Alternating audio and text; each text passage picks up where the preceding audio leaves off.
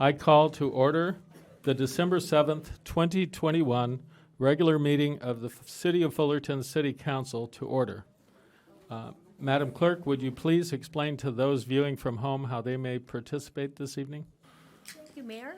Those of you at home can watch the meeting at fullerton.legistar.com on Spectrum Cable Channel 3 and ATT Uverse Channel 99.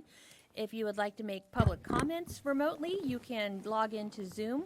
The phone number is 669-900-9128, or go to zoom.us/join,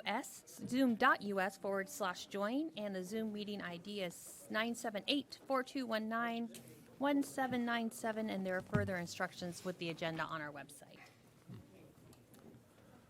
Thank you, Ms. Williams. And with that, would you please call the roll? Mayor Whitaker, Here. Mayor Pro Tem Dunlap, Here. Councilmember Jung, Present. Councilmember Silva, Here. and Councilmember Zara. Here. We're privileged this evening to have Rabbi Levi Blasovsky of the Chabad Beth Meir HaKohen Synagogue to provide the invocation this evening. So last year we started with a custom because of the room that it was in, and we started with the custom that I integrated the lighting of the menorah together with the invocation, and we're going to do that again because I think it was great. I believe we had the mayor light the shamash for us. So my question was what to do tonight, because the last night of Hanukkah was on Sunday night, which is Monday. So we start the evening before, and we just passed Hanukkah. So how many candles should I light? Should I light one like the first night, second night, or, you know? So I decided to just look at the oldest text you can find about it, and I found that there was an argument of how they should proceed with the custom of lighting the menorah. It was an 8-day celebration because they found the oil enough for 1 day, and it lasted for 8 days. And one opinion was to do a countdown, light 8 the first night and go down to 1 till the first night. The other custom was to light 1 the first night, 2 the second night, and go up. And that's the custom that ended up enduring, because the idea was to increase light rather than to decrease light. So I think that has to do with, that really does connect to public servants that are there. They're actually, a shamash is called the servant candle, as in the public servant. And with that, I'd like to have maybe can the mayor come up and do it, or? Certainly. Yeah. I'll be right there. And we have the fire department here, so we're.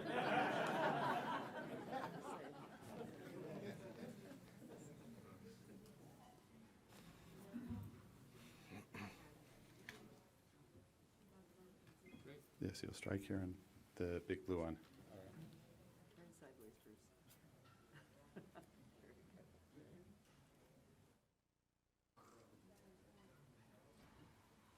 Great, I'll use that. Okay, so if you calculate the speed of light, I don't remember all the numbers by heart, but if you calculate the speed of light versus the mileage around the Earth, it takes about 1 second for the speed of light to go around the Earth 7.5 times. And that really tells us something about light. In this metaphor, I'd like to use light as a metaphor for goodness, for spreading goodness. So with that, I'd like to bless the city of Fullerton that they should be a beacon of light, and that the mayor and the councilmen and all the city servants should be a beacon of light to all of California. And there's the Jewish way of saying, one of the Jewish ways of saying thank you. There's a bunch of ways of saying thank you. One of them is that you should be, it's tiskel mitzvot, which means you should merit to do more good deeds. So somebody does a good deed and you say thank you, you should merit to do more good deeds. What does that mean? What you're actually, so that means actually they should merit to be healthy, and they should, be well. And the best thing about a good deed is that it leads to more good deeds. So the ultimate blessing to someone who's doing a truly good deed in an altruistic way is that they should have the merit to do more good deeds. And every Sabbath we say the blessing for, in Hebrew it goes, V'chol misha oskim b'tzarchi tzibur be'amuna, all those who do the public service with faith. HaKadosh Baruch Hu, the Holy One, blessed be He, Shalem Secharam, should repay should pay their share. V'yirpa lechol gufam, and should heal their bodies. V'yislach lechol avonam, and forgive their sins. V'yishlach bracha v'atzlacha, and they should send blessing and success. B'chol maseh yadeim, in everything that they do. V'nomar amen, and let us say amen. And I'll get the last 3 candles at the speed of light. Oh, I did one dripping here, which I didn't want to, but 1, 2.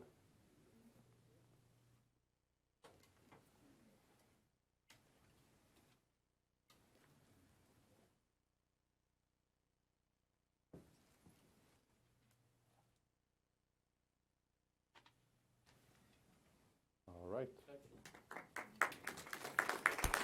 It's not as easy as it looks. Thank you. It's a safety candle.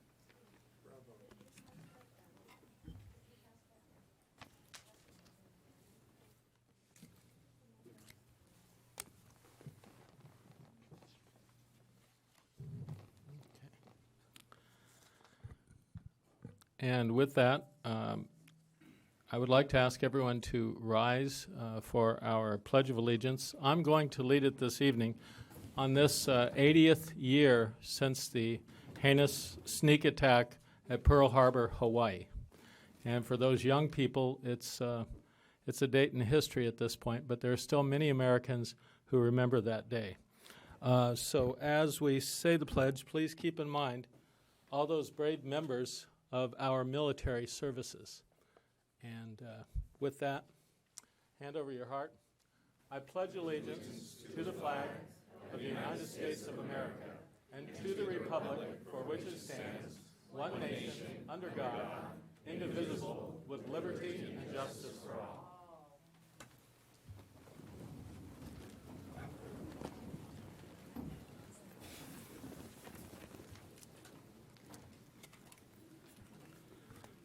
Mr. City Attorney, do we have a closed session report this evening?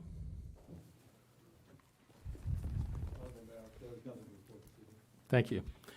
We would ask for ex parte declarations by members of the council. Mr. Mayor, I spoke with the members of the OCEA and the POA president. Mr. Zara? Yes, I had a conversation with the Mr. Tim Steed from the OCEA. Okay, thank you. We have a happy presentation this evening to members of the Fullerton Bears who achieved a Super Bowl championship.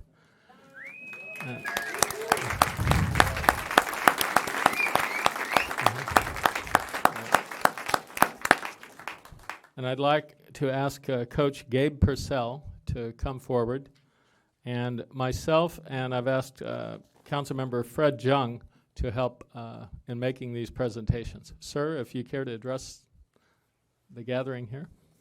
Not really, but I will anyways. Thank you, Fullerton City Council.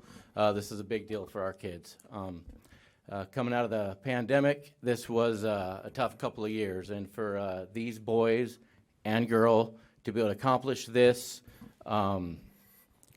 most of them knew coming together. really growing together and just being the amazing friends and teammates that you guys became. I'm super proud of you guys. Well done, and I can't wait to do it again next year. All right. Coach, they look like a tough bunch, but they seem well-mannered and well-behaved. So far, we got to get them food quick. Councilmember Jung?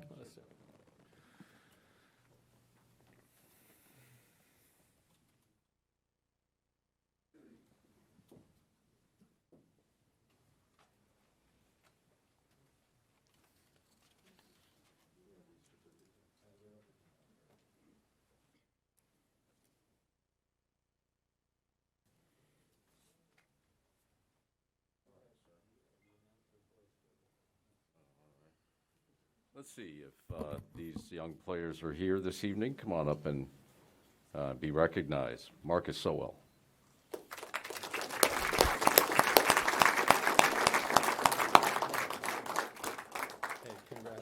Thank you. Mr. Thomas Sheehan.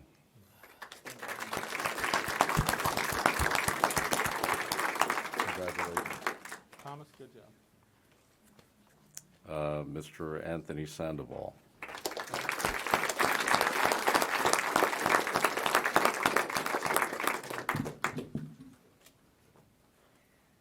Congratulations. Mr. Jacob Purcell.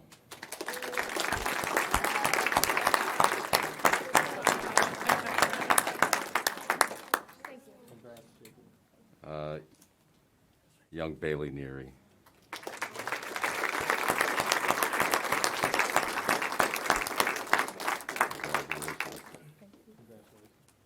John Munnerlin. No John? No John here today? Derek Mormino.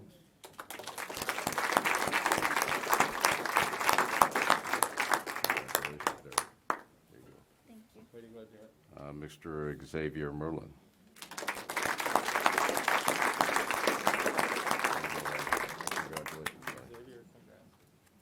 Mr. Noah Melkor. No Noah? Oh, there he is. Wrong Noah? Got it. Mr. Julian Martin. Congratulations. Nice handshake. Mr. Tito Luna. Oh, Tito? Got it. Mr. Michael Lovett.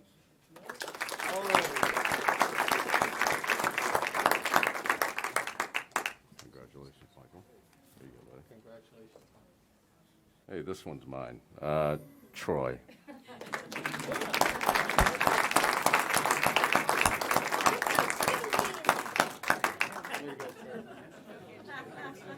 Sorry. Mr. Dominic Greenfield.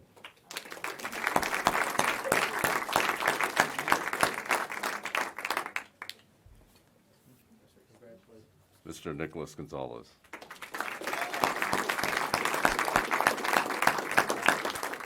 Congratulations. Huh? All right, now this Noah, Noah Sabalas. There we go.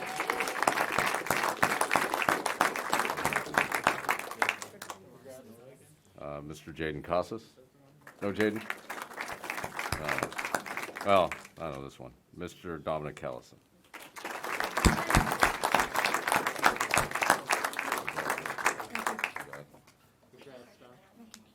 Mr. Nathaniel Baltimore. Not here? Who? I'm going to give it a go. Young Carter Vitagutu. Vitagutu. Did I get it? Did I get it? Carter, did I get it? No? What is it? Vitanutu. All right, there we go. Vitagutu. Thank you. Mr. Andrew Molina.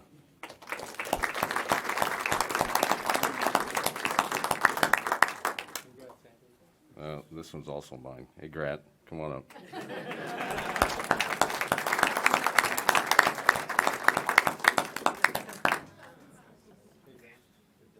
Mr. Juan Alcaraz. No?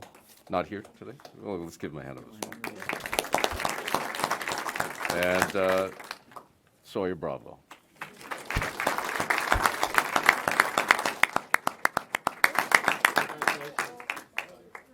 Well, there are a lot of people that, having experience in this a little bit, that help out along the way. Some are vital, some are critical, some are just God sent. So we're going to recognize them as well. So if you give me 1 minute, I'm going to get a few more of these and recognize a few more folks.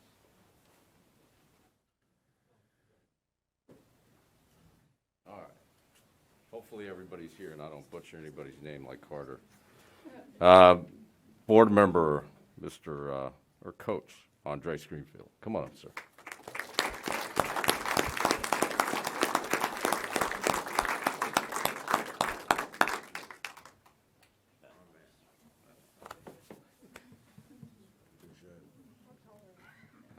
Board member and not unrelated, Mello Jean Greenfield.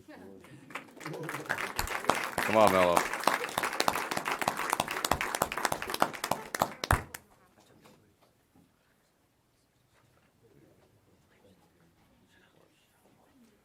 Oh, hopefully the team mom's here. Is Tish here? Oh, yeah, Tish. Where is our team mom, Tish?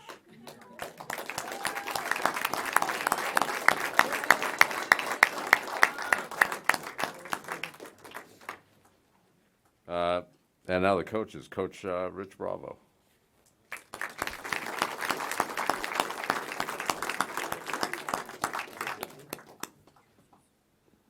Congratulations, sir. Thank you. Coach Portillo, is he here? There he is.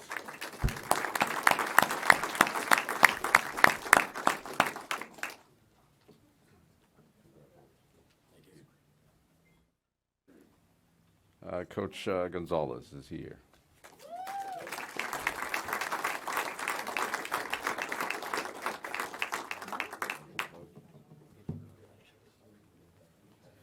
Well, my man, Coach Jason Word.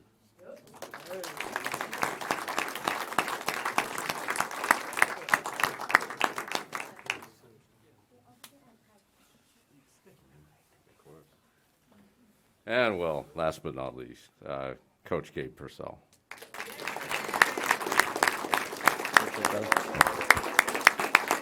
So, as you can see, this takes a small village for them to do. I want to thank all of these young men and women for their incredible dedication and defending our city and winning us yet another one. I think this is the 6th one for the Bears, so look around at your high schools. They're all Bears kids. Thank you.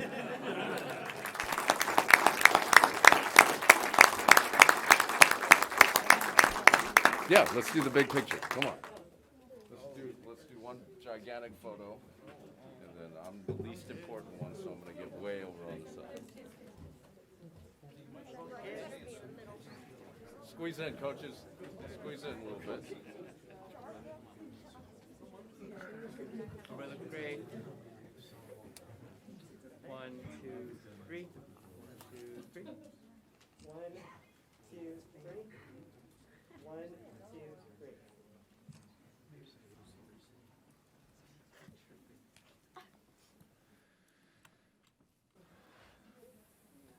You got everybody? All right, one more hand of applause. Congratulations.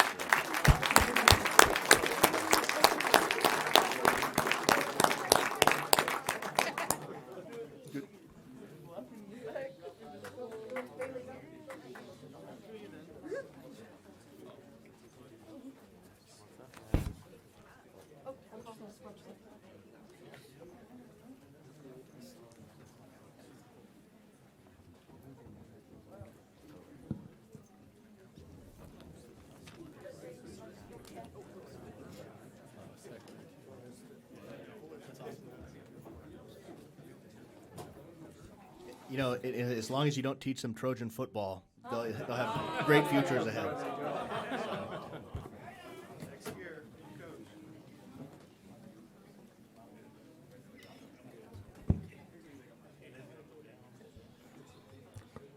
We're prepared to receive public comments at this time. Anyone wishing to speak will need to line up over on the north side of the room here. And as usual, you have up to 3 minutes to make your comments. Comments must be on items not appearing on tonight's agenda. And as usual, we ask for good decorum and respect for speakers, for people in the audience not to speak over them. And with that, we can begin. Good evening. Good evening. I'm speaking on behalf of my father. He was raised without running water or electricity, and he escaped the poverty of the Depression by joining the United States Navy. He was on deck having breakfast one Sunday morning in Hawaii at Pearl Harbor when he saw a plane fly by.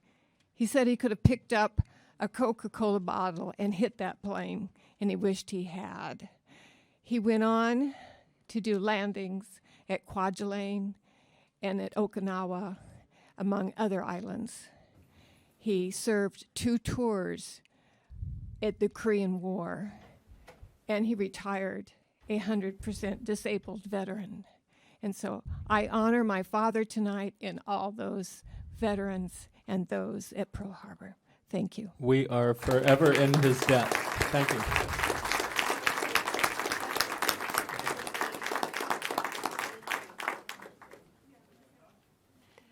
Wow, how do I follow words like that?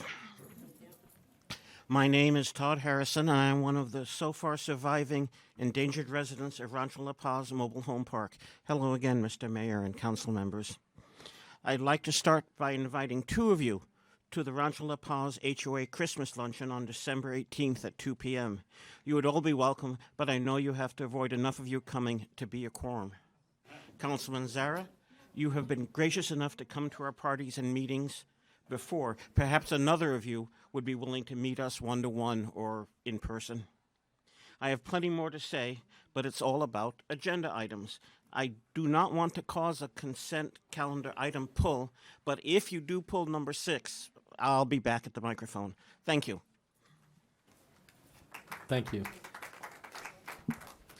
Good evening, Mayor and council members. I am here tonight to thank the process of closing the illegal dispensary that was located on Orange Thorpe and Highland, where there's a school, park, and resident. I am here to thank you once again, and we are in the battle of maybe closing more of the dispensaries. The same dispensary happened to open on Euclid and Commonwealth illegally, right? So we just want to be, I want to be an advocate for my community, for my city, and programs like what we've seen tonight, family programs, that's what we want in our city, safety with our police, men and women, and I'm here to support the police and the council members. Thank you. Have a good night.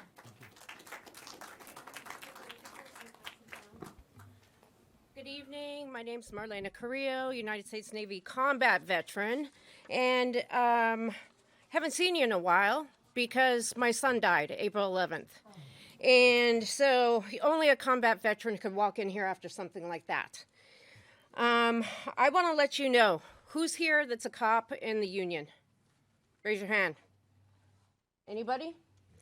This piece of garbage that was sent out, that's going around about our, wherever it's at, about our city officials, there's some propaganda. I probably gave it away to somebody, but it was sent out by the police union.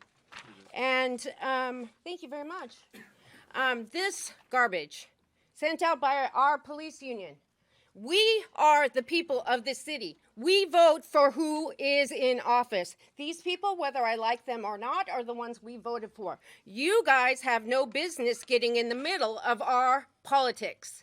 I do not want to see this again. And actually, I want to see the police union dismantled.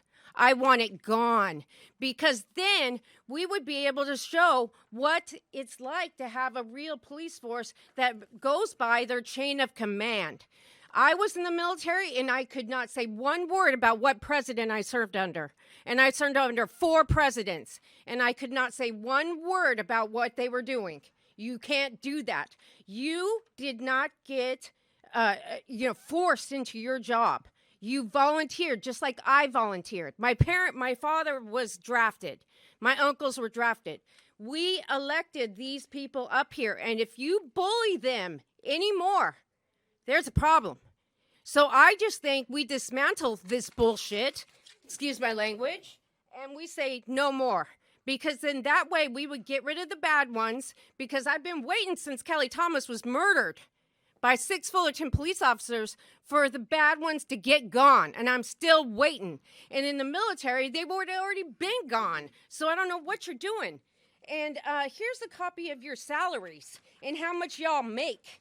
And I passed it around so everyone can see that the chief of police makes over $300,000 a year. And it goes up and down. It is too much. You guys make too much money. And then I want to address you, Mr. Zara. If you think that I saw your email go out. Are we all of a sudden having elections for mayor?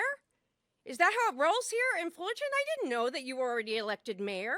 I had no idea, but that's actually a good idea. I think mayor should be an elected position and not passed around like some no big deal, let's practice thing. So this is a grieving mother telling you what's up. So you better be listening to what I'm saying. Thank you. Thank you.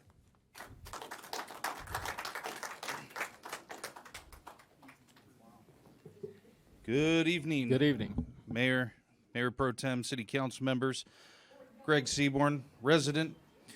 As you may know, SB 9 is taking away local control over development away from the cities.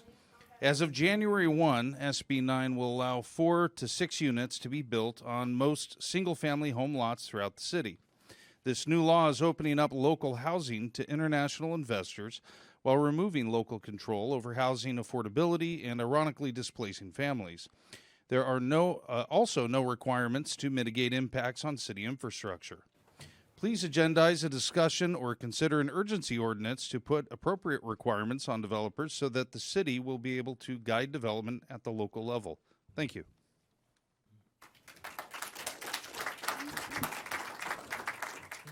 Good evening, everyone. My name is Rocio Lopez. I'm here, a neighbor, part of the neighbor community. And I'm also here to support of the new mayor and the council members that will be an election for that.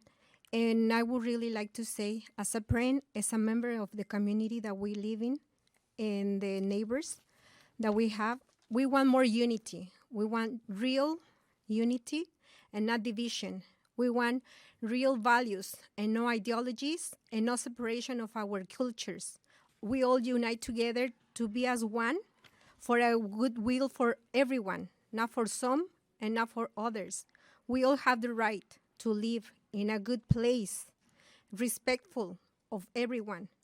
And I know we all make mistakes, but we cannot go against each other as a part of a culture, invading our own spaces, beliefs, religion, and the way we believe and we think. So we cannot do that. Nobody can invade that. So I'm here to support and to thank every one of you, all council members that you give your job also here for us, all of us, members of the community. And we need that respect, responsibility, and freedom, as our values are here in America. Freedom of speech, freedom of belief, and free to a good education, all of us. From little to all ones. Everyone deserves respect. Thank you, everyone, and have a great evening.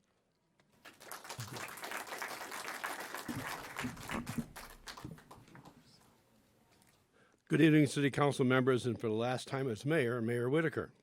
My name is Tony Package, a Vietnam War combat veteran. I'm not up here to blast the City Council for their incompetence. I save that for later. I'm here to report on an incident where I encountered the Fullerton Fire Department. To set the stage, I live at Cocoa Palms, a single-story, 2-bedroom condo complex, and reside in a duplex, Last Thursday morning, I got up at 7:30 and heard someone calling my name. After checking with my wife, I realized the calling was coming from my next-door neighbor, a mobility-challenged older lady. I rang her doorbell and got no response, went around to her back bedroom, half-open window, and called out, and she told me she fell down. I immediately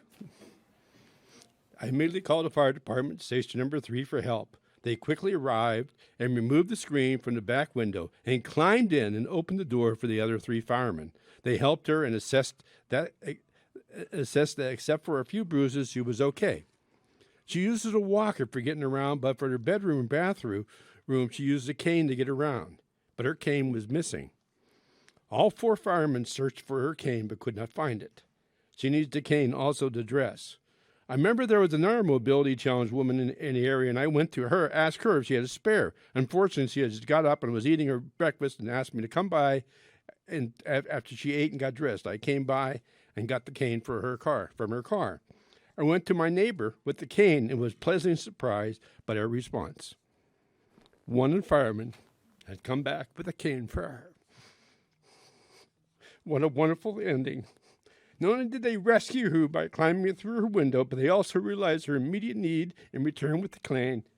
They showed to me they're not only good at their job, but also showed a great humane presence for a challenged Fullerton residents. Great job, sir.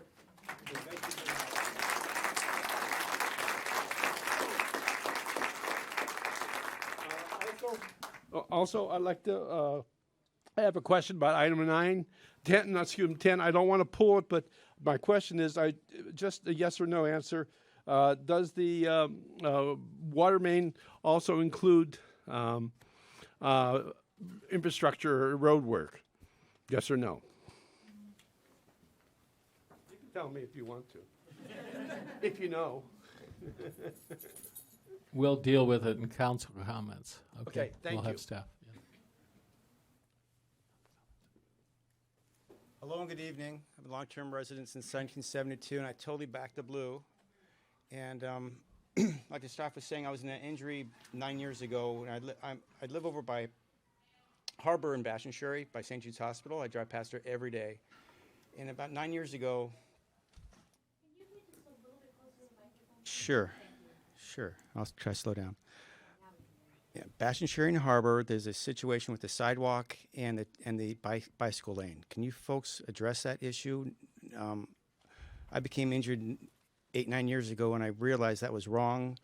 And I saw some poor guy who was trying to get up onto the curb 8 years ago. Just recently, 2 days ago, I saw a man in a wheelchair, electric wheelchair, and he was looking at the curb. And he can't get up. And there's no bike lane at the top of the hill. Can you guys please shift it over, fix the lines? Simple fix. Thank you very much. And another thing, there's a complex that your folks are planning on building that's called the Sunrise Development. Are you familiar with that? That item will be discussed later. It can't be spoken about in public comments. Oh, it's okay. agendized. Okay, well, I'm done then. Thank you very much for your time. Thank you. Okay.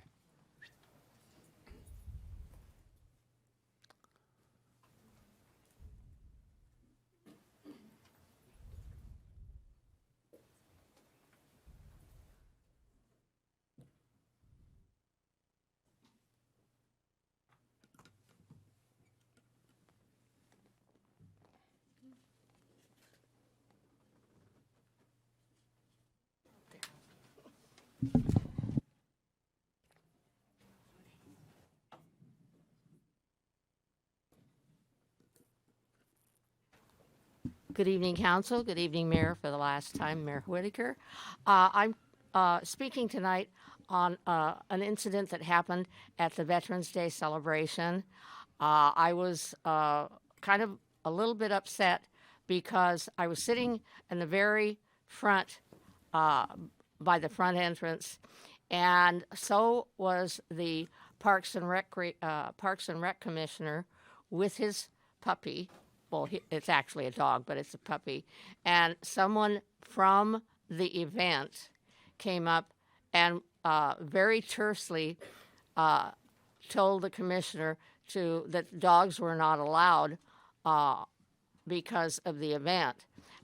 And she says, well, we put a flyer up, and I immediately said, what flyer? Where? And she said, on the internet or on the Fullerton website. And I go, not everybody looks at the Fullerton website before they go to an event.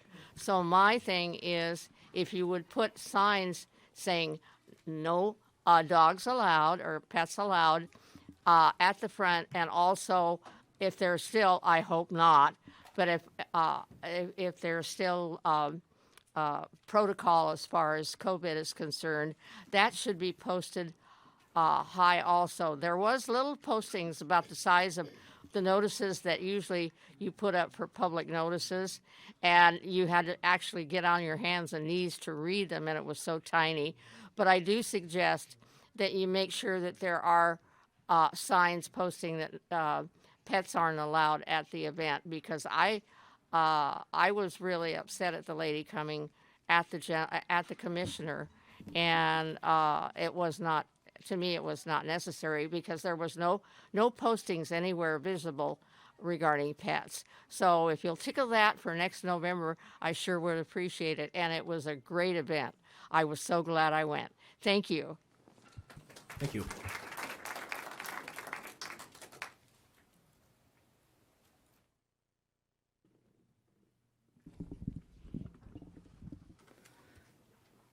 Hello, good evening, Mayor, that he must be listening, councilmen and all the public present and listening. My name is Euclid Nunzi, member of the community, and I came here to tell you that we, the members of the community, we are working to support our city. In past times, we see our parks are getting very dirty. We know the crisis for our staffing in the city, but then our group of leaders from the Center for Healthy Neighborhoods, we take the initiative, like many other groups, to adopt a park. And we go and we clean our parks because we have deficiencies, but we have to think as our neighbors and our families, and we have to have pride and ownership of our neighborhoods. And that's why we go on Saturday, and with our kids and family, we clean our parks because we want our families to enjoy it, to go and have a great time with their kids, because that is all families deserve. That is a great initiative to all our residents to do and help and support, because when we see problems, we have to be part of the solution and bring our work, our time, and teach our children a great example, a role model, that how you can have the vision of unity. It has to come with action too, not just with words. We too we all were our residents leader from the Center of Healthy Neighborhood, and all the residents were helping our city for the Green Urban Forest Management Plan. This is a survey for bring more trees in our city. I invite you to please go on the city website and fill the survey and support our city, and we can have more trees, and we can purify our air and kill all the green emissions, and we can all breathe a better air in our areas. And I thank you for your service to all of you. And you don't need a title to make a difference in your city. You just have to have the will and teach your children to be a better citizens for the well-being of all of us. Thank you.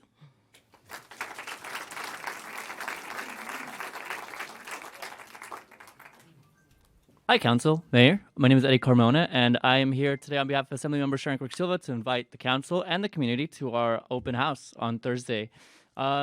If you like legislative updates, cookies, sultry jazz music, please come on down from 5 to 7 p.m. at the Fullerton Towers. See you there. Thank you.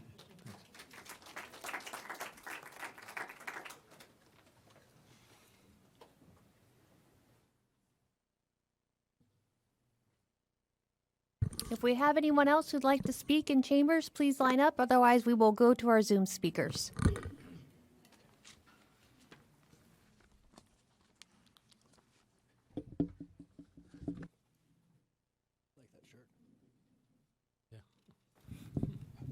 I'll put it back down. Good evening, Mayor, City Council. My name is Curtis Gamble, activist for the homeless and the veterans. And I would just like to say, Marlena, who was just up here, speaking about not retaliating against my sister in arms, because I'm a military veteran. She was a military veteran, and we do believe in saying what we have to say without fear, and we say what we feel.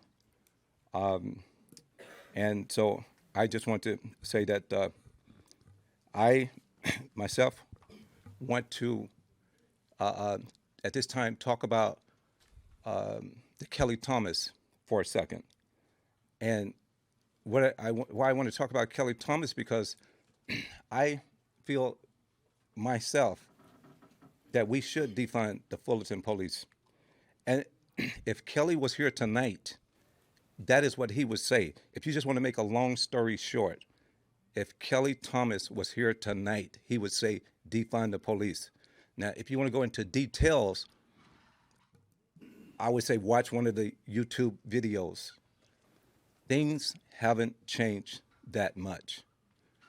And that is my opinion. And I think we all should be able to come to this mic and say what we feel.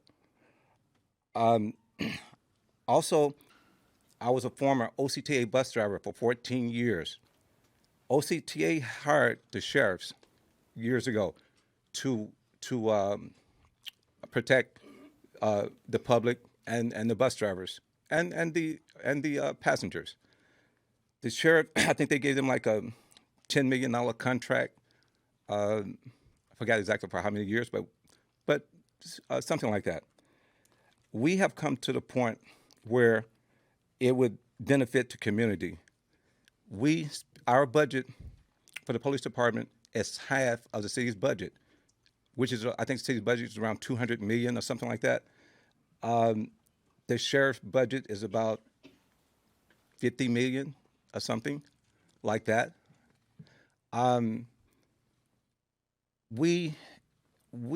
It becomes a choice between our community or giving the police department all our money. I'm not saying everything they do is bad, but I don't think we need to spend that much money on the protection. And don't get me wrong, we need protection. So again, I say defund the Fullerton Police Department, $50 million we could use in the community. Thank you.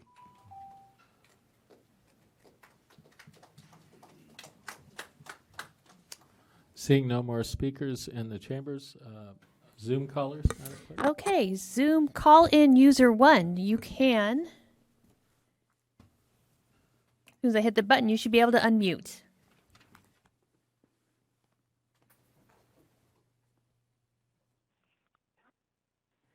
Hello, are you able to hear me now? We can hear you.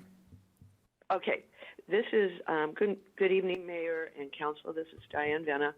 I just want to state, this isn't part of my comment, but for whatever reason tonight, I am unable to stream the meeting from my device, and that's never happened before, so I'm wondering if someone could check into that.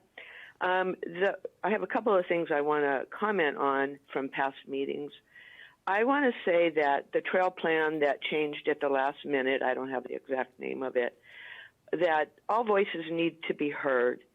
And many were heard for a long time during community planning meetings, as this moved along at council meetings. And so one person's voice was not heard until after the plan was finalized. And this person stated that they had not been notified. The actual fact is that person was just not aware because they weren't paying attention. And to all the things that were going on for a long time regarding this trail. That is his fault, and it does not justify giving his voice more weight than the probably hundreds of people who gave their voice during the planning meetings and at council meetings. To stop this trail development when it was already finalized was and is wrong. One voice, no matter who it is not more important than all the voices of the community. And I just wanted to voice that because I think what was done was very unfair and wrong. People need to pay attention, and if they don't, that is really on them. The other thing I wanted to bring up, and this is way past due, I'm catching up because there's only 3 minutes in comments, is we really needed an independent commission to form our new districts.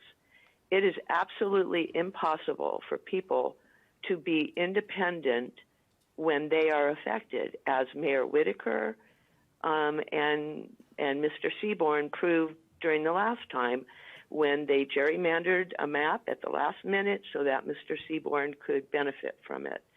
To be honest, I couldn't be independent if I knew what I was going to affect some of my friends or what I wanted done, and that is the reason for independence.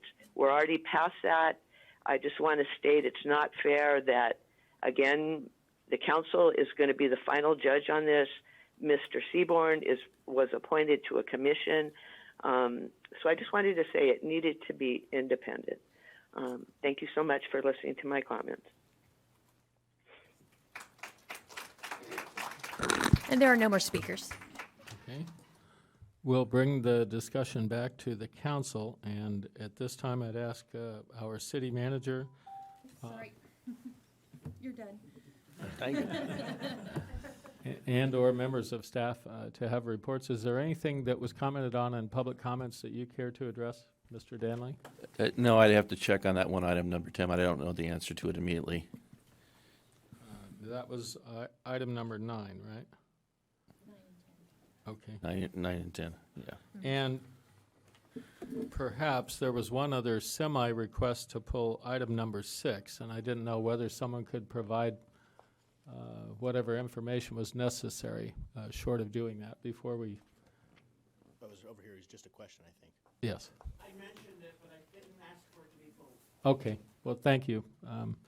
And at that point, okay, so no more from the city manager. Any other staff reports or comments? Seeing none, we'll come to the council, and for council comments, is anyone, Mr. Jung? Thank you, Mr. Mayor and Council. I did want to, at the request of our Commissioner Seaborn, if we can agendize, if I can get another council member to agendize SB 9 so we could have that discussion, not only informing ourselves a little bit more, but perhaps our public as well. You have that support. Thank you, sir. I want to begin tonight with some great news. As 2021 comes to a close, I'm extraordinarily pleased to announce that a record was set in Orange County for the sale of an apartment complex this year. The price per unit paid was nearly $600,000. This record sale didn't happen in amenity-rich Irvine or the inspiring coastal views of Newport Beach or Laguna. This 290-unit apartment complex sold for a staggering $168 million, and it's right here down the street in Fullerton. Ironically, this same building was pitched to Fullerton residents, our staff, and our city council as a bond-based middle-income housing project that would have eliminated that tax revenue, so this now record $168 million property would have resulted in zero revenue for our city. So I want to thank our staff for their report, our consultant for theirs, our city attorney for his opinion on the matter, but I really want to thank especially the mayor and the mayor pro tem for their leadership. Congratulations, Fullerton. You set the record, the bar for Orange County, and that's how it should be. I'm also happy to report tonight that our state of California is projected to have a record budget surplus. Again, this time the surplus of $31 billion is so large it may trigger a little-known state law to be enforced when a state budget surplus is north of $26 billion. So great news, Fullertonians. The state may be forced to give you either a refund, lower your taxes, or spend more on infrastructure and education. I mention this because I'm asking our state senator, Josh Newman, and our Assemblywoman, Sharon Quirk-Silva, to find every avenue to bring money home, fund our museum, to help fund our public safety equipment needs, fund our navigation center long-term, help turn static turf recreational fields to more sustainable and climate-resilient turf, fund our road repairs, and complete the purchase of West Coyote Hills. Now, I am confident in their capacity to accomplish these mighty things because they're all things that they are already working on or have done the heavy lifting for. And our residents should be mindful of that fact. Both of them bring funding to Fullerton, And these things are important because as we near the conclusion of this year, we should take an accounting. Voters would be understandably be hard-pressed to name a single legislative thing certain elected officials have accomplished this calendar year. Maybe someone was a standard bearer for a failed sales tax measure or championed the virtues of a miserably flawed cannabis ordinance. Or perhaps a certain member of this council can only seem to careen from one manufactured crisis to another. If all elected officials fail to focus on our social issues, then we fall victim to the exact same trouble San Bernardino faced when it filed for bankruptcy after being $1 billion in debt. You can cry wolf that an imaginary city council majority has plans to sell a park, destroy a trail, or wax eloquently about the virtues of quality and fairness. You can opine that a marginalized neighborhood may not have a park. One that's been behind gates for so long, calling it a park would redefine the word. But none of that is based on reality. It's childish fan fiction at best, false propaganda at worst. This is not doing the hard work of helping the working class of this community who live in that neighborhood and others who should receive a forward-thinking plan to revitalize and reimagine the areas of our city that need attention so we have long-term, sustainable success. But perhaps that's all this person knows. Finally, a short response to a former council member criticizing the council's decision to not move forward on an ENA with renewable farms. At the time, I had concerns that are well documented.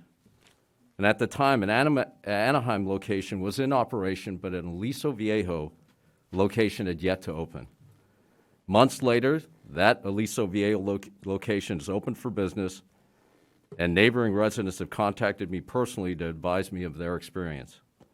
And they have not been positive. They account for weekend decibel readings in the high 80s.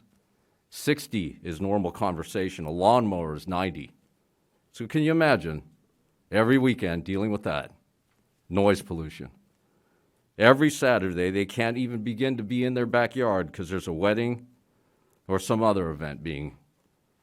So to address the criticism directly, decisions we make on this council have real-world ramifications, not only short-term, but long-term as well.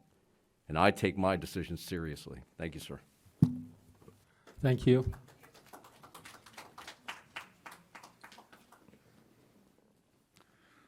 Looking for anyone prepared next. Councilmember Silva. Yes, thank you, Mr. Mayor. First of all, I want to thank the staff and specifically the Parks and Rec Department for a great tree lighting ceremony we had the other day, and we brought back the winter market. So thank you for doing that. We're trying to get back into normal. And what did I write here? Oh, my congratulations, they're not here, to the Bears for bringing the championship to Fullerton. And on that note, I will also advocate for our senator and assemblywoman to bring back some funding with this surplus that we have. Good point, Mr. Jung. And with that, Mayor, I'll pass the baton. Thank you. Mr. Zara. Thank you. I just wanted to, Councilman Silva, I just want to make a quick correction. This year, Winters Market and the tree lighting was actually handled by our museum association. They took on that task, but our staff certainly were there to help. So I want to thank them for a wonderful event. My only regret is I couldn't make it because I was out of town. But otherwise, I know from the pictures that we saw it was a wonderful event. And I just wanted to wish everybody a very wonderful holiday season coming forward, and I'm sure we'll see you before that as well at the next council meeting. Thank you. Mr. Mayor Pro Tem. Sure, I'll be brief. First, would like to wish the community a Merry Christmas, and also would like to share and give a shout out to my daughter, my 5-year-old daughter, Colette, who's watching at home, who actually in the past week has dealt with a lot for a 5-year-old. She is recovering from heart surgery, and it's something that we were expecting from the time that she was born, and originally expected the prognosis was originally much worse. At one point, we were expecting surgery at 3 days old, about 3 months old, and another at 3 years old. And as she's grown, and this condition is such that mysteriously some of the holes in the heart have closed, but there was one remaining. And so, my wife, Bianca, who's also at home and likely watching, is dealing with this on a monthly basis, taking her to cardiologist appointments and such. And, it sort of got sprung on us at her visit in, late October that, in fact, November would be the time the surgery would be here. And so, it was a few days after Thanksgiving. She was very brave. It turned out to be a 5-hour surgery. They were originally expecting, 3 hours. And, the 24-hour recovery period in the hospital was pretty brutal, but, she's doing great and actually got the clearance to get up and actually run today. So very excited for her as she recovers and, want to give her a big shout out for being so brave. So Daddy loves you very much. Thank you. And I want to keep it short in the interest of time this evening as well. What I'd like to do is say that I was contacted by a mayor of one of the Bay Area cities today for us to consider a resolution supporting their efforts to restore more local control to cities throughout California. So I don't have that at the ready right now, but I would like to make it clear that I'd like to have a discussion on whether we would support that resolution. Second thing, there is a lawsuit, a very complex lawsuit involving Proposition 218 and whether water sales throughout the state, whether it be county or cities, are comporting with Proposition 218. And Fullerton is one of those cities listed here. This was filed in Superior Court of Santa Clara. So I'd like at least an opportunity to be briefed on that in the near term. So I just wanted to get that request in. And I did want to say that it was very heartening to have the lighting earlier today, and the whole idea of lighting, of illumination. I think it's an important role that we all have as citizens, and certainly as members of a city council, to try to illuminate and try to enlighten each other. We all could stand for a clearer view of what the facts are on any situation. And to the extent that we can meet here in at least an effort to uplift the conversation and provide constructive ideas, constructive criticism is fine as well. But the idea is that somewhere in examining and coming from different positions, that we will illuminate all the facts and arrive at better decisions. So well, thank you for that, because very often it's been a very difficult year. Actually, the last couple years have been. And there's a tendency for us as a people sometimes to sink down to a relatively low level. And I'd like to see us work to elevate the discussions that we have here in Fullerton. We have a number of very real problems and issues which need resolving. And if we dissolve into just bickering and name-calling from both sides, very little constructively gets accomplished. We're all fundamentally, mostly, there are some exceptions, emotional-based people. And when people engage in ad hominem attacks and basically try to create dissension, they're trying to seek an unfair advantage in the public discussion that we have. So I would urge, this evening we do have the changeover for mayor and mayor pro tem that's coming up next. So what I'd like to do is say almost every decision that a city council makes, or a majority of a city council makes, is certainly subject to criticism and attack, and that happens with regularity. But what I'd like to see, and we have thick skins up here, we bear that very often. The important thing is, though, can we get beyond that to what the optimal solution is for the most people?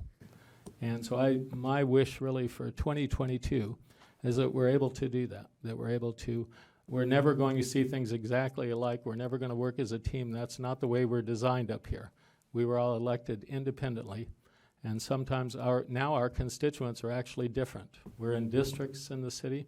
We don't share the very same constituents citywide. But to the extent that even with those obstacles that we can rise above and elevate the nature of our discussions and the conduct in these city council meetings, that would be greatly appreciated. And I think it would benefit all of us as well. So enough of the advertisement. We'll move forward to the next item, which is regular business item number, or I'm sorry,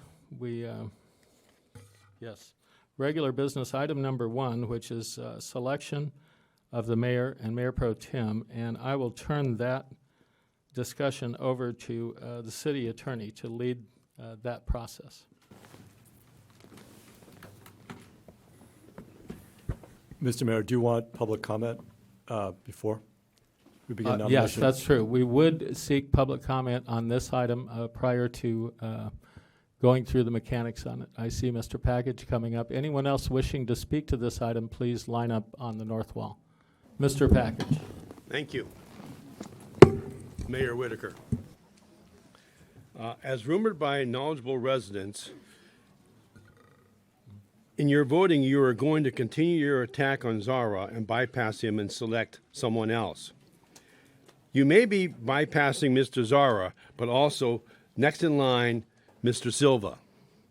He doesn't deserve your spite for Mr. Zara. Also remember, Mr. Silva is married to State Representative Sharon Quirk Silva, surprise, who has championed Fullerton and delivered state funds to Fullerton. Recently, $25 million to help save Coyote Hill as a park. She is a proven and powerful representative for Fullerton, but by bypassing Mr. Silva, you may piss her off. No, you won't. You know, No. when I was in the military, the way I was taught in sniper school was ready, aim, fire. Sometimes I think this city council works on the principle of ready, fire, then aim. And I suggest you start thinking about your decisions. Decisions have consequences, and you should consider those. Thank you very much.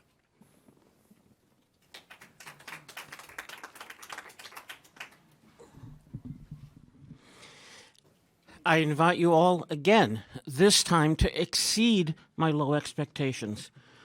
Most that look at this council see a very conservative majority. I expect there's been an extensive out-of-review discussion on who will be the next mayor and mayor pro tem. I know there are customs about who serves when, and that those customs are ignored as needed for power broking. I remind you that we voters are watching and urge you to consider carefully who ends up in that center seat. Mr. Mayor, I just wrote this in response to your speech just now. When I first began speaking here 2 years ago, I was here for my fellow residents of Rancho La Paz. Now, other Fullerton mobile home parks are following our lead to organize, as well as our alliance with other seniors and low-income renters. More and more, my voice is for residents all over Fullerton, so we will express our judgment on your actions in all voting districts, not just Councilman Zara's. Thank you.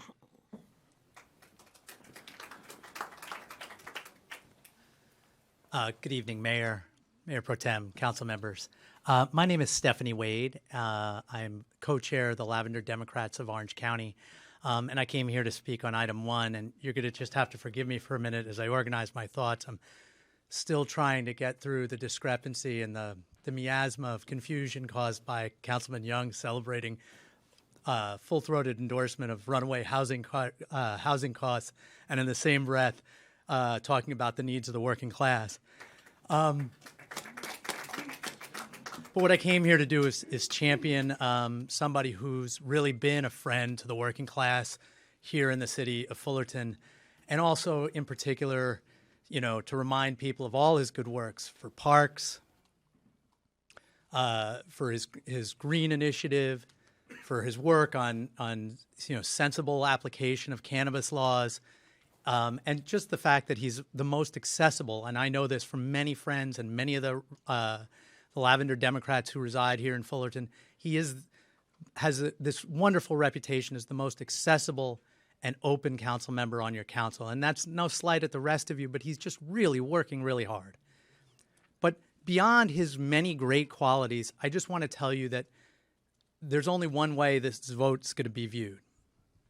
We were shocked and surprised last year when Councilman Zara was not put in rotation, in the normal rotation of things, elected as mayor pro tem.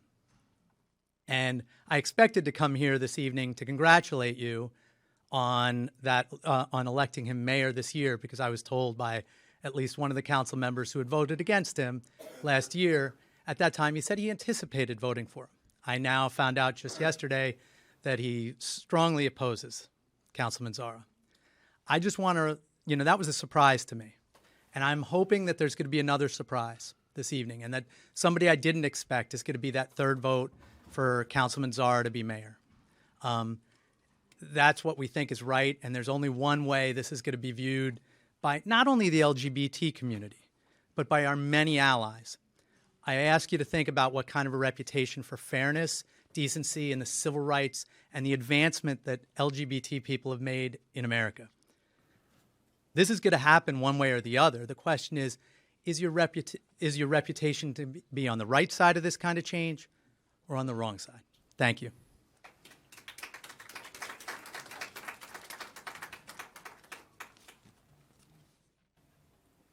Good evening, Council. I'm Isabella Rubio, and I'm speaking on the day that will live in infamy. Also, I'm here to speak for Councilman Zara in support of his next in rotation. And please don't bypass Mr. Silva. That's just the wrong thing to do. It's a dereliction of duty, and it's a backstabbing twice on Mr. Zara, and I implore you to do the right thing. We as a people know what you do, and we follow and we vote. So thank you.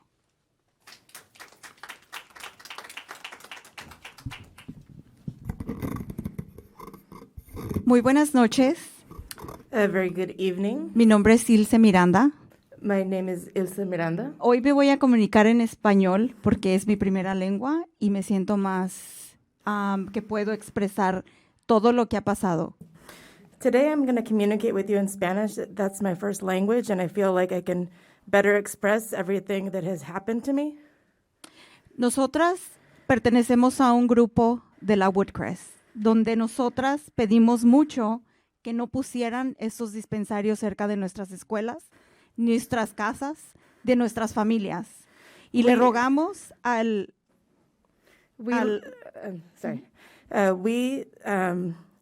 are a group of women who we belong to the community of Woodcrest, and we have been speaking up a lot and asking that the dispensaries not be put close to our schools, close to our homes, close to our families. Les dimos muchas razones por qué no las queríamos en la ciudad de Fullerton, y una de las razones es porque ya tenemos muchas licencias de alcohol en nuestra ciudad, más licencias de cannabis, y va a ser un total chaos para nuestras familias. We gave you a lot of reasons why we didn't want these the cannabis licenses rather in Fullerton.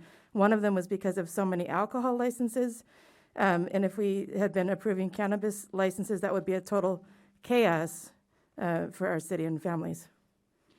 Cuando se hizo la votación que llegó el council member Dunlap, ya le habíamos pedido y rogado a Matt Zara que no los queríamos ahí, y él se fue del lado de esta industria como si fuera un representante de esta industria y no representante de nuestra comunidad. Tiene otra comunidad que es Woodcrest, y a él no le importa nuestra comunidad ni lo que le pedimos para que proteja nuestras familias.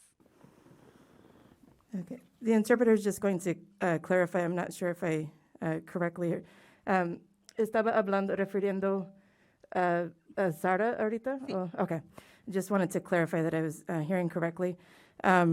When there was going to be a vote, and Dunlap was involved in that vote, and then we were begging and speaking up to Ahmad Zara, but then he went on the other side and basically aligned himself with the cannabis industry, almost as if he was a representative of that industry instead of being in favor of our community as Woodcrest, even though we had been asking that he speak up for our families. Entonces, él resultó tener un problema de vandalismo, un problema de domestic violence, y nosotros pedimos que él no se quedara como mayor, porque él miente a toda su gente, él siempre está diciendo cosas que no son verdad, y él está está metiendo a la gente que venga a pelearse con los demás de la ciudad, los que representan a la ciudad. And so we found out that he ended up being accused of or involved with vandalism and also domestic violence. And we were the ones, as women spoke up asking that he would not be selected as mayor because he's always lying to all of us as the people and always saying things that are not true and trying to get things to be fought or people to fight with each other in regards to our city. So estoy hoy para pedirles que por favor hagan la mejor decisión para unir a Fullerton, para unir, no nada más estamos desunidos Woodcrest y Richmond, está desunido aquí. Y no pueden avanzar porque siempre está él mintiendo, él está manipulando a la gente, él manipula a toda su gente con regalos, pero lo que queremos es que él nos escuche que no queremos la droga aquí cerca de nuestras familias. So today I beg you to please choose what is best for uniting Fullerton. Here we have an issue and a problem, not in terms of Woodcrest and Richmond, not just with this unity there, but there's disunity here on the council, and that's why it's not able to advance. And so I ask that you would, this is the correction, that because Zara is always lying and saying things that are not true, and so I ask that you would please take into consideration that we don't want drugs, we don't want those things to be affecting our community and affecting our families. So les pido por favor que cuando escojan un mayor, que se basen mucho en su ética profesional, en su honestidad, en que él no va a hacer discriminación porque no estamos con él en el cannabis.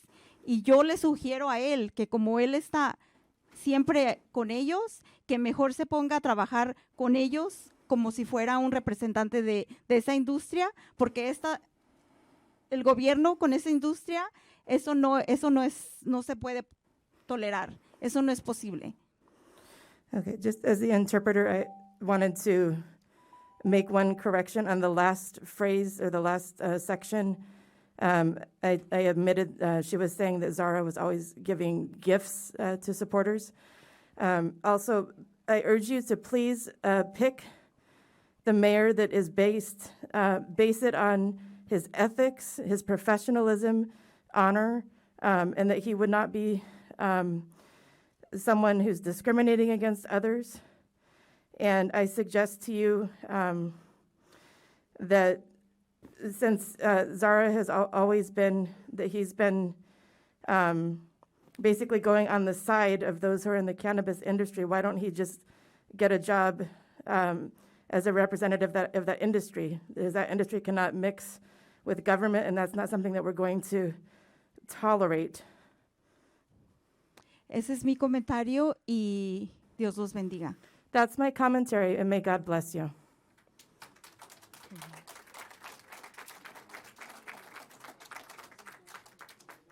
Good evening, Mayor, council members. I just want to say thank you to Mayor Whitaker. It's not easy to be in the center.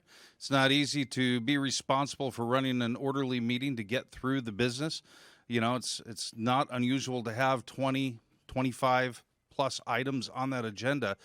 and that's a lot of business to go through, and you can only do that if you keep order and you're able to actually have an intelligent conversation about these issues. So thank you for doing that. I appreciate it. I look forward to Mayor Pro Tem Dunlap. I believe you're going to be the next mayor, but we'll leave it up to you guys to decide.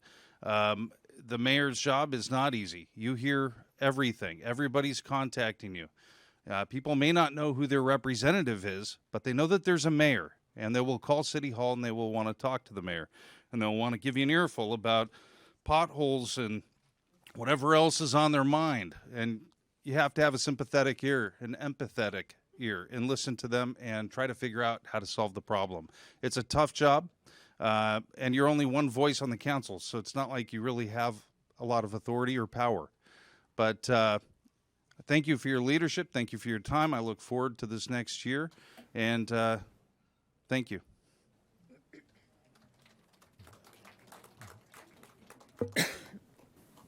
Buenas tardes nuevamente, Rocío López, Good evening once again, Rocio Lopez, vecina de esta ciudad de Fullerton y también muy amante de esta ciudad de Fullerton. a neighbor of the city of Fullerton, and also very much love the city of Fullerton.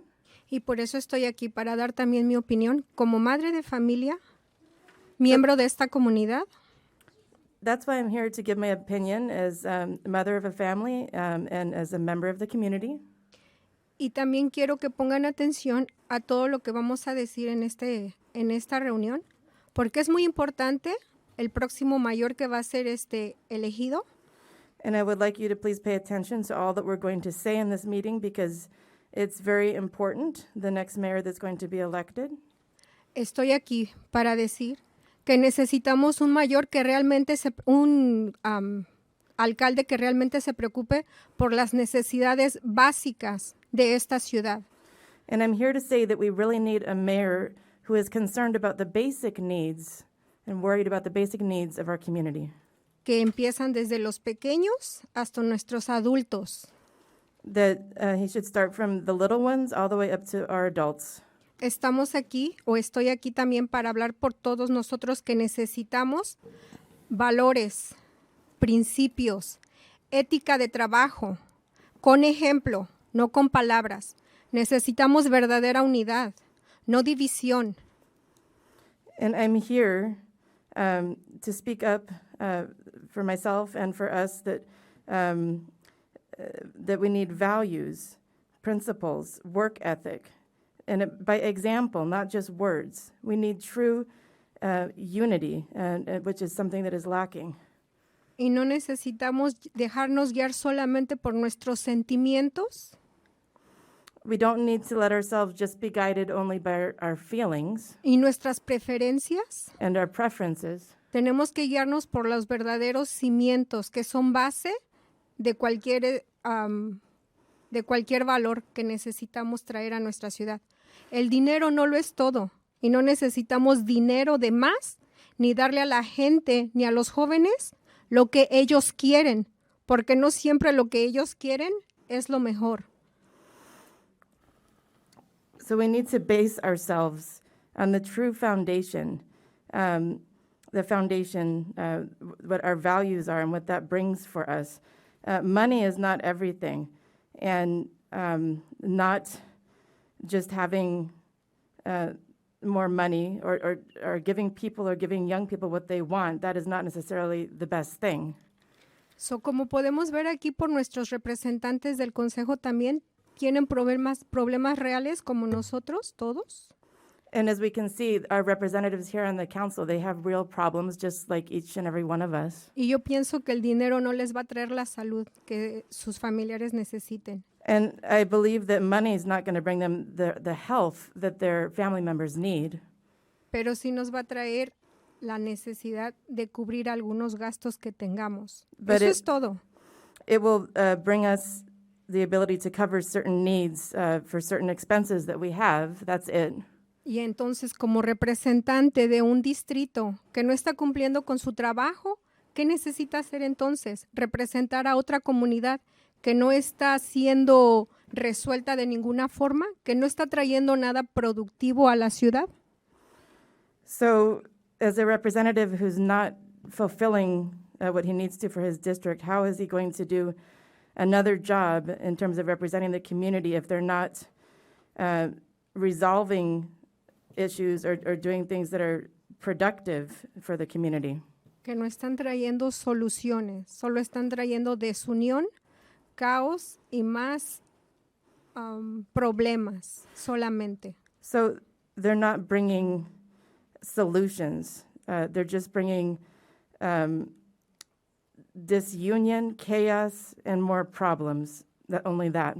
So, entonces estoy aquí como madre de familia, como cabeza de familia, para demostrar que se puede proveer honestamente y con trabajo arduo la realidad de una situación. La verdad que muchos vivimos aquí.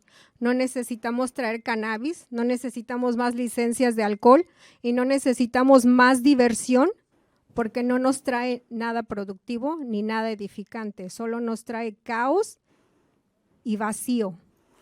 So I'm here as the mother of a family, as the head of my household, to be able to demonstrate that in an honest way I'm able to provide by doing hard work, and that's something that many of us live this reality, and we know that it's not by cannabis, it's not by having more cannabis, by having cannabis licenses or more alcohol licenses. It's not by having just fun. That's not going to really do what is best or edify our city. That's just going to bring chaos and emptiness. So necesitamos unirnos como comunidad, realmente, unirnos todos y traer lo mejor de nosotros mismos para traer soluciones, no problemas, no caos, no desunión. Gracias. So we truly need to unite and bring forth the best of each one of us to be able to bring forth solutions, not chaos, not disunity. Thank you.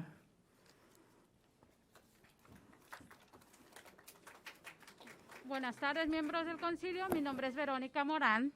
My name is Veronica Moran, and good evening, members of the council. Esta noche quiero hacer un poco de historia.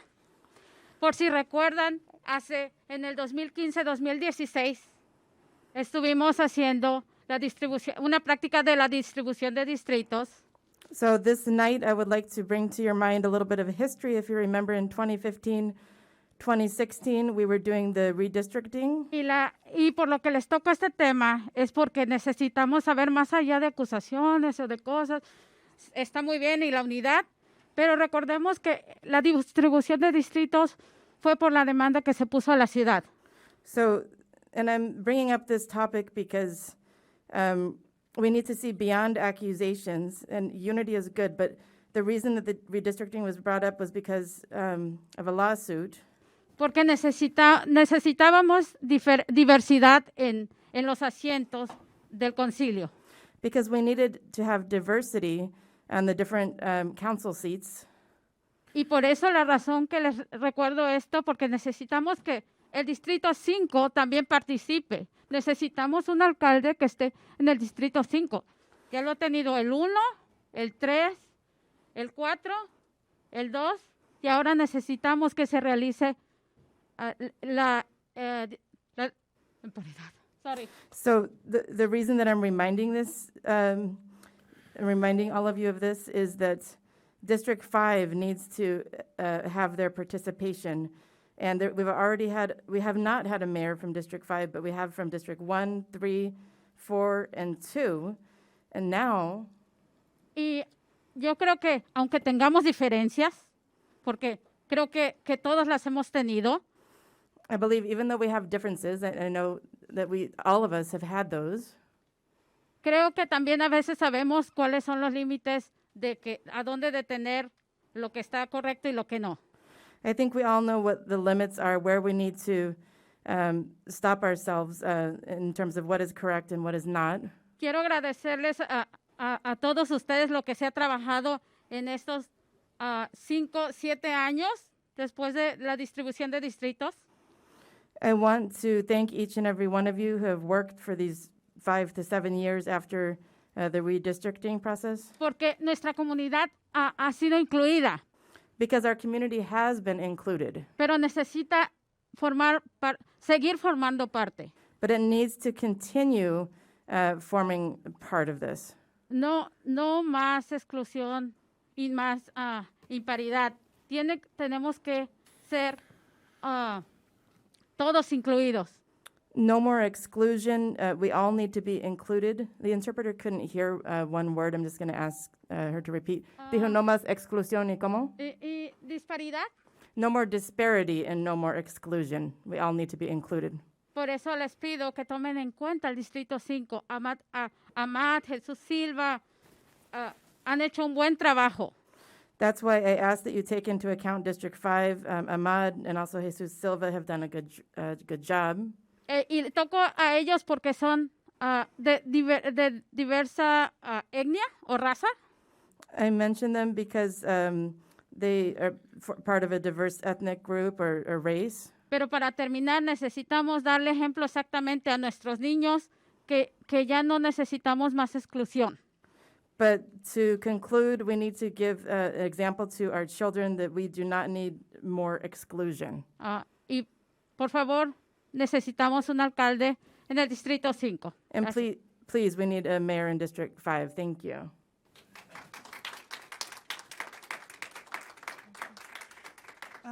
Buenas noches. Annyeonghaseyo.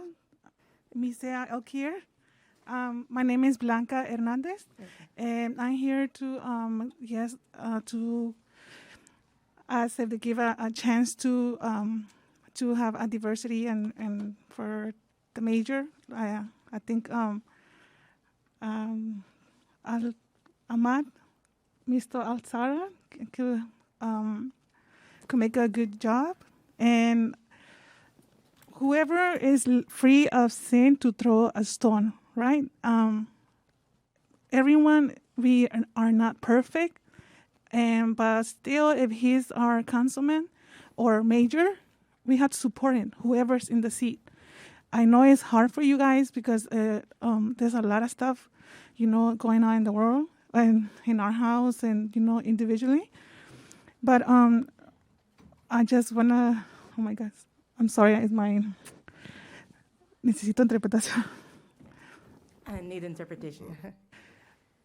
Yes, si no es fácil estar ahí como en sus asientos de ustedes. It's not easy being there in your seats. And tampoco nosotros aquí estar abajo viviendo los problemas. And it's not easy for us either, those of us who are down here below living our problems. Pero aún así tenemos que vivir nuestras vidas y vivir y trabajar en nuestros trabajos. But even so, we have to live our lives. We have to work at our jobs. Y este año, son 2 años ya que hemos sobrevivido ya a esta pandemia. And this year, it's already 2 years that we've been surviving this pandemic. Y le debemos dar gracias a Dios que estamos aquí vivos y aún estando aquí dando nuestra opinión. And we need to give thanks to God that we're still alive and we have the ability to be here giving our opinion. Y también le quiero dar gracias al chief que tiene mi apoyo también. I want to also give thanks to the chief who has my support as well. Yo sé que no es fácil su trabajo, pero sea fuerte y pedimos a Dios para que le dé sabiduría porque su trabajo no es fácil también. And I know that it's not an easy job, but you are strong, and I'm asking that God would give you wisdom to do your job. And strength so He can give you the wisdom, because I know it's not easy. There's a lot of people, we depend on the police, to take care of, criminal. Their job is not easy. They risk their lives. I know that's a heavy burden on you too, but keep going and let's pray to God that they will give you strength to overcome all this. Concejal Jara, si usted, cuando yo sé que va a llegar en esa silla, le pedimos que no haga su trabajo bien. Yo sé que lo va a hacer. Dijo Sara? Yeah. Okay, I just want to make sure I heard correct. So, Councilman Zara, I know that you're going to be able to sit in that seat, and we ask that you would be able to do your job well. I know. Y nada más. Gracias. Y, That's it. Thank you. y no me, el señor Sara no me dio un regalo ni nada. Nomás quiero saber. Mr. Zara So did yo not give me a nomás- gift or anything.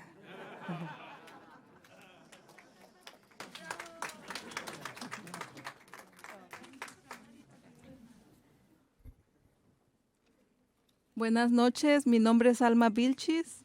Good evening. My name is Alma Vilchis. Soy una residente que vive aquí ya por 23 años. I'm a resident who's been living here already for 23 years. Y yo creo que todos merecemos la oportunidad. I believe we all deserve the opportunity. No tenemos que excluir a nadie. We don't have to exclude anybody. Y por eso les pido que por favor no excluyan al señor Sara. So that's why I ask you, please do not exclude Mr. Zara. Y es todo. Gracias. That's it. Thank you.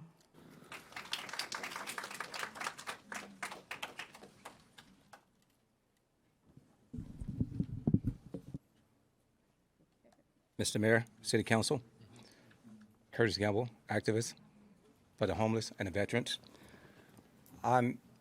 I'd just like to thank Mayor Whitaker for all that he have done, for being a very good mayor. Even though I don't agree with everything that he do or have done, but it's been good. I think that's why he's here today, and I think he's set a very good role model, been a very good role model for the rest of the council members there, by doing things right. Now tonight, we get a new mayor, and I think that we should continue to do right.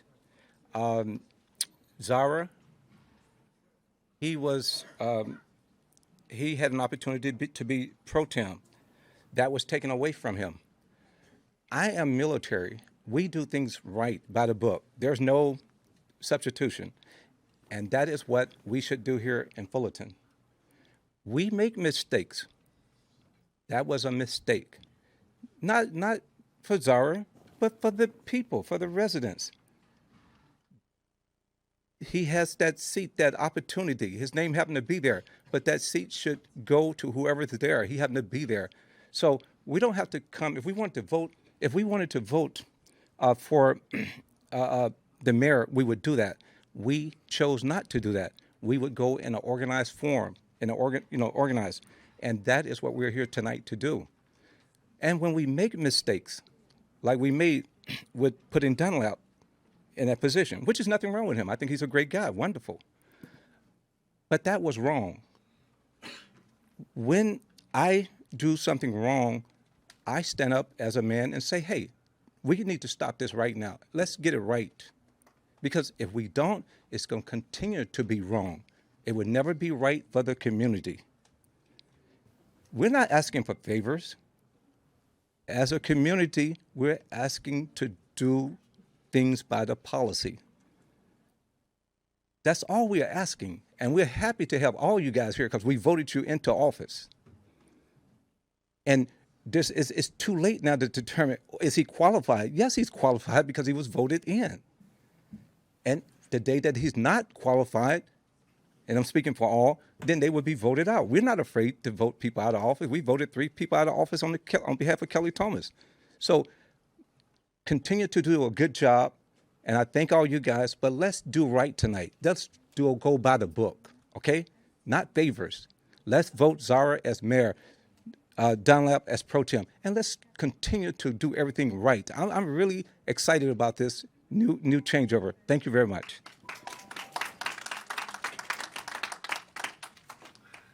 Hello again, and I'll be brief. The election for this council seat that has been under discussion was very controversial. Paulette Chafee was a very strong candidate that was eliminated from the running because of an incident or incidents with signage. I mentioned this to an individual in the county who has been very, very active in elections and making kingmakers. That happens all the time. But anyway, she was eliminated. And Mr. Zara then was the survivor of that. It's my understanding that Mr. Zara, has had his own taint, his own controversy, his own issues, maybe of no more seriousness than stealing a sign. But we don't need that. I think we want something clean. And Mr. Whitaker, Mayor Whitaker, has been a champion who's campaigned hard, who's gone door to door, who's elected in a righteous manner. And that's the kind of leadership we need. So, Mr. Dunlap, I hope I will address you as mayor from this point on. Thank you.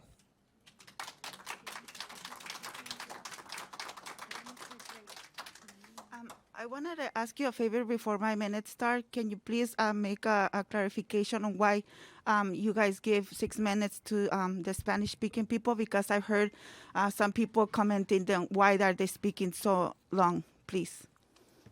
Can you make that clarification, please? Yes, the custom has been that when a translator is required, that basically it has to be related twice. So they've had a policy of doubling the amount of time when someone is speaking in other than English. Thank you. Well, good evening. My name is Karime. I'm here because I want to give you a little background before I start why I'm here. I've been in this community for 30 years. I'm sorry, I get very emotional. And I started to get involved in my community like 8 years ago. I am part of the CSU Center for Healthy Neighborhoods, and they taught me a lot. And when I was volunteering, the first person that came to our center was Ahmad Sara, and that's when I started learning what was going on in our city. Since then, I've been coming to our meetings. He goes to our meetings once a month, and he tells us everything, even though things I don't like or I don't think it's correct. One of the topics was the cannabis. He was in favor, and me personally, it wasn't. But I'm not going to judge one person for one thing that I'm not agreeing on. I don't even judge anyone because I'm not perfect, but I look more than that. I see how a person is as a human, and not only like what it's better for that person, but what's better for our community. And that's what he's been going, even though on things that we don't agree. He always brings out the topics that is going on in the city. Nothing that it's in favor of him. It's just everything, anything that is going to be discussed in here.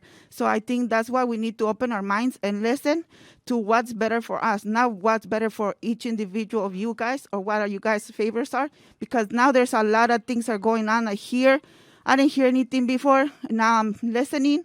And now my voice is going to be heard, and I'm tired that you guys trying to skip us, because when you skip Ahmad, you're skipping not only him, but you're skipping the whole District 5. And I think what Fred Young is always making examples of life and things like that. I think that should be one that you should write, make a big nice note, and say why we need to follow rules, because I know that before you guys skip Mr. Silva's wife. So I think you guys should have learned from the first one, not the second. Thank you so much, and have a great evening. Happy holidays, and hopefully your daughter gets better. Thank you.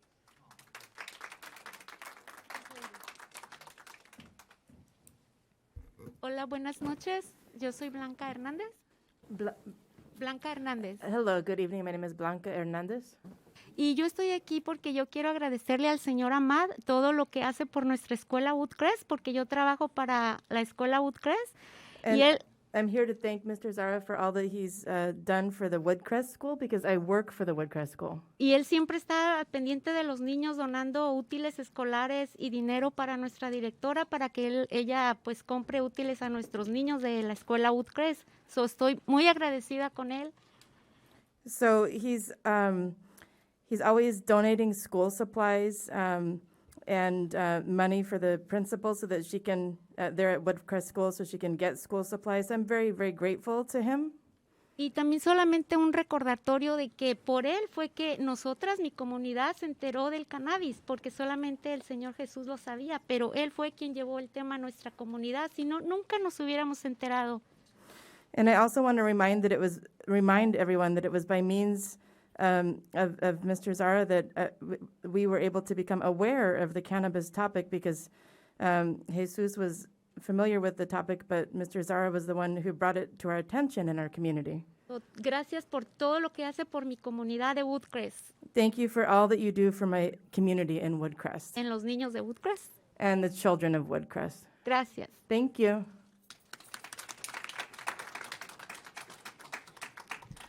Good evening, Mayor and members of the council. Sí voy a necesitar su traducción, señora. Need the translating? Mi nombre es Euclid Nunzi y yo hablo, este es mi lenguaje, el español, y quisiera comunicarme para que toda la gente que nos ve también escuche en español lo que les tengo que decir. My name is Eglin Nunzi. My language is Spanish, and I'd like to communicate in that so that everyone who is seeing and hearing us can be able to hear what I have to say. Nuestro distrito número 5 somos 29,000 residentes. In our District 5, there are 29,000 of us residents. Y nuestra comunidad necesita ser escuchada y respetada. And our community needs to be heard and respected. Me he dirigido a todos ustedes, los concejales, individualmente. I have directed myself to each and every one of you council members individually. Y explicándoles de que las razones que nosotros tenemos es hacer escuchar la voz de nuestra comunidad. Explaining to each one of you that the reason that we're here is to have the voice of our community heard. Y que podemos tener diferentes opiniones, pero eso no significa que tenemos que estar desunidos en algo que ya es establecido por la rotación para ser el alcalde de la ciudad de Fullerton. And we may have our differences of opinion, but that does not mean that we need to be disunified with something that has already been established in terms of the rotation for mayor. Es algo para nosotros muy importante como comunidad porque como distrito hemos trabajado muy duro para demostrar a toda nuestra comunidad.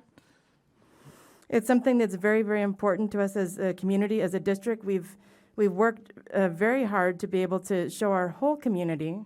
En la ciudad de Fullerton, no solo en nuestro distrito, sino representando y siendo excelentes vecinos con todos los distritos. In the whole city of Fullerton, not just in our district, be able to represent that we are excellent neighbors for the whole city of Fullerton. Nosotros apoyamos la iniciativa para el censo. We supported the initiative for the census. Nosotros dimos de comer literalmente por meses durante la pandemia a toda la comunidad que necesitó ayuda. We were giving food, helping the whole community throughout the pandemic, providing help to people in need. Cuando nuestra ciudad tuvo deficiencia en personal, fuimos las primeras en ir a limpiar todos nuestros parques para que nuestra comunidad tenga parques limpios y seguros para nuestros niños. And when we were having a staff shortage, we were the first ones in the community to go and clean all of the parks so that we could have clean and secure parks for our children. Ahora estamos pidiendo que el concejal Sara, que es nuestro representante elegido, tenga el lugar que se merece como alcalde de la ciudad de Fullerton. So now we are asking that our representative Zara, who has been elected as a representative, that he would be able to take the place that he deserves as mayor of Fullerton. Es una persona íntegra, honesta. He's a person of integrity, he's honest. Él ha ido, fue la primera persona que nos trajo situaciones como el del cannabis en nuestra ciudad, porque hay demasiados dispensarios ilegales en nuestra ciudad. He brought to our attention the situation with cannabis. He brought that up in our city because there are way too many illegal cannabis dispensaries in our city. Y esos son el problema más grande para nuestra comunidad porque nadie los regula y son un peligro para nuestros jóvenes. And that's the biggest problem in our city because nobody regulates them and it's a very dangerous thing for our young people. Y yo creo que por el decoro de esta ciudad, cuando alguien hace acusaciones personales, tiene que ofrecer pruebas de lo que habla. And I believe, based on the decorum of our city, if someone is bringing a personal attack, there needs to be proof of what they are saying. No se puede tratar a una persona y denigrar su nombre sin tener pruebas y mostrar pruebas a la comunidad. There cannot be that kind of treatment of a person and to denigrate their name without having proof that you can bring to the community. Siempre tenemos que mantener el respeto por unos con otros en nuestra comunidad. We always need to maintain respect one for another in our community. Distrito 5 es una comunidad que tiene porcentaje muy grande de comunidad latina. District 5 is a community that has a very high percentage of Latinos. Y la única diferencia es que vivimos en el Distrito 5 porque somos una sola ciudad. And the only difference is we live in District 5, but we are one city. Y nosotros con nuestro trabajo lo hemos demostrado con toda la ciudad y con todo el que nos ha pedido ayuda de darle nuestra mano amiga. And throughout the whole city, we have demonstrated that we've been willing to help the whole city and lend them a helpful, friendly hand. Por favor, respeten la rotación. Dejen que el concejal Sara se convierta en el alcalde de nuestra ciudad, porque es lo justo. Y por favor, se los pedimos en nombre de todos los residentes del Distrito 5, que queremos ser representados, no discriminados, y que sea nuestra voz, porque ustedes tienen esa potestad hoy. So please, we want the rotation for mayor to be respected, and we want Councilman Zara to be converted from council member to mayor. We want the just thing to be done, and we want the members of District 5 to be able to be represented, not discriminated against. We want our voice to be heard because the power is in your hands. Okay. Y espero poder llamarlo hoy día Mayor Zara a nuestro concejal. And I hope today to be able to call our council member Zara, Mayor Zara. Muchas gracias. Thank you so much.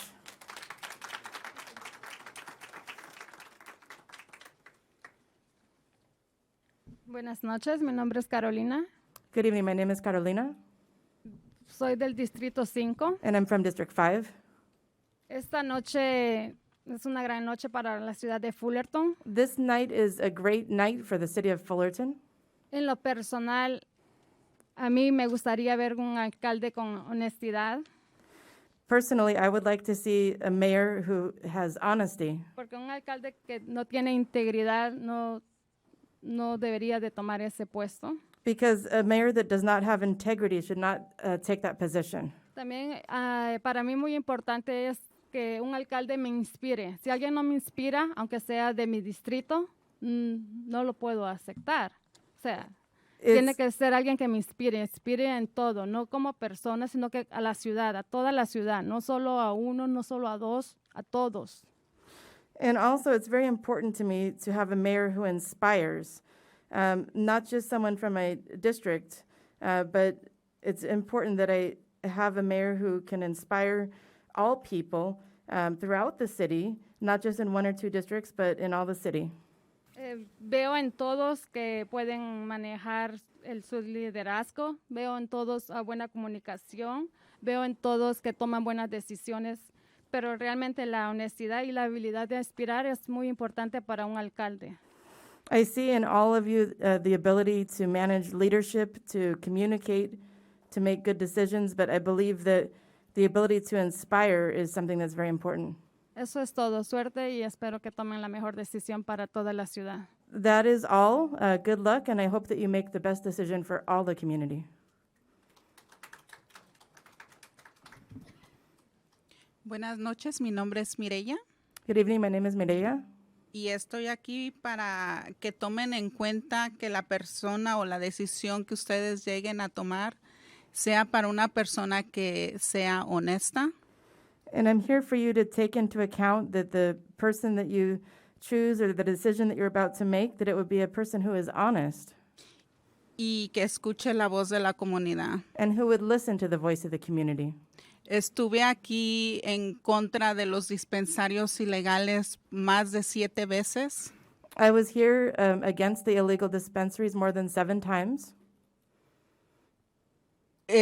Como madre de familia quiero un mejor futuro para mis hijos. As the mother of a family, I want a better future for my children. quien votó por que esa ordenanza,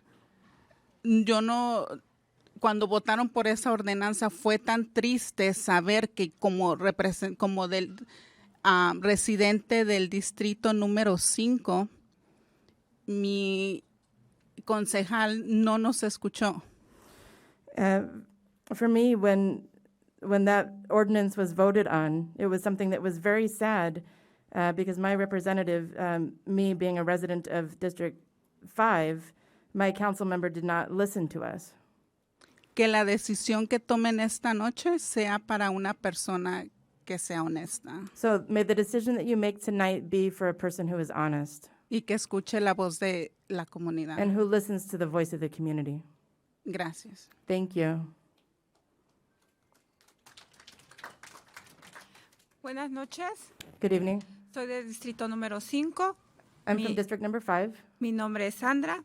My name is Sandra. Cada quien es libre de expresar su propia opinión. Everybody's free to express their own opinion. Y al final, ustedes tienen la decisión de escoger un alcalde. And in the end, you have the decision to pick a mayor. Pero queremos un alcalde que nos escuche. But we want a mayor who listens to us. Seamos ignorados. That we would not be ignored. Lo que espero de un alcalde es honestidad. What I look for or what I expect in a mayor would be honesty. Habilidad para inspirar a otras personas y valores. The ability to inspire other people and values.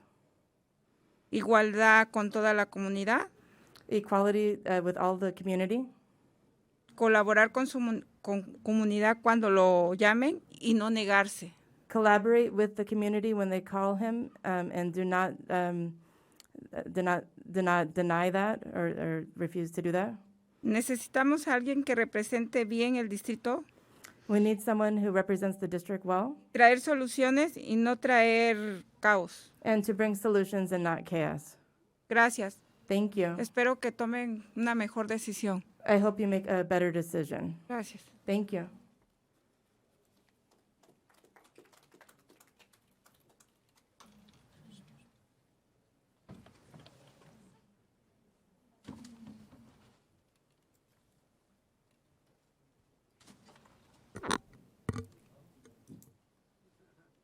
I believe Bernard is our last speaker in chambers, and then we can go to Zoom. We have a few hands raised.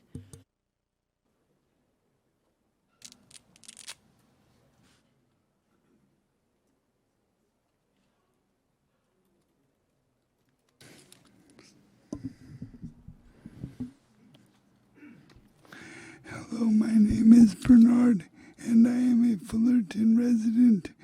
I am here advocating for this council majority to do the right thing and give District 5 proper mayoral representation.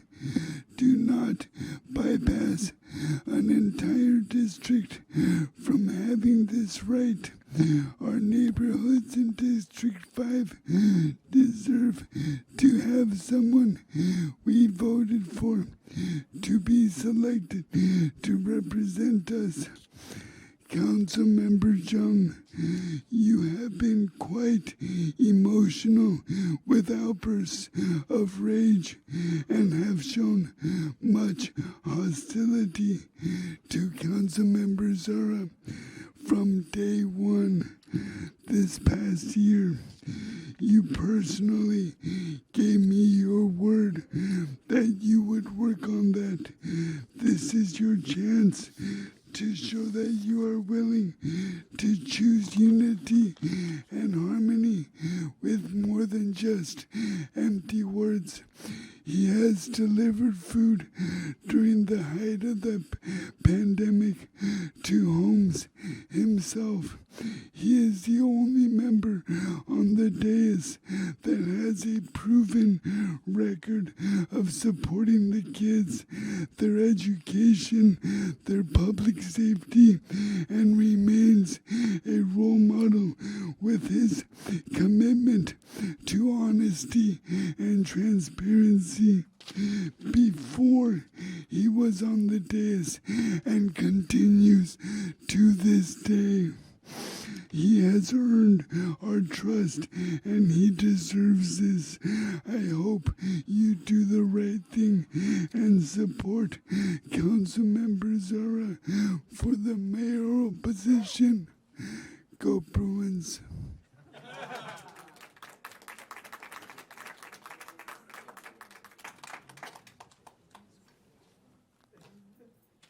How many Zoom callers do we have? I see 4 hands raised in Zoom. Okay.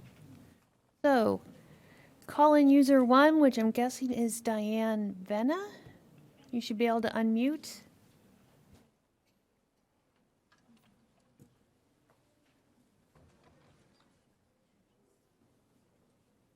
Hello? There you are. Hello, okay, sorry about that. Hello, this is Diane Vena.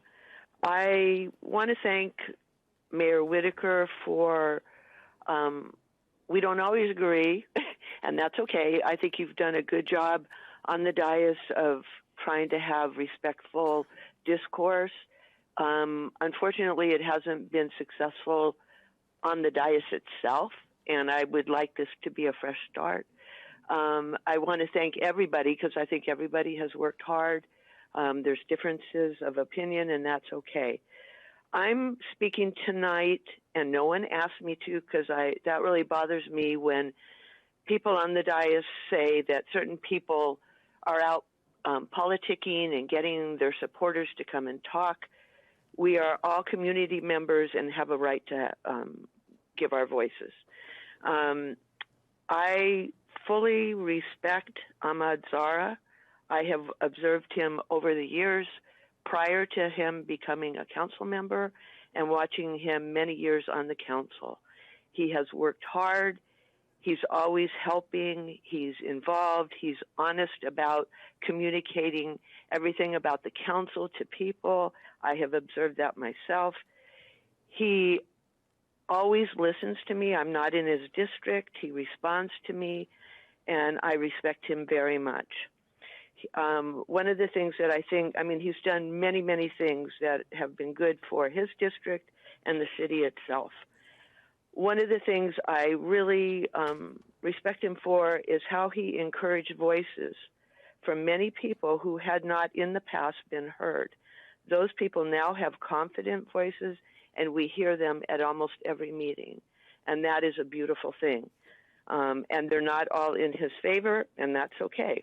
Everybody has a right to give their voice, and I think he deserves a lot of credit for that. Council Member Jung, you stated that when you nominated the newly elected Council Member Dunlap to be Mayor Pro Tem, you were extending an olive branch. I would ask you again tonight to extend an olive branch and nominate Councilman Zara and vote for him to be mayor. You are both good men. This would add a lot of coming together on the council and would be a respectful thing to do and a new start for the new council. Thank you so much.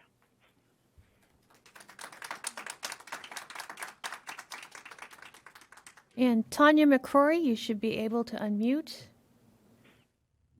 Good evening, Council. Tanya McCrory, Fullerton resident. Mayor Whitaker, I just wanted to take a moment and say what a pleasure it was to have you as our mayor and to continue to have you as our council person. You conduct yourself with dignity and thoughtfulness. You do not vote along party lines, but rather by your conscience. You vote what you believe to be right, issue by issue, even when it makes you unpopular.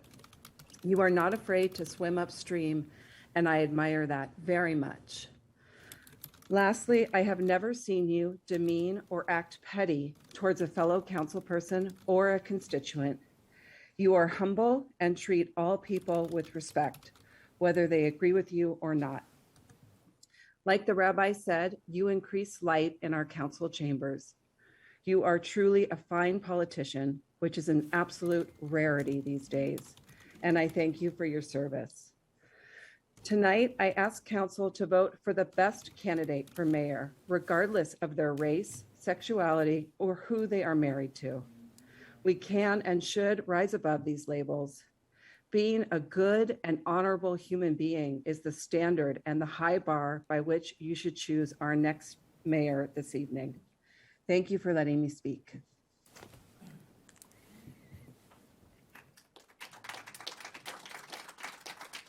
Christy Sims, you should be able to unmute. Hello. I am a longtime resident of Fullerton, and I thank you for this opportunity to speak.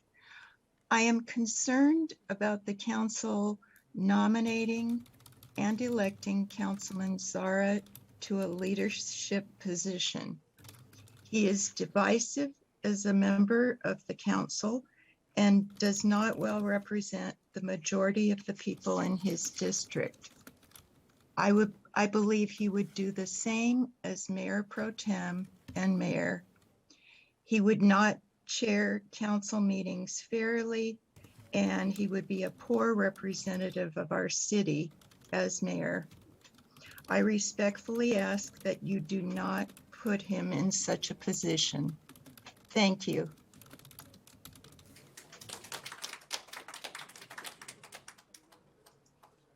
And Jacqueline Murillo, you should be able to unmute. Sí, buenas noches. ¿Me escucha? Yes, good evening. Are you able to hear me? Yes, we are. Sí, sí podemos. Gracias. Traductora, voy a hablar en frases cortas para que usted me siga y no perder tanta interpretación. So thanks for the interpreter. I'll speak in short phrases so that you'll be able to hear and not lose so much. Ok. Buenas noches, miembros del Concilio de la Ciudad de Fullerton. Mi nombre es Jacqueline Murillo. Good evening to the members of the City Council of Fullerton. My name is Jacqueline Murillo. Soy residente y líder comunitaria muy activa de la ciudad vecina de Buena Park. I'm a resident and very active community member of the neighboring city of Buena Park. Estoy esta noche apoyando la elección del mayor de nuestra hermana ciudad vecina de Fullerton. So I'm here supporting this evening for the mayoral election or mayoral choice of our city of Fullerton.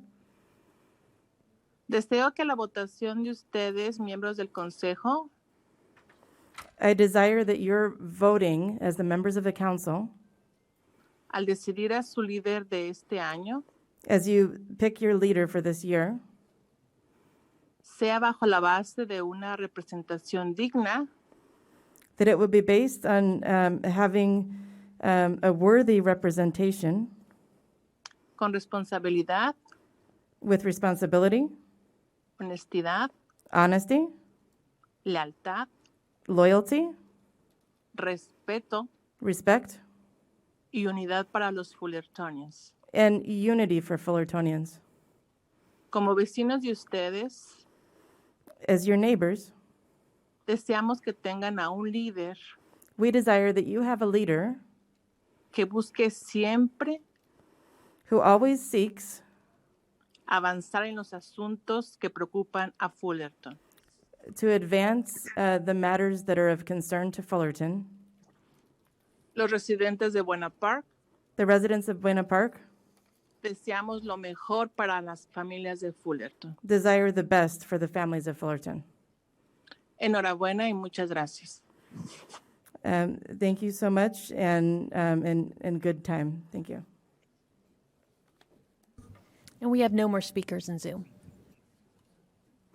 Okay, we'll bring the discussion back, and I will turn the stage over to the city attorney. Thank you, Mr. Mayor. We'll now commence the nomination period for the mayor. And Mr. Mayor, if I may, or attorney, district attorney, or city attorney, I want to, before we do that, I want to give a little brief history, I guess, of our current policy. As some of you mentioned, I am the husband of a Assemblywoman Crook Silva, but before that, she was in the council here, and there was a time where we did not have a policy, and she did get bypassed.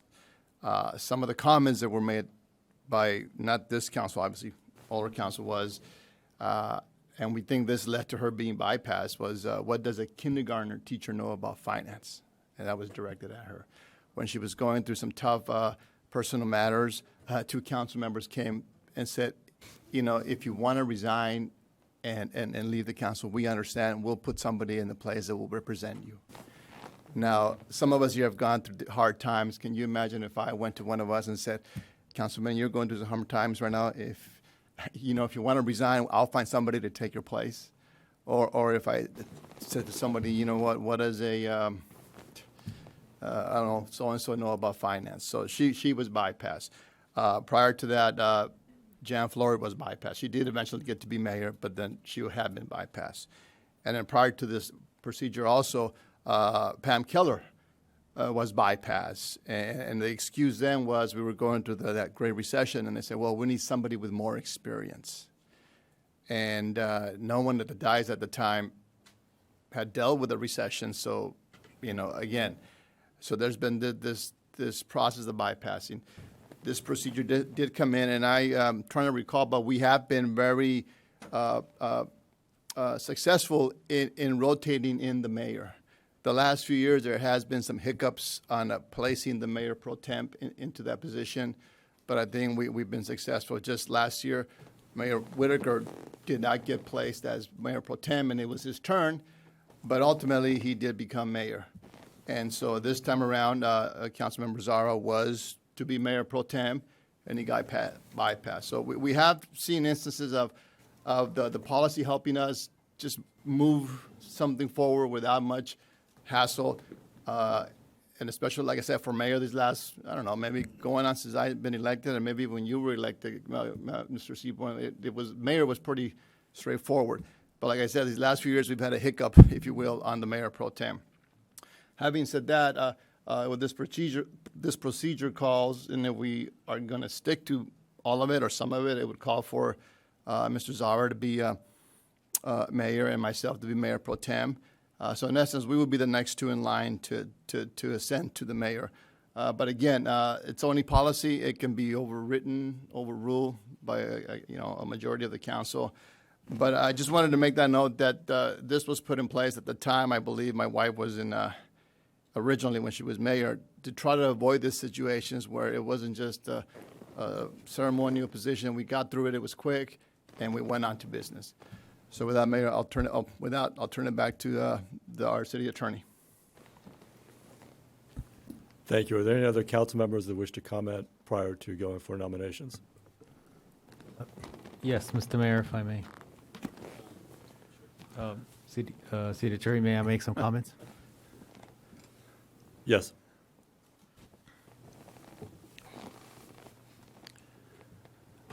I want to thank everybody who came out to speak. When I decided to run for council, it wasn't for anything other than to serve this community I called home for 20 years.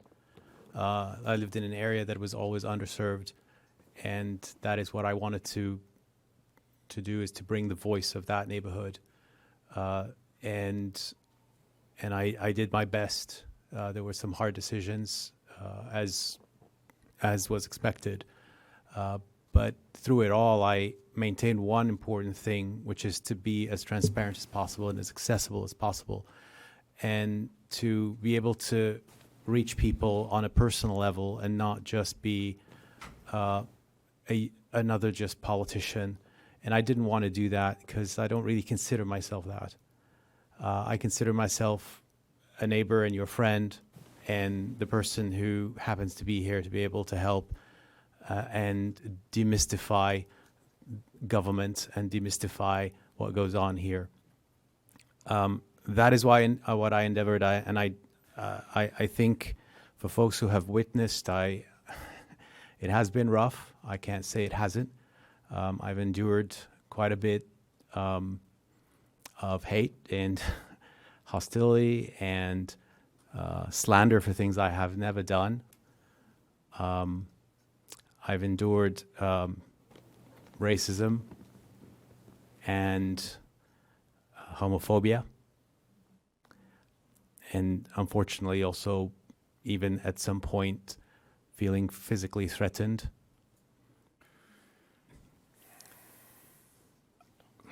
But I do this with love because I love our community. And I know that for some I may be a controversial candidate or a controversial council member. I get it. I never judge anyone for their opinions of me because I don't like, I'm not one to judge myself. So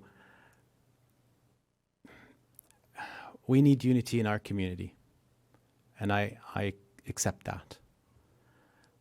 And if that means not being mayor, it's okay.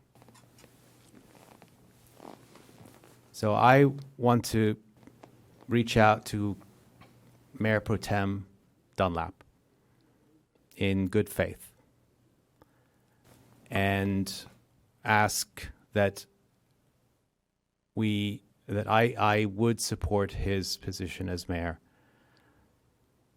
and I would accept the position of Mayor Pro Tem, and that would heal our community and bring us together in the hope that we can walk this next year together. And I want to thank all the folks that came out to speak. I know this was unexpected. I never sent any emails. I never asked anyone. So thank you for speaking and touching my heart. Thank you.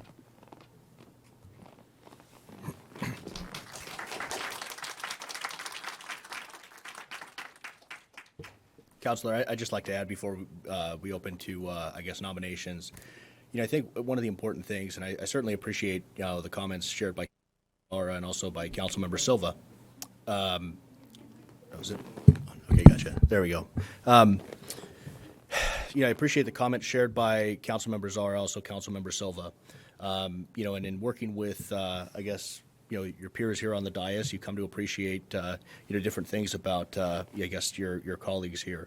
But I think it's really important, regardless of what, what people might perceive about policies, really at the end of the day, a lot of the comments that were made or that were shared were quite presumptive, and they assumed that a vote for a certain person indicates that you're rejecting or, passing over, another group. And I think one thing that further complicates that is the fact that it wasn't but several years ago that the city, with roughly 140,000 people, was cut up into 5 different districts, and I know some people share my view that, hey, I think districts have actually not been good for our city, and I think districts lead to short-sighted decisions.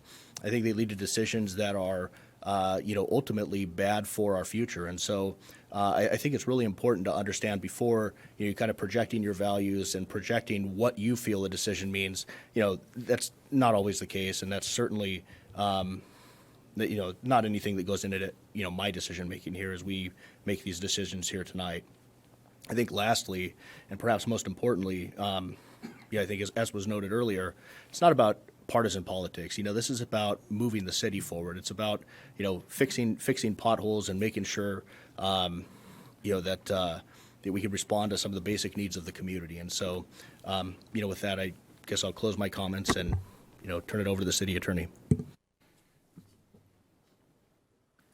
Thank you. Any further council comments? Mr. Mayor and Council, if I may.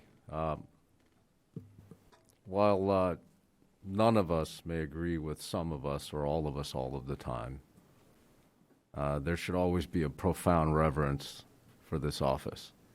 And I have that for my fellow council members here. In a nonpartisan manner, we are called on to act as force multipliers for the city of Fullerton. That all of us here should support one another in doing what's best for the city. And if we have disagreements, they should be vocalized here, not outside of here, here in public, so you could hear it in real time. I will never support anyone who places his own interests or her own interests above our residents. We all have shortcomings, some more so than others. I'm included in that.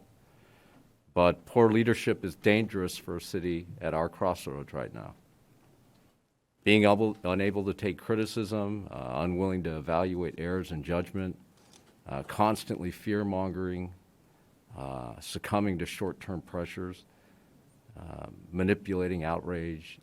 These are all qualities that are not germane to good leadership.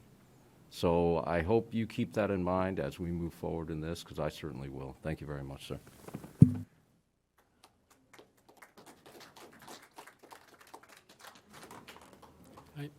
I guess I need to say something here. I just want to thank those who had kind words for me. It's not easy for any of us up here. You do get called at all hours of the night, every day of the week, and you try to be as responsive and fair-minded with everyone that you can. As I said, the longer you serve on a city council, the more there's going to be an important issue that people disagree with, that they're going to hold that against you. The one thing that I've appreciated over time is when council members can have very strong disagreements, but they can still treat each other civilly and not engage in ad hominem attacks or other types of subterfuge. And I think that's very important. And I want to say that thank you, Mr. Silva. You and I have always maintained a more statesmanlike way, even when we're in great disagreement. Yes. And I appreciate that about you very much. The second thing is to put our interests ahead of the residents, ahead of the businesses, the students, and visitors to our city, I think is really very wrong. I think we all need to be humble enough to understand that we serve them and that we work for them, all of you. And again, some of the decisions are hard, they will alienate, but we don't, we can disagree without being disagreeable. And to me, that's a very important consideration when you're choosing the mayor. So with that, I'll cut it short and All right, then.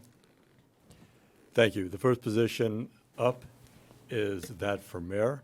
Pursuant to the policy as stated in the staff report, the mayor pro tem would normally sit in the mayor's seat.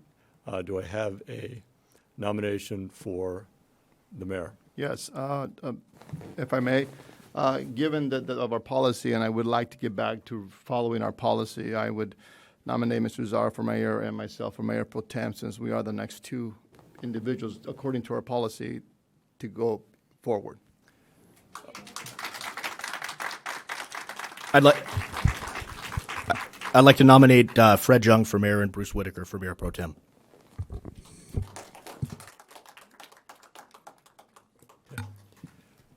Pursuant to the policy, we move forward on one position at a time, make nominations for one position at a time, and vote on that, put that position in office, and then go to the second position, which is the mayor pro tem. So, Councilmember Silva, your nomination for mayor was Mr. Zara, given our policy. Okay. Do we have a vote on Mayor, Councilmember Zara as mayor? we would We should do roll have call a roll vote. call. Roll call vote. Councilmember Jung? Clarify, what are we voting on right now in terms of, is to this a vote. yay, nay? Are we, We are first voting on the nomination for Councilmember Zara for mayor. understood? No. Councilmember Silva? Yes. Councilmember Zara? Yes. Mayor Pro Tem Dunlap? No. And Mayor Whitaker. No. That fails 2-3. And in that case, then I would like to nominate myself for mayor, since I would be the next, according to our policy, going forward. Actually, Councilor, I had already nominated Councilmember Jung, if you could. Correct. Well, also, we need to close nominations at some point, correct? Correct. Thanks. Is there a vote on the nomination for Councilmember Jung as mayor? And we'll do roll call vote. Councilmember Jung? Aye. Councilmember Silva? Only no, just to keep the rotation going, but he would do a great job if he gets elected. Councilmember Zara? No. Mayor Pro Tem Dunlap? Yes. And Mayor Whitaker. Aye. That passes 3-2. Next up is the selection of Mayor Pro Tem. Can we have a nomination for the Mayor Pro Tem position?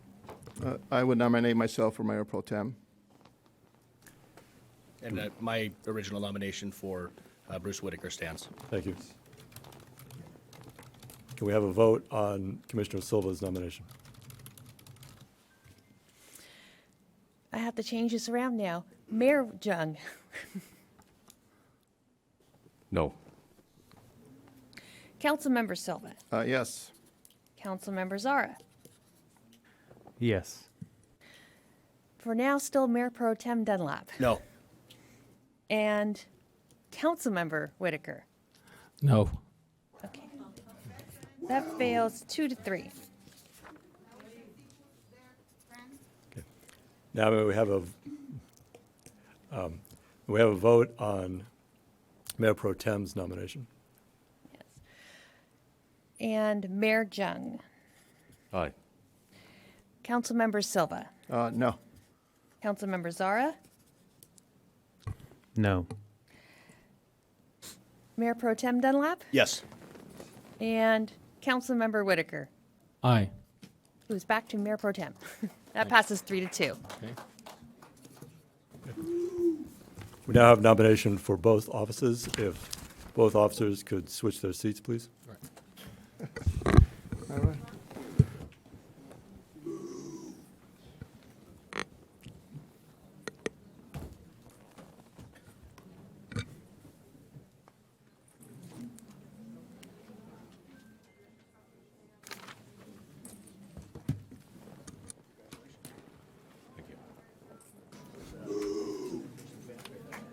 Yeah. Well, I've order, please. I'd like to take this time and this. It's an honor for me to present the mayor's plaque and parking sign to our outgoing mayor, Mayor Whitaker. Mayor, would you like to, or Mayor Pro Tem Whitaker, would you like to make some comments or? Well, I look forward to this next year and maybe the council making progress toward some of the challenges that we face. I do commend you, Mr. Jung, as our new mayor, and congratulations to you on that. I have only served as pro tem on this council for a few months, and the last time that I was up for mayor pro tem in 2019, they didn't follow the policy at that time. So I willingly accept the pro tem at this point.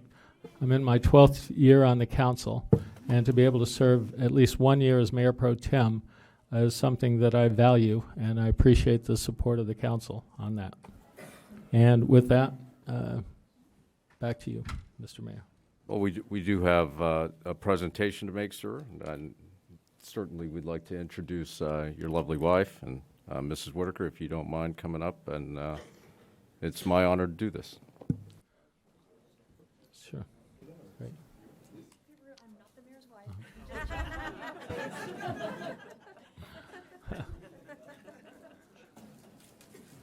And Mr. Mayor, you caught my oversight here. I did want to give congratulations to my wife, Linda, who has just been very stalwart and very supportive and has taken a lot of the brunt of the slings and arrows of my time in office.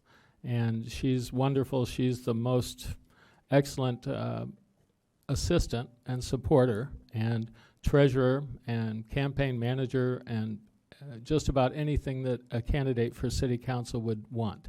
So I love you very much. Thank you, Linda.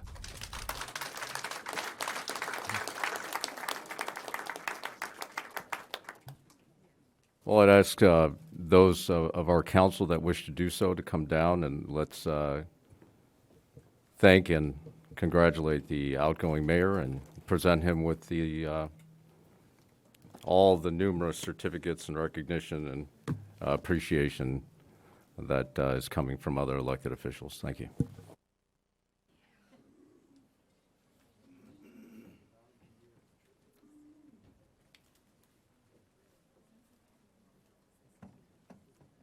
These are for you, not for Bruce. You are? Thank you.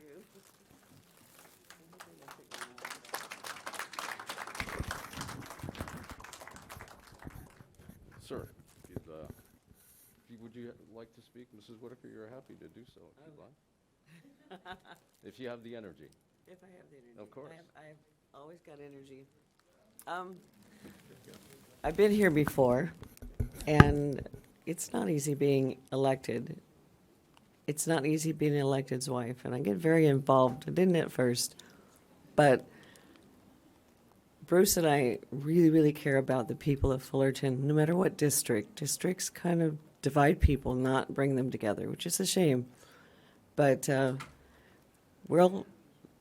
he's always there to listen. He's always there to do his best and try to solve your problems or help in the community. And it's not always possible, but he does his best to try to help everybody. And we even get potholes fixed, right, Curtis? Thank you.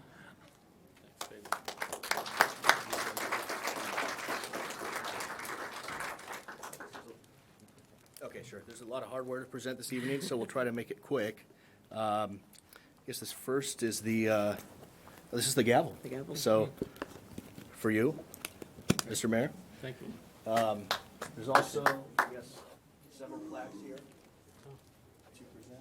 I don't know, is this? Yeah, no, this is right. So, seems to be about the size of a parking placard. There we go. Don't want to get towed parking in a different spot, I guess. And then this is on behalf of, actually, or Councilmember Silva, would you like to present this? This is on behalf of. Yeah, this is on behalf of the Assembly member from the 65th District, Sharon Crook Silva, and honoring the mayor for his service to the city. And one thing like you said up there, we may not agree on a lot of things, but I think we always strive to come to a consensus and move forward and leave our discrepancies up here and walk away with, okay, what's next? And I will say this, that I am going to give this to you, but we got to take it back. There's a little type one here, and we will get it back to you by tomorrow, right, Eddie? All right, but I'll let you take a picture for it, and then we will, there you go, we'll do that. All right, and I'm going to hand it to him so we can get it to you by tomorrow. And thank you. I've appreciated working with both former mayors Silva in the city of Fullerton. Thank you very much. Yeah. We'll give it to you. I guess this last placard is on behalf of Supervisor and former fellow council member Doug Chafee, honoring Bruce and his time as mayor. Oh, great. Thanks. Appreciate that. All right. I think that concludes the presentation. Is there? Oh. Wait, there's more. Oh, okay. All right, a few more. Great. Please introduce yourself. Good evening, everyone. Good evening, Council. My name is Scott Doe. I'm here on behalf of California State Senator Josh Newman and his office. And on behalf of the California State Senate, I'd like to congratulate Mayor Pro Tem Bruce Whitaker for the 1 year of service he served as Mayor of Fullerton, and his determination and his courage and his commitment to the people. And just wanted to commemorate that with this. Thank you. I appreciate that. Thank you very much.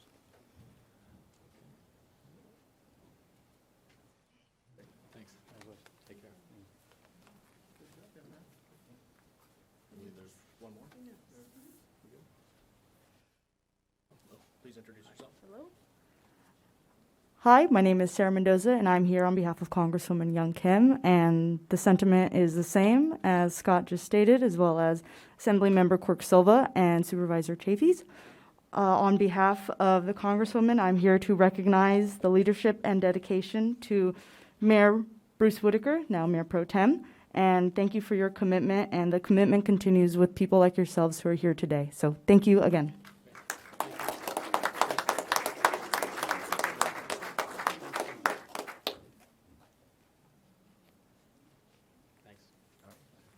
Congresswoman, my best. I will. Lucinda, are we done with the presentation now? We got it. Yeah? It looks like it. All right, great. Should we get the mayor? Parting comments? Yes. Parting comments, although I'm not going to be parting exactly. I still have 1/5 of the votes here on the council, but my main comments are that I don't want to be remembered as one of the pandemic mayors. And so I would wish for all of us, for us to be able to exit that status, hopefully this year. That would be a wonderful thing, maybe the best Christmas present for all of us. And secondarily, for the progress that we didn't make this year, I want to redouble efforts and hope that we can find 3 votes to get certain essential things done in this city. Because the enemy that we all have is time. And I realize that as I get up in years all the time. The opportunity of a fresh new year to be able to make a substantial difference is it's a wonderful gift that we all have. And I look forward to working with people and overcoming our differences and seeing what we can accomplish on behalf of this city. So thank you very much.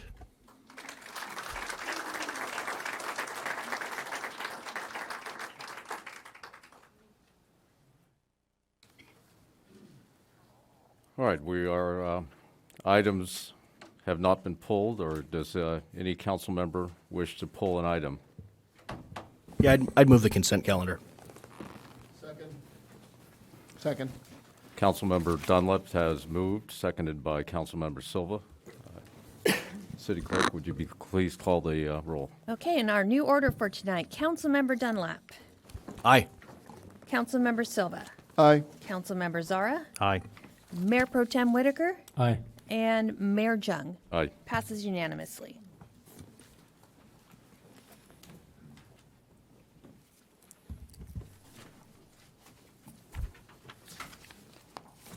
Next, we have a public hearing pursuant to California Government Code, Section 65009.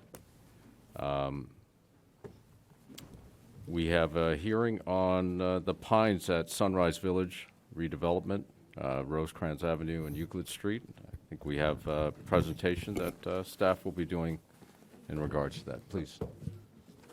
Good evening, Mayor Zhang, and congratulations. As mentioned, this project is located at the property on Euclid and Rose Clarence. Do I have a clicker?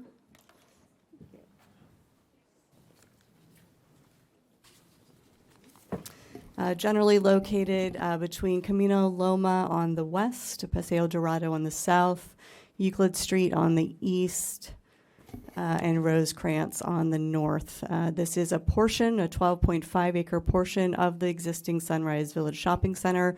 Proposed to remain are the corner commercial uses at the intersection of Rosecrans and Euclid, as well as a separately owned parcel directly to the south. The proposal before you this evening is a 164 dwelling unit application, a residential community that would include management by a homeowners association. 49 of the units are proposed as single-family detached units. Generally, would be the southern portion of the property, so the left side of your screen, and 150 townhomes in 24 buildings on the right side of your screen, so generally the northern half of the property. Each of the homes has a 2-car garage and 1 on-street parking. The use of the on-street parking for guests will be managed through the CC&Rs and are conditioned, as well as the garages are conditioned to be utilized for the parking of the residential units. The project contains 2 parks, one on each half, and then the community pool generally in the center of the site. Wanted to talk a bit about the height of the project. The units on the single-family detached units that parallel Paseo Dorado, again on the south of the project or the left side of your screen, are limited in height to 2-story. There are also 2-story units generally in the center of the site. There we go. It's a mix of 2-story plus loft, and 3-story units in the center of the site, and then moving to 3-story towns as we go north across the site. And what those look like differently, we'll get some elevations here shortly. Importantly, the maximum height for the units that are 3 stories is 36 feet in height. As a comparison, the single-family residential neighborhoods have a maximum height of 36, so it's just under a 6-foot difference in maximum height between the single-family zoning. And Fountain Glen Apartments, which is at the top of the screen or the west side of the project, has a combination of 2 and 3 stories with a maximum height of 30 feet, just for some context. So to talk a bit about how the site works in terms of circulation, there is a main entrance off of Euclid Street. There's also a main entrance off of Rosecrans and a main entrance off of the Camino Lomo cul-de-sac. The roads are all private streets, but they do include all the required public access. And importantly, all the red streets have sidewalks on both sides to provide a walkable community, as well as pedestrian access to the commercial at the corner to remain.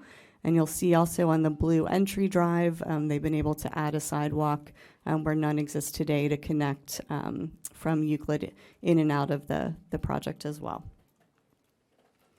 To talk a bit about the frontage improvements that the project includes. So these would be the streets surrounding the project. So Euclid, Rosecrans, Camino Loma, and Paseo Dorado. The project includes to fully rehabilitate the pavement, the entire width of the street. So that means from their curb face in front of the project all the way across the street to the other side. Also, the project includes revising the signing and striping on Euclid and Rosecrans. What that means is all of the pavement markings and turn lanes will also be reconfigured to improve the flow of traffic, including at the intersection at Rosecrans and Euclid, and the driveways on Rosecrans and the driveways on Euclid. We do have our traffic engineer here with us this evening who can speak in more detail if you have questions. And it does also include upgrades and modifications to the traffic signals. And Heather, if I may ask, on that Euclid entrance, if you're coming out of the complex, are you going to be able to turn north and south or just south? It's both turning movements. Okay. So you talk a bit about the elevations. So on the screen, you see the single-family detached homes, some examples of the different color schemes and architectural styles that are proposed. You'll recall several slides ago I mentioned that all of the units along Paseo Dorado are 2-story. So an example of that is on the left, top left of your screen. As you move internal to the project, there's a mixture of 2-story, 2-story and loft, and 3-story. The 2-story and loft are shown as the second example. So it's essentially a partial 3-story. And then the 3-story example is the far right of the screen for the single-family detached product. This just shows an example of the quality colors and materials that are used in their design scheme. The single-family attached product, as I mentioned, is in 24 different buildings. So buildings are grouped together in 3, 4, 5, and 7 townhome units. Again, using a complementary color palette to what you see in the single-family homes, but with more of a modern architectural style. And the flat roof with those, but again, the smooth stucco, the recessed windows to really give a quality architectural design.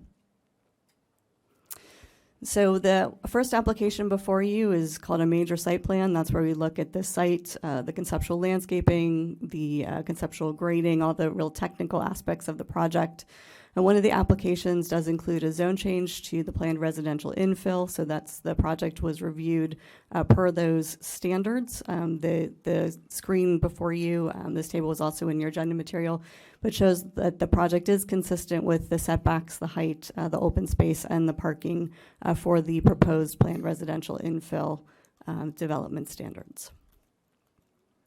The next application is a tentative tract map. The tract map is required because these units are proposed as condominium units. So what you see in front of you is a 2-lot subdivision, the single family, again, with left side of the screen, the attached townhomes to the right, proposed for the 2 lots for condominium purposes. The third application is a general plan revision. The site currently is designated commercial. The applicant is requesting to change the general plan designation to low-medium density. The purpose of low-medium density is to establish and protect opportunities for households that desire suburban living with a range of housing options and to provide opportunities for neighborhood support uses and amenities. There are several potential land uses that the general plan designates as appropriate for low, medium density. Included in that list are small lot detached dwellings and attached dwellings consistent with the proposal before you. The general plan does establish a density range associated with low, medium density. A 6.1 dwelling units per acre is the low end, and a 15 dwelling unit per acre maximum is the high end. The project comes in 13.1 dwelling units per acre, consistent with the low, medium density designation. The next application is a zoning amendment. The project requests to change the general commercial zoning to planned residential infill. This is a development standard that was adopted somewhat recently in 2016 to provide for sites such as this the opportunity to do residential infill on a site less than 40 acres in size. It uses a combination of building and frontage types and acknowledges on the street type on which it is based to ensure that the development is compatible with the surroundings. The PRDI zoning is consistent with the low, medium density residential general plan. The application also includes 2 zoning amendments that would apply both to this project and then any other project that would come before you requesting to utilize the PRDI standard. The first was respect to building types and maximum stories. What this does, it says that when you have a project that has multiple building heights, it does allow you to have a height, basically use the same height of those 2 building types on the internally facing streets. So for example, this project has a combination of house type and tuck under type. The house type is a 2-story type when it's facing, as an example, Paseo Dorado. The tuck under type is a 3-story housing type. So this amendment would allow houses internal to the project, not the houses facing a public street, to be 3 stories if that still worked with the house type or the building type that's being proposed. The second amendment is recognizing that many of the lots that we're seeing there is an opportunity to redevelop lots that would be called a small lot. So these lots average in size just over 2,300 square feet. So the other amendment is that for a small lot, the setback to the internal street would be able to be as low as 5 feet rather than 15 feet for a larger lot. So those are the 2 amendments that are proposed, again, both for this project and would be a citywide amendment going forward for other projects. The last application is a development agreement. Development agreements are a vehicle that's authorized by California government code. It does provide a vested right to a developer for a certain length of time. The original request was for a period of 10 years, but when the Planning Commission considered the project, they did recommend a 5-year term with 1 5-year option, and the applicant is in agreement with that request. The project will pay the current fees for all of the plan review and permits and inspections at such time that it would come forward for construction. It also does establish the timing for payment of park dwelling fees and the construction of the pavement improvements. And importantly, it does provide for certain public benefits. So I mentioned that the project is improving the full width pavement of all of the street frontages. It's additionally, through the development agreement, extending that full width pavement southerly to Baston Tree Road. So beyond the project frontage, it's something that would not be able to be a standard condition of approval on the project. So through the development agreement, they're proposing the additional extension of the pavement, again, full width to Baston Tree Road. We are also including a condition that would add an amendment to the development agreement based on public comment and Planning Commission action to add a creek restoration public benefit. There is a concrete channel that runs along Euclid, and this would allow for the city and the applicant to collaborate on a design with the public to restore the creek between Euclid and Paseo Dorado, assuming it were to be technically feasible and financially feasible. Indications are at this point there is a technically feasible option, so we would like to continue to work forward on that. Because the project has a zone change and a general plan amendment, it does require review from an environmental perspective, which is under the California Environmental Quality Act called CEQA. The CEQA process establishes a number of topic areas that we review to determine whether or not the project has any sort of impact. I won't go through all of those, but when we went through that extensive list, all of the factors were either no impact or less than significant impact. except geology and soils and hazardous materials. But with those two criteria, we were able to address the impacts through mitigation. On the geology side, it includes compliance with a geotechnical investigation and identified protocols in the unlikely discovery of paleontological resources on the site. And it also requires coordination with DTSC for former dry cleaner remediation, which is the hazardous materials. So these are rather standard mitigation measures for these items. We did have a public review period of 20 days, which allows both agencies and public to comment. We did receive a comment from OCTA with respect to the Euclid right-of-way and providing updated bus schedules, and a number of public comments as well. We did prepare a summary of all of the comments, and that was provided in your material, as well as a response to those comments. None of the comments, importantly, required any recirculation of the environmental analysis or the need to provide an environmental impact report, which would be the further analysis. I did want to touch on a couple of the common public comments that we've received to date, first being traffic. So the city does have what's called a transportation assessment policies and procedures. This was adopted by the council in June of 2020 in response to some of the new legislation on how we looked at traffic. Through that process, we did not give up on doing level of service analysis, but level of service moved out of the environmental review into more of a general plan consistency for impact on our circulation systems. So we still do that. Importantly, the scope of the study was approved by the city traffic engineer, and that includes what intersections we look at, the assumptions that are made for the project. No effects on transportation were found by the study. The project will pay traffic impact fees plus the condition improvements that we talked about. Again, I mentioned the traffic engineer is here, and he can get into this in more detail, but I did, one of the comments is that the housing project will generate more trips than the shopping center traffic, and the traffic study showed that overall, and at most peak hours, there are actually fewer trips from the housing development than the shopping center. On the bottom left of the screen, it shows the 6 intersections that were analyzed, which is a mix of intersections of street to street or street to driveway. Water and sewer were 2 infrastructure comments that we received. With respect to water, the city recently adopted the 2020 Urban Water Management Plan that forecasts water availability through 2045, looks at a normal single year and dry year scenarios to ensure that the city does have planned water resources. Importantly, Public Works and Community Development work closely on the forecast that went into the Urban Water Management Plan, knowing that we have a RENA allocation of over 13,000 units. So the Urban Water Management Plan did account for that growth, and there is sufficient growth for the over 13,000 units.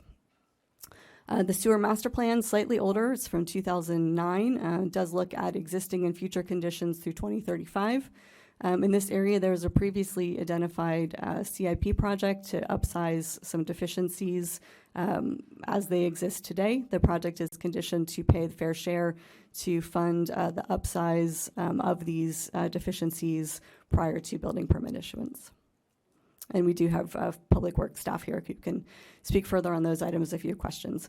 Another topic was project density. Some of the comments referred to this project as high density.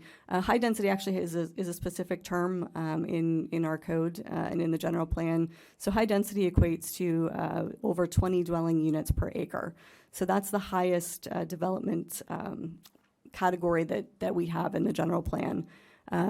The next lower is the medium density residential, and you see that actually on the ground in the orange and the purple areas to the west of the project site. So the condos on either side, as well as the office purple property, which is actually senior housing, that is also at the medium density residential, which is between 15.1 and 28 dwelling units per acre.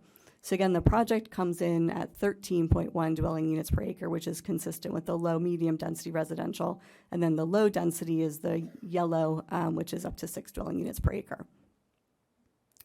And this is an exhibit that was prepared by the applicant just to give really a bird's eye view simulation of what the proposed project looks like inserted into this residential neighborhood.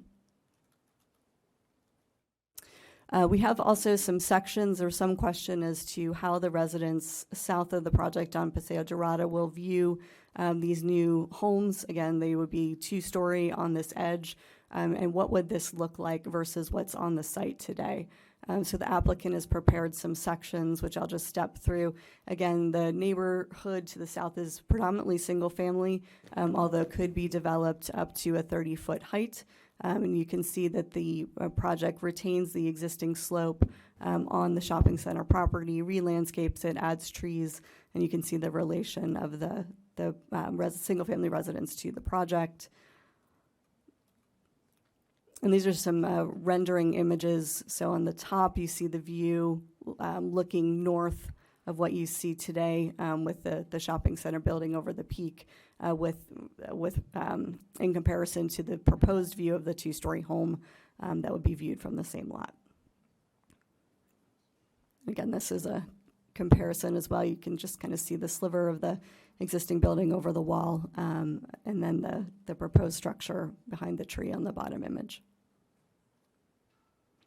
So there are 4 resolutions and 2 ordinances before you this evening to adopt a mitigated negative declaration, a major site plan, the subdivision, and a general plan revision, and then to introduce the ordinances for the zoning amendment and the development agreement.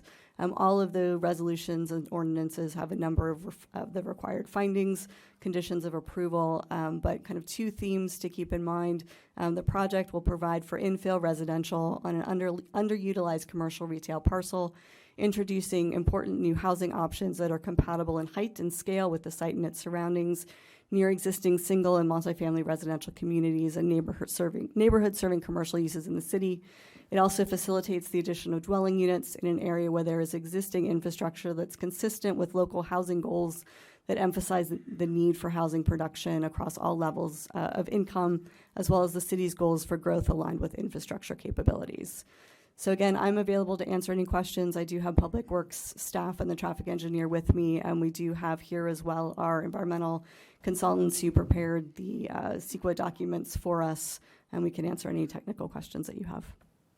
With apologies to our staff, our public, our council members here, and our applicant, I do have to do a technical thing. I now open the public hearing. I suppose it's retroactive at this point. If council members have any questions, please feel free to ask that of our Director Allen. I have a question, if I may. Yes.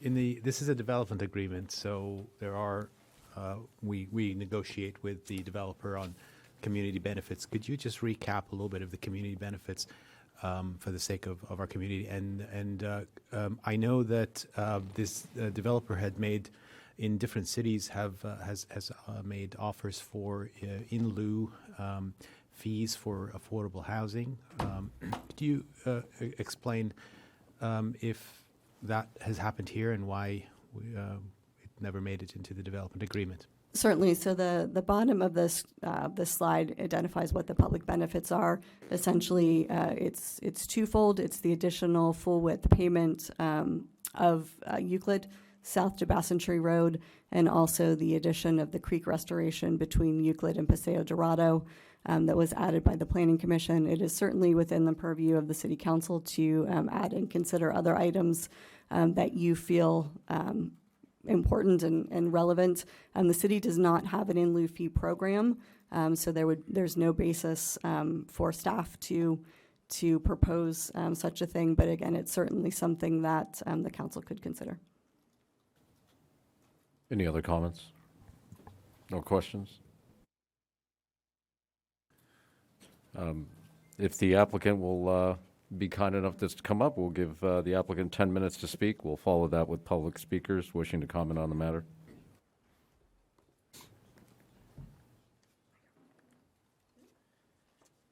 Thank you. I had to make sure my legs still worked. Mayor Young, members of the council, James O'Malley with Shop Off Realty Investments. We've been working on this particular property for several months, and many compliments to your staff and to the many people that are either here tonight or on the phone or watching for great input. We always thought that the credo for this project was to create a community for a community, and we have advisors here that helped us along the way. I wanted to confirm some of the references and good recommendations that came out of the Planning Commission hearing on October 27th. It was very well vetted. That was another long evening with a lot of good input, both from the community as well as the commissioners, and we decided to shorten the DA timeframe. The creek restoration, working with Friends of the for Livable Fullerton, I would consider that kind of a fun effort. I didn't even know the property had a creek or even was adjacent to a creek or a creek bed until that was pointed out by these fine people, and we're going to make that sustainable, and we're going to make it as natural as possible and make it a complement to the overall community. The tenant management continues. A big part of my job is to correct misinformation, and it used to be about a half of my job, and make statements of facts and keep that online and productive. Ever since social media, it's probably about 80% of my job because things just get made up. And so I'm constantly reaching out, getting facts collected, making sure that the information is spread, especially to community members that do care. We had a request by the fire authority to use this property for training, and we've agreed to that. It's probably in shape and ready for that type of operation since many of the buildings sit vacant, and I can't think of a better use than to allow the local police chief for training to use it for training. We're continuing outreach efforts. We will continue to provide outreach efforts in all sorts of ways. Again, social media, the blog, in person. Everyone knows that we'll meet with any person, anytime, anywhere, on any topic, and if they don't feel that we're the expert in that topic, we'll bring an expert. Tonight, I brought experts. I want, Will, would you just raise your hand? That's Will Schoholt with Cosmont. Will analyze properties for fiscal impact. This property brings much more fiscal impact, fancy word for money, to the city than its current use, much more. Steve Carr, he's an expert in marketing. You'll wonder why the houses look the way they do. We wanted to design a site for this site and situation and for the residents where they could actually live here. It could be another alternative to renting or moving up or moving out or moving over from whatever situation they're in currently. That's Steve Carr. He can speak on any question you have on the market or the product. Mauricio Escobar, right there. Believe it or not, the site is contaminated. Don't be scared. It's very, very common, especially if there's ever a dry cleaner used on the site. And this site has had a dry cleaner, so it's a process we go through. We're very conditioned to it, but we're going to rectify that problem with the Department of Toxic Substance Control. I just spit out some words. He does the science. He's very, very good at it.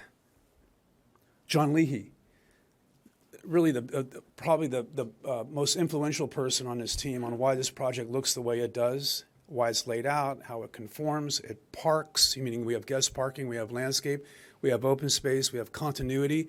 I think the important part of the continuity in this property is how we related with the edges, how we took the neighbors in that consideration and created this project within that, with their needs and their type of lifestyle and architecture in mind. Peter Duarte, right there. I consider Peter the professional gardener. That's a fancy or a less fancy word for landscape architect. Why is that important on this project? Because I think we're entering into drought and sustainable design. We just can't consider the typical landscape plant palette of the past and not be considerate of water and water consumption. He's also going to be influential when we're working with the creeks and converting that creek into a natural type wildlife corridor if possible, and that type of vegetation and design is important to this project now. Craig Johnson, our civil engineer. This wasn't that easy of a site to conform to. We're constrained by edges, so you have control on all four sides, and there's elevation differences. Craig did an excellent job. I think even more importantly, part of this plan has water quality built into it.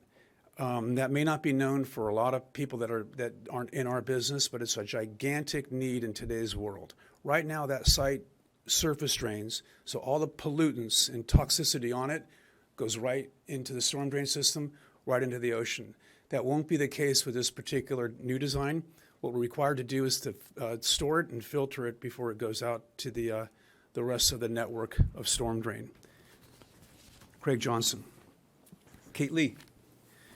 Important component right now because there's been a lot of misinformation on how the existing tenants are being treated. They're being treated very well. I don't want to really get into specifics and details of what we're doing, but we're being incredibly generous and we're being thoughtful in every way. So for some of the accusations that have been made that, hey, you're just a slumlord or you're kicking people out, it's just not true. Just not true at all. So Kate's here to explain all of her situations, all of her relationships, all of her negotiations, and communication with the existing tenants. Alan Kruger, an expert in retail. There's probably not a person in this room, maybe in this city, that knows as much about this site as he does. The generations of its default, the generations of its failure, the decades of it decaying and becoming, quite honestly, blight. I don't know whether any other word than what this property really is today and how we want to repair it and convert it to something much more useful for the city. Alan. James Gallagher, he's our current broker with the property, and he can explain to you, hey, how did you get anybody to look at it to buy? It wasn't that attractive, especially for any kind of existing use for retail and or commercial. Katie, I think everyone knows Katie by now by first name. She showed me this afternoon how many hits and how much this project's been exposed and how many one-on-one meetings. At the Planning Commission hearing, we had a chart, and it was a bar chart. It must have been 40 appointments made, and most of them are one-on-one appointments. So I don't know how else we can do better. We will if we're asked to, or someone else has a better idea, but we're constantly available for any type of information or any type of sharing of ideas. The opposition. We tried our best. Every application requires change. Everyone knows that change isn't too well received in a lot of places and a lot of certain personalities. We have to show progress. We can't reverse time. We can't bring back the retail component of this property and what it was many, many, many, many years ago. Matter of fact, you probably wouldn't even do it the way it was done today. And everyone knows that the patterns of economic trade are much different. So this is a consequence of that. It's throughout the state of California and probably in many places of America where retail and old commercial centers are being washed up, used, terminated. They just aren't viable like they once were with what they were planned for. As staff mentioned, the traffic on this project is proven less than the existing use. The roads, we're going to improve them above Nexus. Nexus is a word where you only have to do what you're required to do by the Subdivision Map Act. We're going full width improvements, and we're going to go from Paseo Dorado, full width improvements. I keep hearing potholes every time I come to this city, and it's a very common concern. Those roads are going to be all fully improved to the highest standards driven by the city staff. Schools.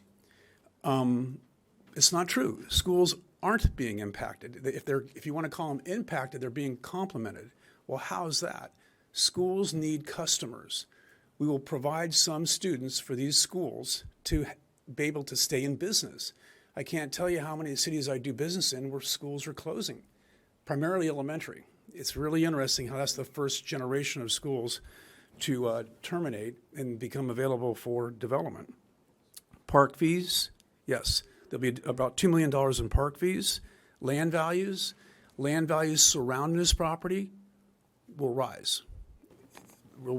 That's a proven fact. Steve Carr can explain that to you if there's a question on it. I talked about stormwater, and I talked about the commercial corner being retained. That was one question that came out of the Planning Commission. Well, why couldn't you do more? We were concerned, maybe Alan can add that, about even maintaining the corner part and making it viable. What made it viable was 164 more homes and a walkable distance to it to make this community more complete. I was probably also threatened to never leave Del Taco or even terminate the idea or have the idea of that facility ever leaving this particular location. It's very sought after.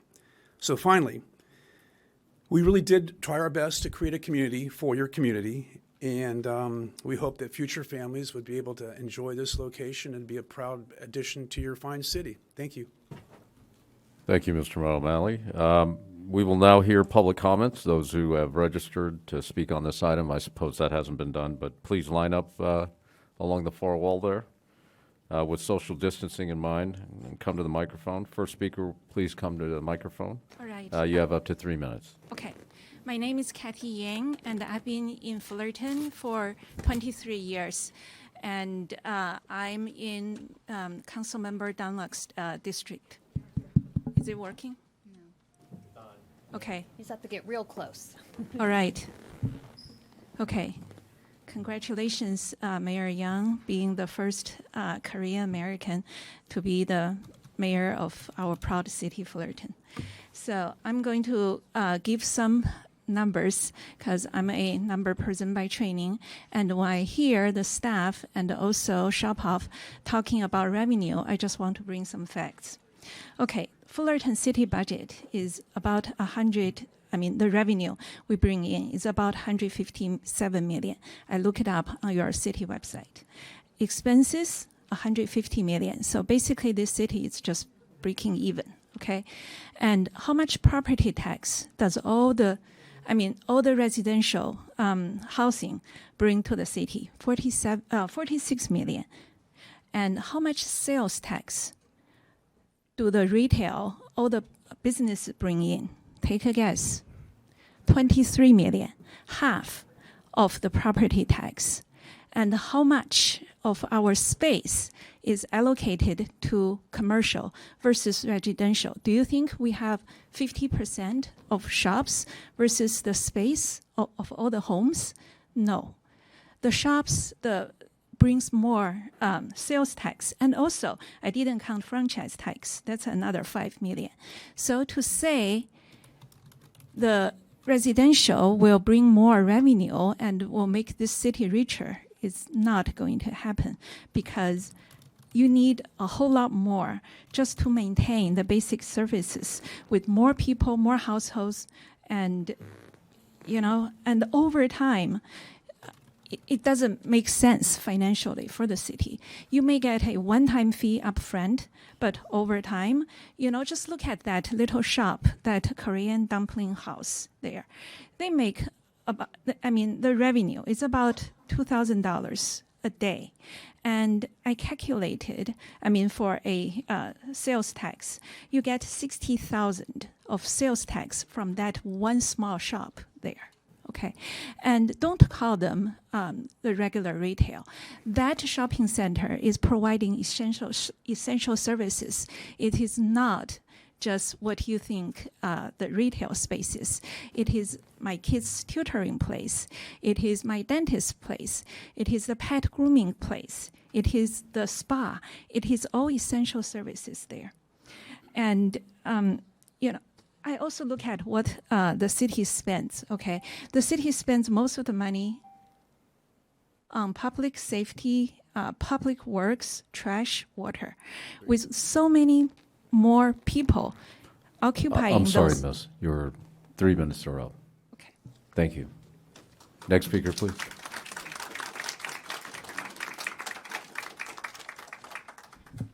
Hello, my name is Tana Michaels. Congratulations, Mayor Young and Pro Tem Mayor Whitaker. Thank you for letting me speak. My family moved to Sunny Hills area 33 years ago, and the Sunrise Commercial Center across the street was one of the major attractions to the neighborhood, and it is disconcerting to me that it could be replaced by a crowded residential housing development such as the Pines. I wish to address the following issues: integrity of the process, your responsibility as representatives of the citizens whose lives these changes affect, and regard for the business owners and their investments and years of service to the community. I've been a business owner for 20 years, so I know of which I speak. Courage of being held accountable for actions taken and decisions made. First, integrity. It's my understanding that the area is currently zoned for commercial use only. Why has the process progressed this far without a zone change first being approved? Why would the developer pour the money into every detail of the plan of the Pines if he had not been given some indication that a residential area would eventually be approved? Has the integrity of the process been compromised when a rush to approve a residential plan precedes even a zone change? Why did many of us, the residents, know nothing about these plans until very late in the game? And still many more are not aware. Where is the transparency? The developers stand to gain big, and the current business owners and residents who have poured their life savings into this area stand to lose. Responsibility. The City Council is supposed to look at long-range plans for what is best for the city as a whole. This area needs a viable commercial space to provide services so we do not have to travel to other cities to shop. There used to be a grocery store, which was pavilions, and a Save-On, and an Italian restaurant there, which were wonderful. There are over 2,000 homes surrounding the Sunrise Center who would rather bring their business here. That's why I enjoyed having the Sunrise Center just across the street. We believe that there are many developers who have the ability to create a viable commercial area adding to the services that are already there and not only survive but thrive. The same people using Del Taco would certainly support a revitalized center. Rushing to approve this plan will make a permanent change to our neighborhood and no longer allow even the potential of a commercial center being built in the future. Many times these decisions are made by those in positions of responsibility who have no skin in the game and often move on to their next project without a worry about being held accountable for their actions. It happens all the time, and it's not right. There needs to be accountability, and that takes integrity, responsibility, and courage. Be courageous. Make the right decision. Please slow this process and come up with a plan that will be a win-win for all concerned. Thank you.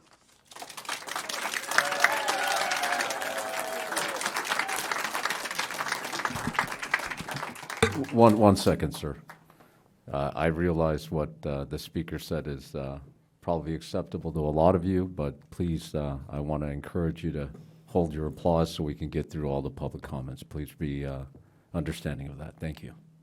But you can boo me if you want to. My name is Craig Lawson, and I live between Bass and Cherry and Paseo Dorado in that housing complex that directly affects our housing complex. And the way it affects it is a little bit different than most of the people are going to be in this line today. I believe that it's going to improve our entire neighborhood. I've been a resident of Fullerton since 1953. I've lived in probably every district. I've gone to Orangetorp Grammar School. I've gone to Pacific Drive. I've talked to Fred Jung on the phone a few times, and congratulations on your mayorship. And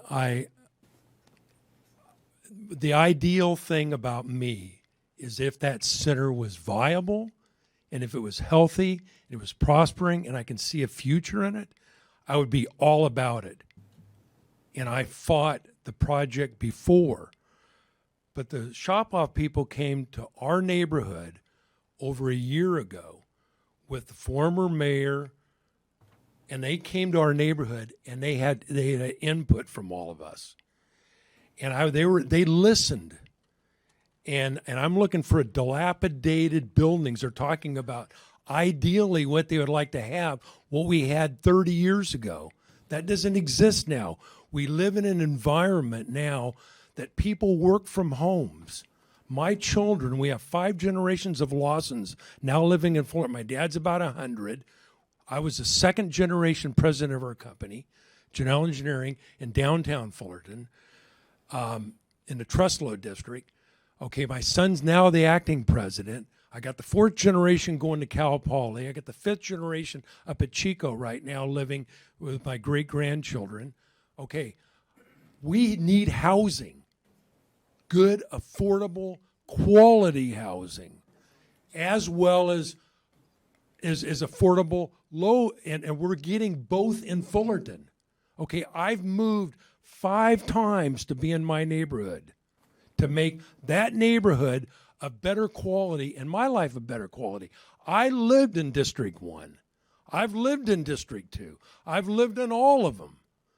I live in District 1 right now. I lived in District 5. I was born in District 5, or I came here, District 5. So I know hardship. We moved upscale to be in Sunny Hills, and I've watched that center dilapidate over 30 years of the 41 years that I've lived in my residence. One of my best friends with Wayne Bornoff, he promised me in our neighborhood a park that was a tree farm. He said, it's the document's there. I proved to you guys last year the document existed. I fought for that tree farm to be park. The Sop-Off people have given us $2 million. Let's put it into that park. 400 feet from this new residence. Thank you, Mr. We could Lawson. have a park. Thank you, Okay, sir. let's have it all. Thank you. Next comment, please. Good evening, City Council. I'm Cynthia Gil Santillan. I live across the street from Sunrise Village. I'm speaking in support of saving Sunrise Village as a commercial property. I was misled by the developer's PR agency, Kurt Pringle and Associates, to believe that this shopping center was dead, and I was targeted to gather support for the Pines housing development. I'm a journalist by career, and my gut told me to dig for truth by meeting every single business owners on site. The truth is, small businesses at Sunrise Village are very successful, and they provide indispensable services to our community and to the residents and beyond Fullerton. These services cannot be replaced by Amazon and online retail. Shame on Planning Commissioner Hansberg for suggesting that. Fullerton Hills Pet Clinic has a 40-year history on site. Imperial Spa, 13 years and millions invested. Elite Kids, Elite Prep, Kumon, and Dream Smart Education. That's 4 education businesses on one site. Tell me there is not a need. We are the education community, aren't we? Mayor Pro Tem Whitaker and Mayor Jung, the community applauds you for taking the time to visit the site and see this for yourself. I encourage the 3 other council members to stop by and visit in person. This project is an attack on the Korean community. I'm here to speak up for this community and the owner of Pola Hair Salon, who has been there for 20 years. Dr. Charles Kim Dentistry, Nangman Cafe, Polytech Construction, Hansong Express that ships care packages to loved ones in South Korea. It's an attack on small businesses that provide jobs and the livelihood of many families. Shop-Off told them it's a done deal, and it's pushing them out when they have years on their leases. The integrity of this process has been breached. There is intentional misrepresentation, and I urge you to protect the city from lawsuits. This is a David versus Goliath fight, and the community backs the businesses. Let's talk about hits. The truth is, over 1,481 people have signed a petition to save Sunrise Village as commercial in just 1 week. Mayor Jung, you asked for a petition and numbers, and we delivered. I submitted every name and signature to you all today via email for the record. The truth is, the Pines Facebook page has only 6 people who support it. You have a critical decision to make tonight. Believe Shop-Off that came into Fullerton this past spring for personal gain with an arrogant assumption that this was a done deal, or believe your constituents that live here, that are eyewitnesses, that vote for you, that are far more invested in this community than Shop-Off, who will package this pretty deal and sell it to a developer. I am not opposed to housing. There is an abundance of vacant space in Coyote Hills. Sunrise Village is not the right site for new housing. If you approve this plan, you are sending the message that Fullerton is closed for business. Mayor Jung, you can bring a Korean market to Sunrise Village. Together with Bruce Whitaker's leadership, you guys can do this. We believe in you. Thank you. Thank you. Next speaker, please. Hello, I'm going to tell a story of one of the businesses, or 2 of the businesses. I believe that's been planned blight, planned obsolescence by the practices of the property owners to drive this site towards housing and dense housing for additional profit or attraction. Sunny Hills Travel, for instance, was a staple in the community and is a staple in the community, and it was there for 33 years. Aside from servicing many of us in the community, they provided the expertise for the Parks Junior High 8th grade trip to Washington, D.C., and there the kids learned about how government works. However, over the years, the landlords became more and more oppressive. When the Me Nails next to them had a break, had a plumbing problem that affected both businesses, the landlord refused to cover this cost and affected both of these entities. Eventually, the landlord, the latest, raised the rent by 300%. Me Nails left, Sunny Hills Travel left. And that's just an example. We hear the narrative, oh, retail is out of fashion. Well, how come it's not out of fashion in La Habra along Imperial Highway that is bursting with activity? In Brea, where it's bursting with activity? And what's Fullerton got? Fullerton has a shopping center that has been neglected so that there could be a turnover into dense housing. And that word is relative to the neighborhood. The neighborhood is not a dense neighborhood. I have with me an example of the signatures on the petition that has been collected in just a matter of weeks on this project. And I will tell you, when it's taken for granted that the members of the community have to look at constantly websites to see what's going on rather than getting the notices that we used to get for the community members, whether they have technical expertise or not, that is just plain wrong. So let's have a fair hearing. Let's have fair notices, fair considerations. We know when we can be duped, and we've been duped that this center cannot be retail, and you can't have retail when there's complete negligence. If it's clean and run properly, Fullerton can do it, just like La Habra did it, and just like Brea does it. Thank you. Thank you. Next speaker. Good evening, City Council members. My name is Lila Pesner. My home is on Avenida del Norte off of Parks Road in Northwest Fullerton. I've been a Fullerton resident since September 1979. That's 52 years. My late husband, Stan, and I purchased our home in Sunny Hills West from the Williams Lyons Company and paid them extra to put a two-story home on the lot at the end of the cul-de-sac on Avenida del Norte. We and just one other household are the only original owners left on the street. We paid a little extra to change the house plan and for a view easement. We were able to move in on the 10th of September 1979 as soon as the driveway was completed so our children could start school. Our neighbor next door daughter stayed with us for a week or so until their driveway was completed. Our older son was in the first graduating class of Parks Junior High School. Our youngest son attended Sunset Lane Elementary School and Parks Junior High School, and all of our 4 children attended and graduated from Sunny Hills High School. I also don't remember if our street has ever been repaved. The streets in our area of town are in rough shape. That is something to be considered. Over the years, I got to view a lot of the development in the shopping center on the corner of Rosecrans and Euclid. Originally, there was an Albertson store where the spa is located now. At the far end of the lot was a hardware store which also sold lots of landscape plants too.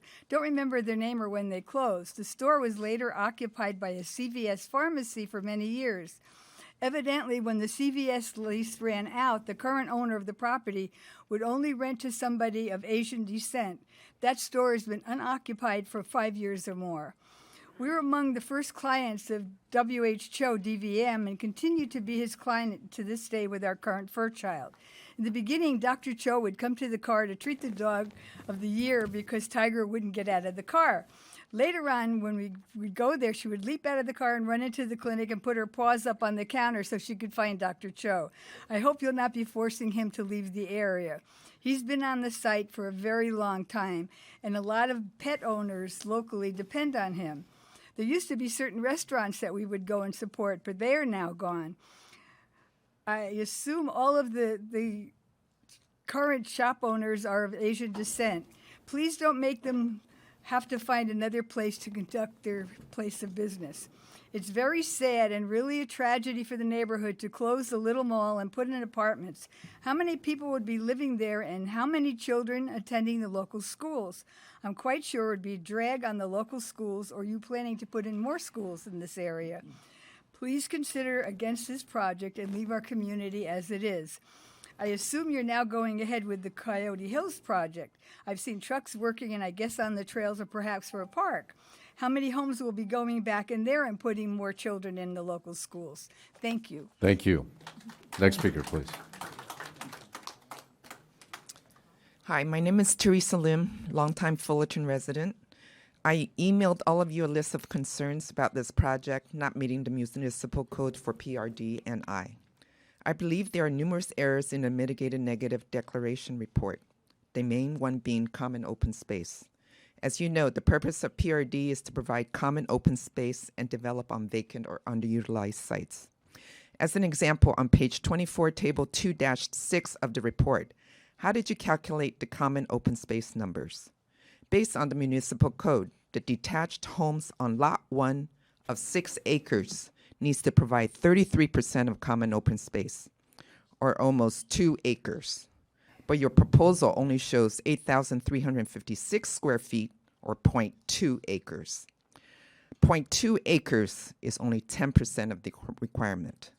Similarly with the townhomes on lot 2 of 6.5 acres, using a different formula, around 3 acres is required for the common open space. Your table shows 4,900 square feet, or 0.1 acres, which is less than 4% of the requirement. I also want to address the 15% open space requirement in your report. Where is that requirement in the municipal code? The 15%, I believe, is for common open space requirement for a particular building type and must still meet the code of the zone it wants to be built in, code 15.10.10b.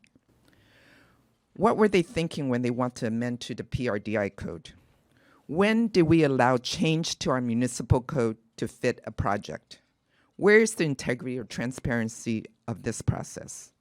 You may want to review the zoning update implementation strategy of the Fullerton Plan. Vote no on this amendment.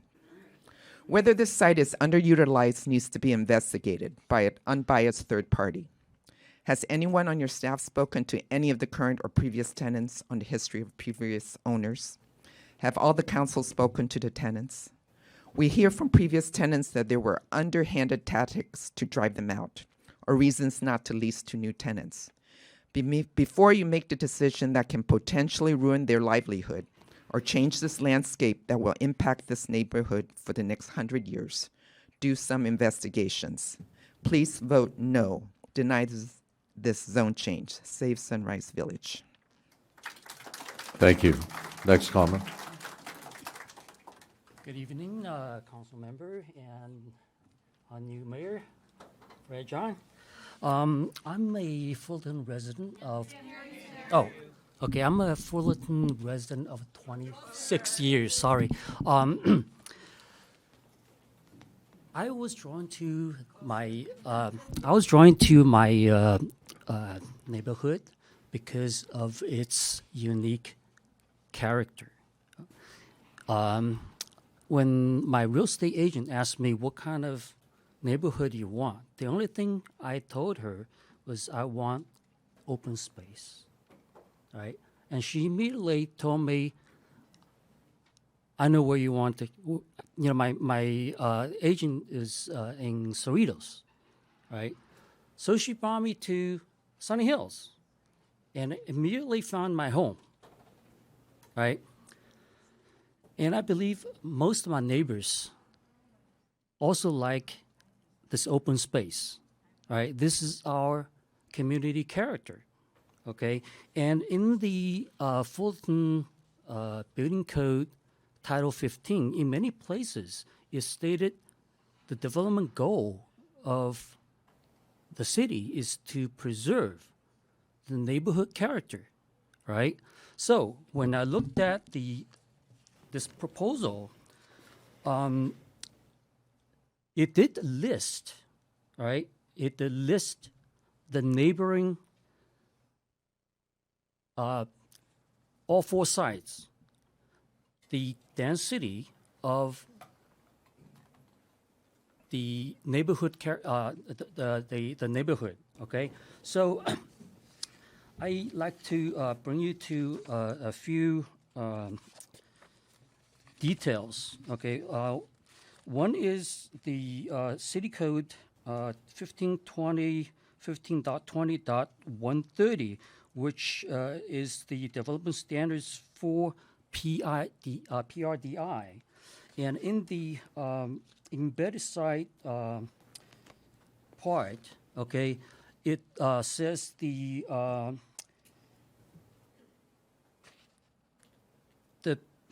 okay, let me read this.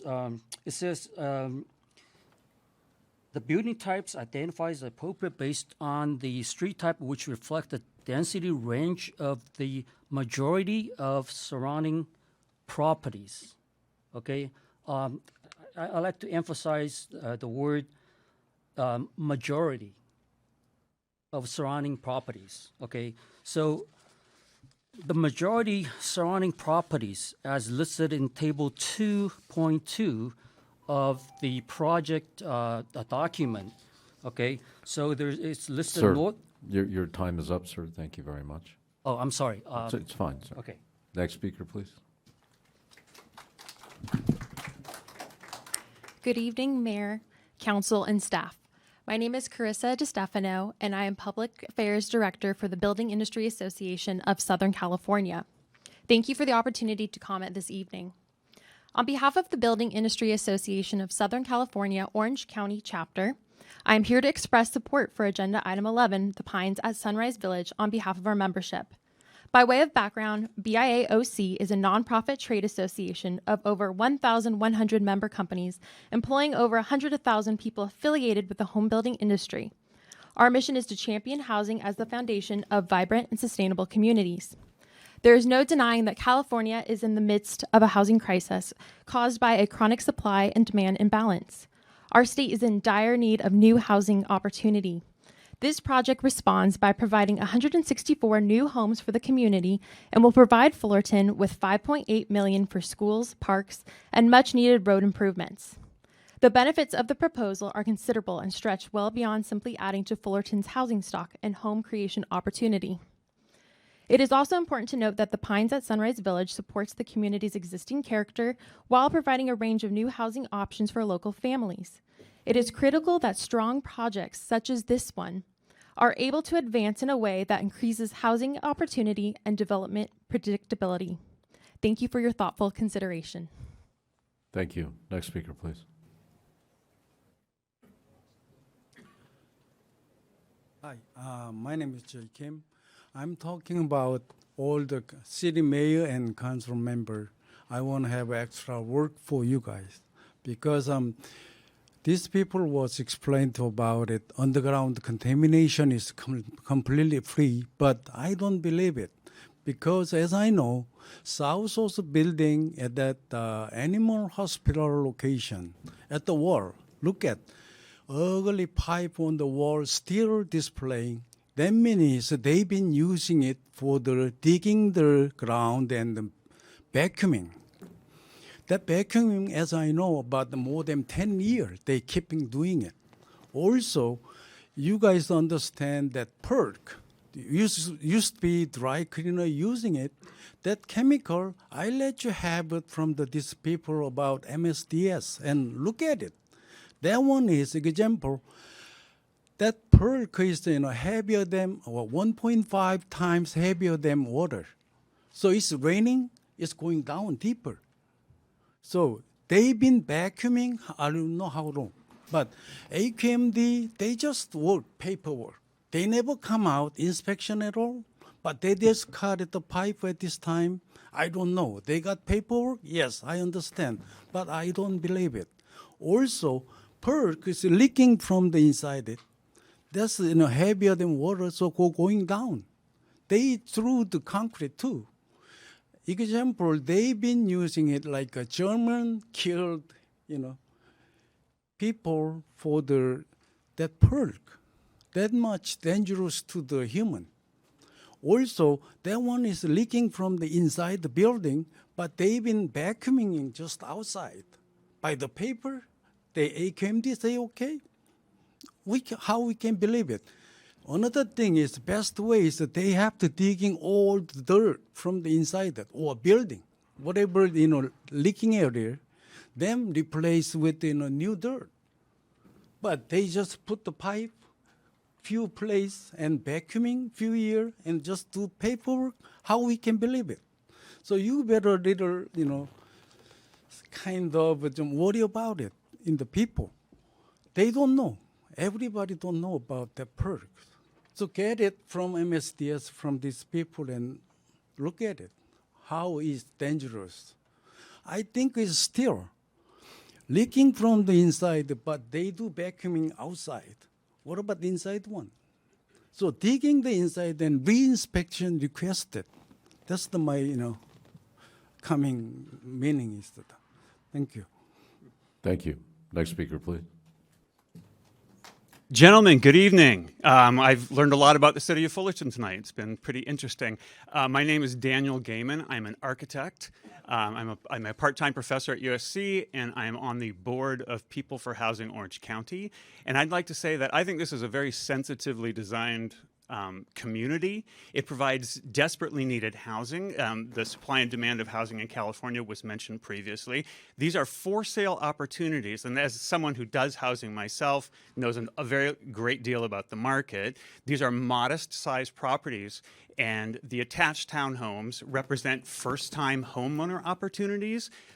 We have a terrible lack of first-time homeowner opportunities in California, and you all can take the lead by, this is a tiny project. It's about 1% of your RENA number to be delivered over the next 8 years, but it's a good step in the right direction for ownership opportunities in the city of Fullerton. So I don't know if people are aware, but California's had a net out-migration of families to places like Phoenix and Salt Lake City and Boise.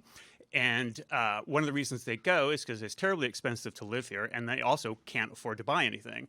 So for my generation and our children, and then their children, if we would like to keep them in our neighborhoods, living near us and enjoying the wealth-building potential of having ownership in a home, this project is a good step toward providing that, and I think you can indicate to the city that they can be reinforced, that it's sensitively done, the impacts have been mitigated or they're not significant, and the opportunities to keep some of that middle class here in California and here in Fullerton is a very, very good idea, and it's something that I think we could all benefit from. So again, it's sensitively done. I think it will be extremely welcome in the community, and I really hope you approve it tonight. Thanks.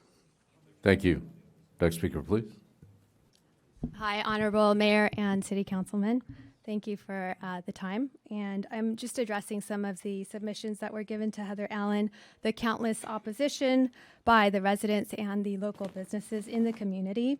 The residents are protesting the overpopulation, the unsustainable living conditions. There's already an issue with water shortages and power outages currently.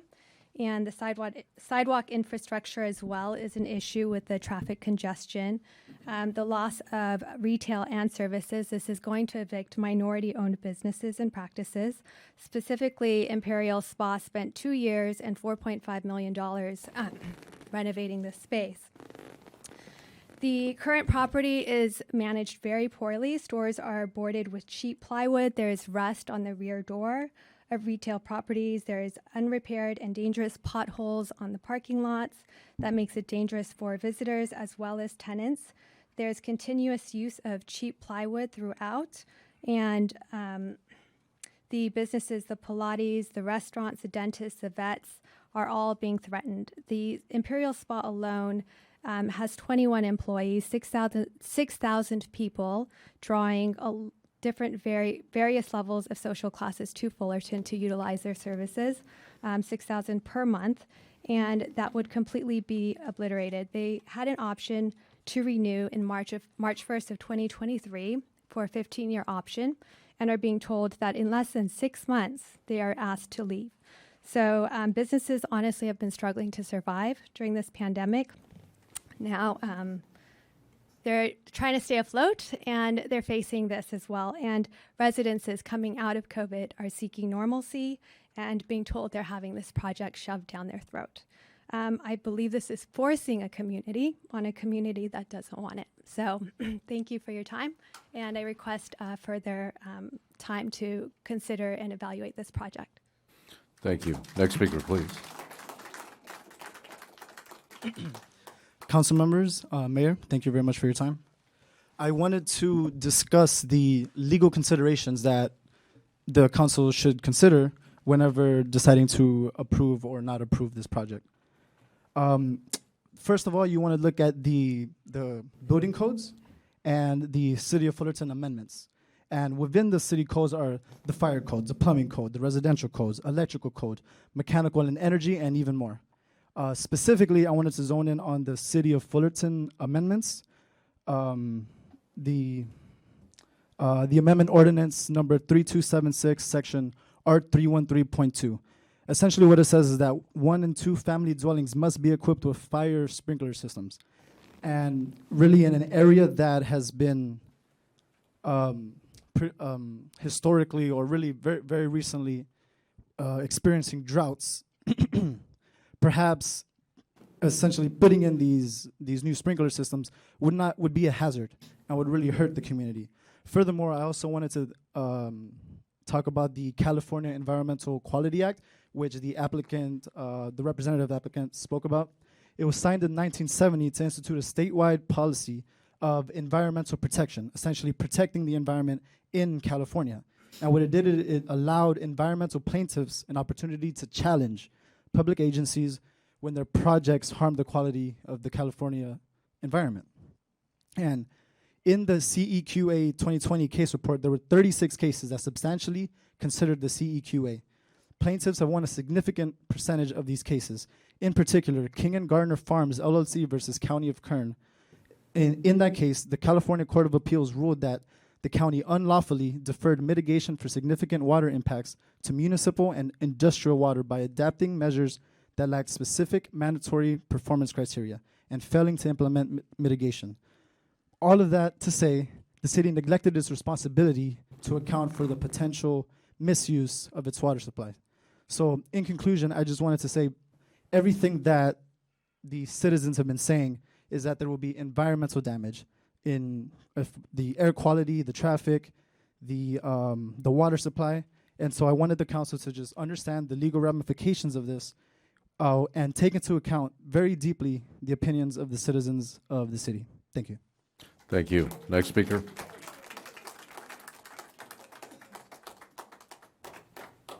Good evening, Honorable Mayor and members of the council. My name is Jennifer Ward, and I'm here from the Orange County Business Council. We represent about 200 of Orange County's largest employers, and we're here to support the proposed project this evening. And the reason we're doing that, something that Orange County Business Council says a lot, is that housing is where jobs go to sleep at night.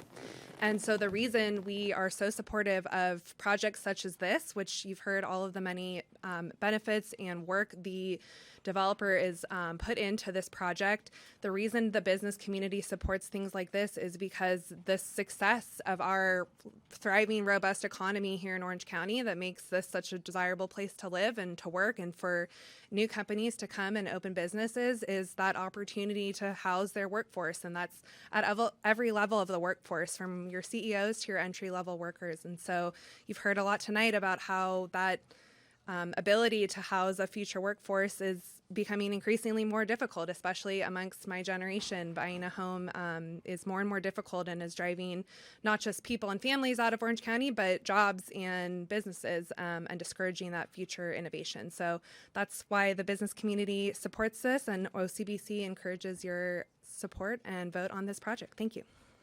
Thank you. Next speaker. Good evening, everyone. It's been a long night. Sorry, I'm vertically challenged.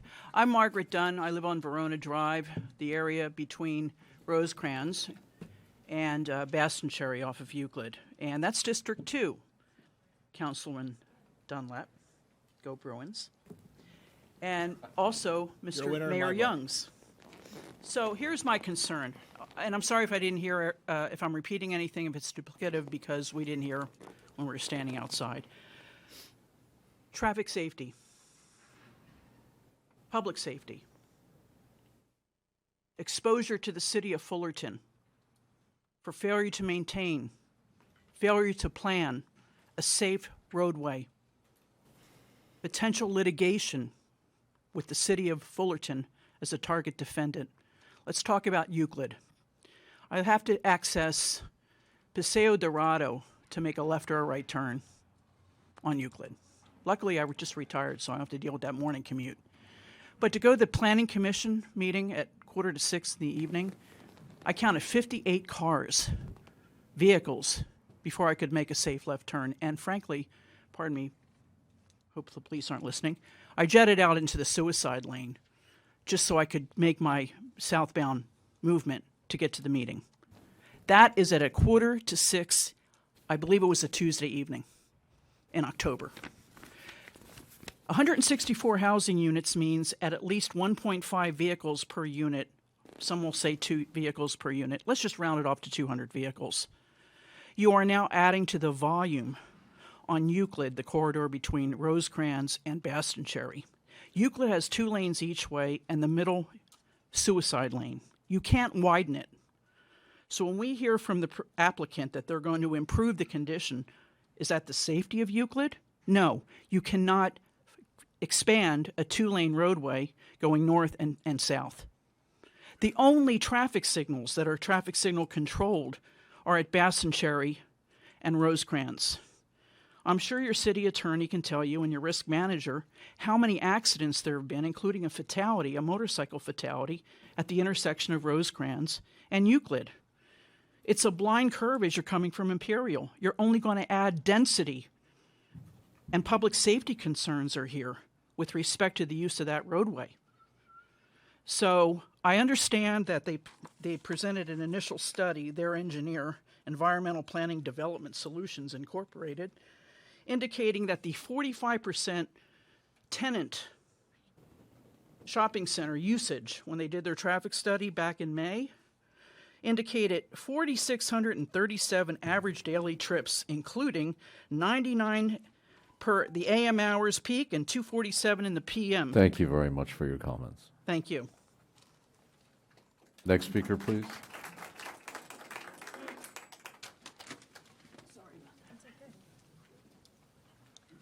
Ms. Shanfield. Good evening. Thank you for listening to us so late in the evening. My name is Kathleen Shanfield. I'm a former planning commissioner. Sat on the planning commission with Councilman Dunlap, and so he'd probably agree with me in saying that if this had come in front of me when I was sitting on the planning commission, I would not have accepted it as is at all. Mainly because of the density and knowing the neighborhood, and also losing the opportunity for retail in that area was something that I'd be very hesitant about, because I do recall and I know that it was a thriving center of retail for many, many years up until recently. So I would like to propose to you to have the great brains of Shop-Off Industries or Shop-Off Company to come up with some compromises. And that could be as simple as reducing density and retaining some retail, especially some of the smaller businesses that really can thrive there. So even if we start to move the density towards the low end of maybe 10 dwelling units per acre, which comes down to about 120 units in total, still better than 160, and that would leave room for some retail. I don't think we can at all expect for this area to not be developed. Real estate is too valuable. We do need housing. We all agree on those things. However, I do feel that we could send this developer back to the drawing board or come up with another plan that would be a compromise and do, as I always did in my heart on the Planning Commission, try to make Fullerton a better place for all people. And so this would be my ask of you tonight. Thank you. Thank you. Next speaker, please. Good evening, Fullerton Council. My name is John Lim, and I am reading this letter on behalf of Jasmine Lamb, the former pharmacist at the CVS at Sunrise Village for 15 years and owner of Sunrise Village Pharmacy for 5 years. She writes, I wish I could have attended tonight's public hearing in person, but I am currently working at Save-Ons. I have agreed to have this letter read on my behalf. I had to let go of my beloved pharmacy because my lease was coming up for renewal, and the tentative continuing renewal lease contract was no longer available with a new owner.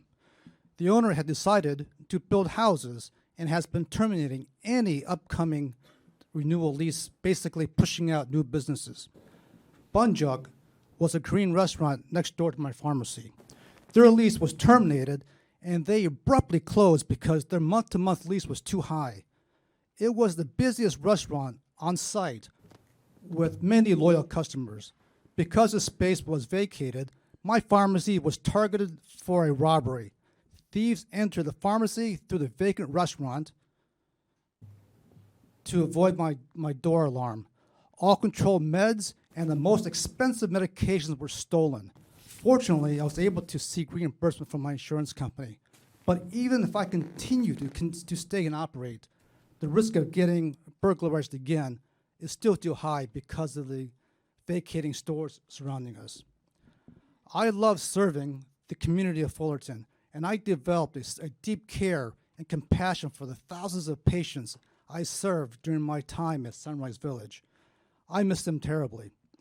But there was no future for my business because the past owner had begun to intentionally vacate their property for years and run it down. The CVS was pushed out because of an unsustainable rent increase. I was approached 3 times by interested parties who want to lease the CVS building this year for something similar to a supermarket. But it seems that no contracts were either reached to revitalize the empty lot of the CVS. The new owner continues to do the same with the goal of building mass housing.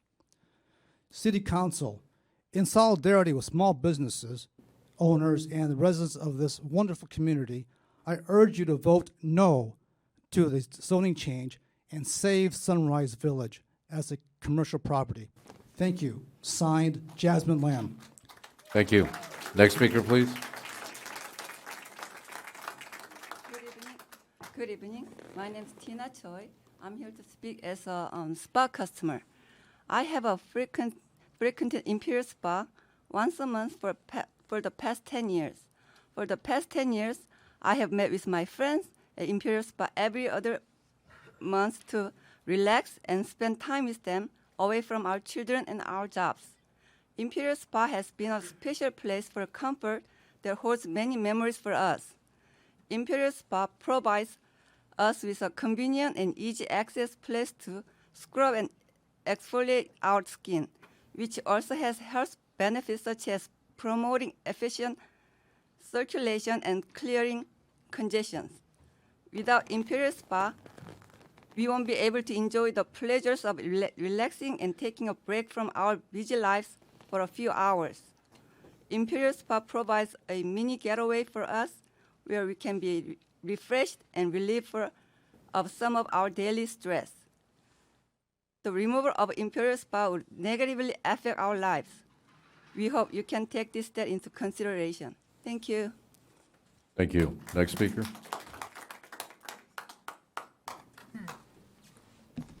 Good evening. My name is Barbara Kilponen, and I'm entering my 50th year in my home, the same home across the street from Sunrise Village. I, too, have seen the changes that have taken place over the years. The 2 banks that I used, the blood service, the numerous restaurants, the grocery stores, etc. But I wanted you to and I've sent numerous letters to Mr. Whitaker and some of you about this project. I remained at the Planning Commission meeting after the second recess when the majority of the audience had left until the meeting was concluded. A gentleman remarked that he would be very happy to purchase into the Pines so he and his family could move into the first home in Fullerton at a price he could afford. It was only after he left that the developer explained that the least expensive houses would be considered attainable in the 600,000s, and the upper end, unattached, would be something over $1 million. I'm quoting. At a later time, there was a thoughtful question by one of the commissioners about evictions. Several members who had spoken had mentioned the evictions. The developer was adamant that he had not evicted any tenant since he signed the papers for purchase in April 2021. However, the independent pharmacy that was just spoken of and which I helped market in our community because it was so valuable in bringing in the community together, was issued her eviction notice in August and was gone in October 21, much to the dismay of the large clientele she established. There had been a concession on the part of the developer to add perhaps another pad of retail to the property. He answered the question of just maintaining the current zoning, which one of the commissioners asked, and upgrading the commercial shopping center opportunities that a number of the audience had advocated. By asserting his development has renovated numerous shopping centers with great success. We haven't heard about that. Now, you know and I know there's a wonderful strip mall on North Harbor, just south of Armstrong Nurseries, that has like 8 small restaurants, and it is booming. You know the one that's behind that little strip mall right behind Springfield Arms, or the Springfield Center. Thriving. These little restaurants, these little single businesses that all of you know and love because they're neighborhood are there for us. Thank you, Ms. And by the way, we have no post office now in Sunny Hills. It's been closed. Thank you. Next speaker, please. Good evening. My name is Winifred Hopkins. I've lived in Fullerton since 1974. I am really concerned about this. My main question is why? Why is this property being changed, the zone being changed, so these houses can be built? Should be a process that we find out that we need a change in zoning. I tried to think of pros. Obviously, the builder said they'd redo Euclid and the little creek there. That really is the city's responsibility. We're going to depend on developers to fix our streets. And the other thing is that, yeah, it gives more housing, but where are these people going to buy their goods? Are they going to go to Fullerton? Are they going to go over the hill to La Habra? That shopping center at La Habra and Idaho was empty. And they came in and fixed it all up, and it's booming. Both sides of the streets on Beach. We need more property in that area that is commercial. I also and my husband were both clients of Jasmine's at the Sunrise Pharmacy. It was wonderful to have a small neighborhood pharmacy. You walk in the door, they know your name, not just because of your medicines. And I couldn't think of too much more pros. Cons, less sales tax. We're always told that Fullerton doesn't have enough money. The money comes from the sales tax. Somehow we got rid of all the car dealerships, or not all, most of them, which generated a lot of sales tax. We need commercial to help our sales tax. We need those businesses there. Where are they going to go? I understand the CVS down the hill has been rented, and there's the renovations going in progress. That other place could have been rented also, obviously, from what people said. The traffic there is horrible. Is the city going to do something about controlling the lights? My understanding, the way those streets are years ago, they told us that if you have streets like that, they can't put a signal in there. Because we wanted one at the crosswalk at Arroyo and Euclid. People were killed there. Now we have a crosswalk. And now people still run across the street if they dare. And this cuts down on businesses for us as residents. They're close by. We don't have to travel far. Is that the end of my time? Yes, ma'am. Okay. Thank you. Thank you. Please reconsider this whole thing. Thank you. Next speaker, please. Good evening. Welcome, new Mayor Young. And Councilman Dunlap, my empathy to everything you're going through with your daughter, honestly. I'm glad you shared that with us. Thank you. My name is Deborah Pember. I'm a 30-year resident of Fullerton. I'm here tonight to speak in favor of the Pines at Sunrise Village project. There's so many, you hear the speakers that come up, and there's so many things, you know, you want to change your speech, you want to be able to address what's been said, but I'm going to stick to what I've prepared. Most of you know that I work in the building industry, but you don't see me coming before you supporting every project that gets proposed. This one is worthy of your consideration. It's one of the best planned communities I've seen in this area for a long time. It's not dense, multi-story, multi-family project that the majority of citizens object to. How often do we see detached single-family homes being offered new? Now, I don't need to repeat all the pluses that this project brings. The fees, road, and public improvements are so much needed. What I would like to share is an observation from the Planning Commission meeting I attended for this project. Many of the objections stated, as you heard tonight, by the opposition could be categorized into two subjects: traffic, concerned about increased traffic from the new residential, and maintaining the existing retail. Traffic. If anyone was listening to the traffic discussion, there is more traffic generated by retail than residential. And if this center was actually fully functioning, there would be more traffic. So it's more traffic than residential. The project would actually reduce traffic. Retail. That location made sense at one time. We heard a lot tonight of it was. We all know how things have changed for not only retail businesses, but service businesses as well. This is not a field of dreams, build it and they will come scenario. Shop Off Group builds both retail and residential. If retail made sense, they would do it. I'm sure they would keep it in the plan, like the Del Taco, Papa John's, Coffee Coat. There's a high vacancy level in retail and office space right now. There may be a better location for these folks. What this tells me is that this is another instance where people don't like change, period. They don't like change. I have so many projects, I've seen so many projects where the applicant has been turned down and asked to go back and redesign. But for what? To only be rejected again. Change is hard, but we need housing. And this well-planned community deserves your support tonight. Change is hard for some, but we rely on your wisdom to see the greater good for what's best for the city overall. And what's best for the city is this project to be approved. Thank you. Thank you. Next speaker, please.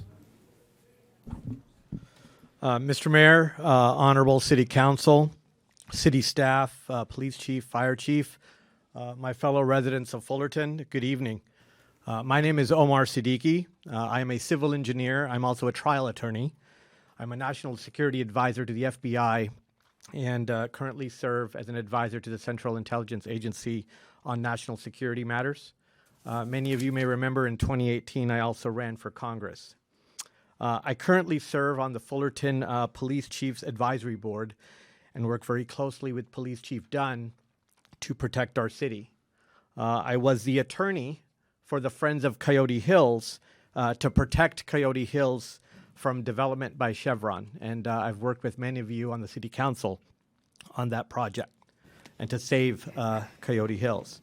I've been a resident of Fullerton for 46 years, since I was about 4 years old. I've attended Golden Hill, I've attended Laguna Road, I've attended Parks Junior High, I've attended Sunny Hills, and my daughters now go to these schools.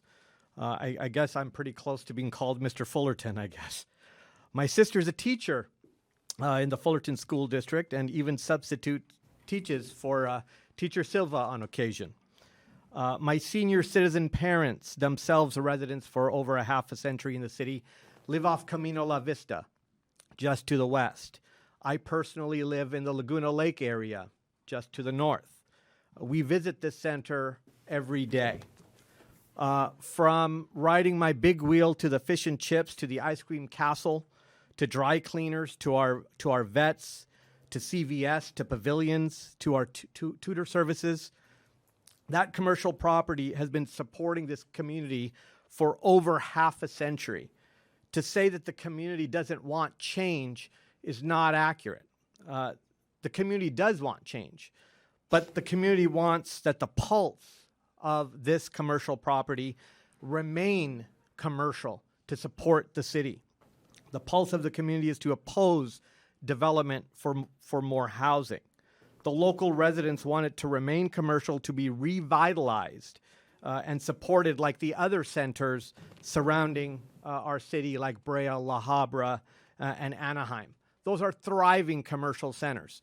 Many of us, myself included, drive over Idaho or drive into Brea to do our shopping. Why? It shouldn't be the case. Adding high-density housing is not the best solution for this commercial property. I request that you listen to your constituents, listen to the residents of Fullerton, listen to the voters, oppose the development. Risking density issues, environmental issues, and traffic impacts do not outweigh the wishes of your constituents. Thank This you, isn't the Mr. first time Siddiqui. I've spoken to protect the city, and this won't be the last. Thanks Thank for you, your time. sir. Mr. Fullerton, thank you. Next speaker, please. Hi, my name is Carrie Brennan, and I live across Rosecrans from the Sunrise Shopping Center. In August, my name was given to Kurt Pringle and Associates from a friend of mine who worked for them and later moved away. They contacted me to talk to me about this proposed development. During this meeting, I was completely misled. I was under the impression that it was a done deal. I was never told that this shopping center proposal had not been already passed through City Council. I was not told that it hadn't been rezoned to housing. During this meeting, she asked me, my thoughts on the proposal. She showed me the development plan and asked if I had any concerns. The reason why I wasn't informed about all of this was because I don't live within the 300-foot radius, so I was not part of this outreach program. I'd only heard about it through neighbors. So after finding out that it was not a done deal and that it had not passed and it had not been rezoned, I immediately emailed her back and let her know that I was not for the houses. I wanted to keep the shopping center retail. I never heard back from her. The shopping center is busy. It's always been busy. I've lived here for 17 years. What I would like to propose is that the owners clean it up, fix it up, put up some new signs, and business will continue to thrive. It will even get better. It's been let go, as everyone has said here tonight, and it looks very bad. So I think they clean it up and put up some signs, business will be even better. Thank you. Thank you. Next speaker, please. Hi, good evening. My name is Cindy. I live on Camino del Sol.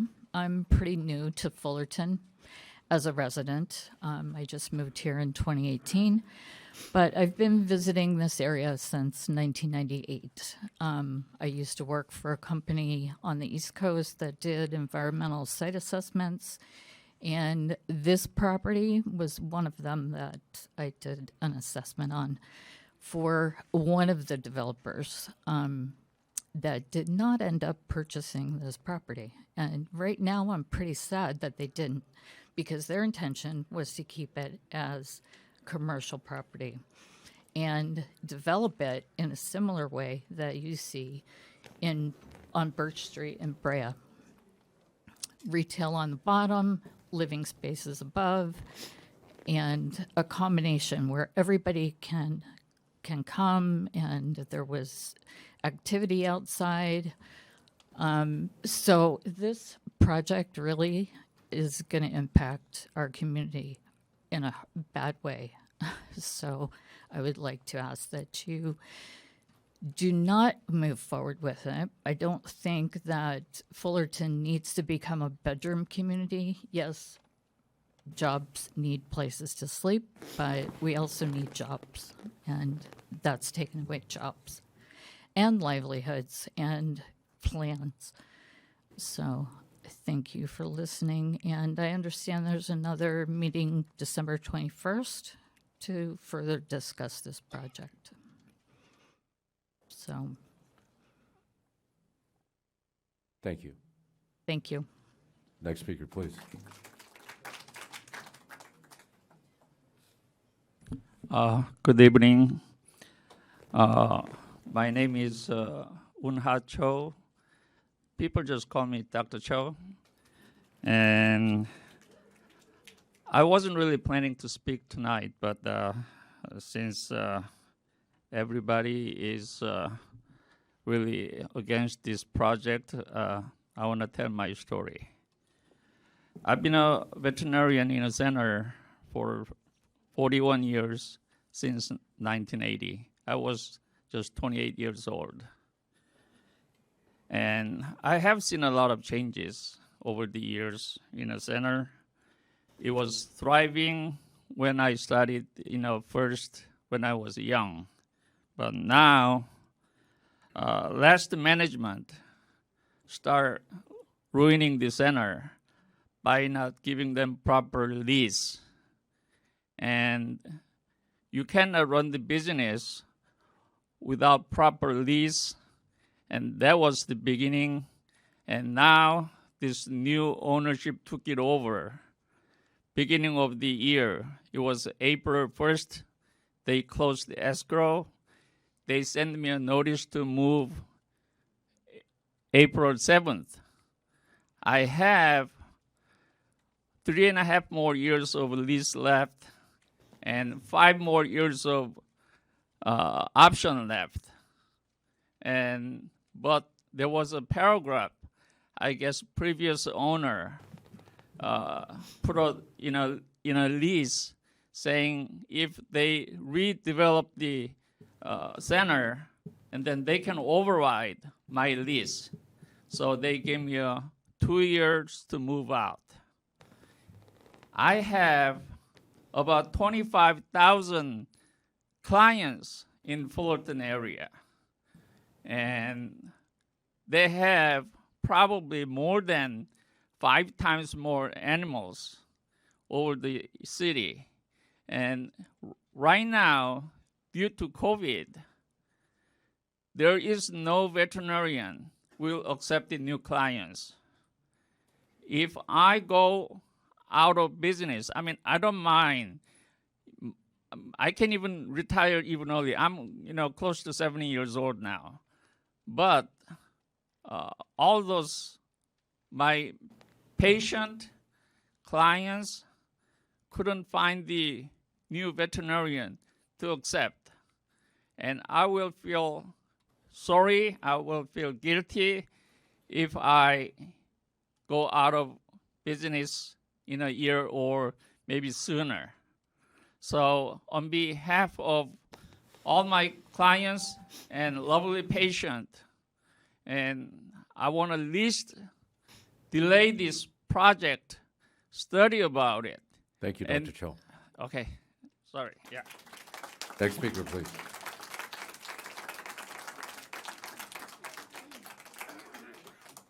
Hi, my name is Carol Marr. I live at 1014 Verona Drive since 1977. And thank you for hearing us tonight. When we moved here, we had wonderful supermarkets, as some of the people have said, Italian restaurants and small other restaurants. We had a gourmet cheese and meat shop, children's gift store. We had a French bakery later on. And when my children were going to Parks Junior High, they went to an ice cream parlor that was in the center. And on Friday afternoons, the kids got together and enjoyed Friday afternoon, no homework. And of course, Dr. Cho, who spoke so eloquently, took such wonderful care of my golden retriever. We had cleaners next to Dr. Cho, and then rather late we had a gymboree next to Dr. Cho. So you've heard all the stories tonight. We wish to preserve what the original developers envisioned for our Sunny Hills neighborhood. What we emphatically don't want is more housing. We want the convenience of shopping in our immediate neighborhood. Thank you. Thank you. Next speaker, please.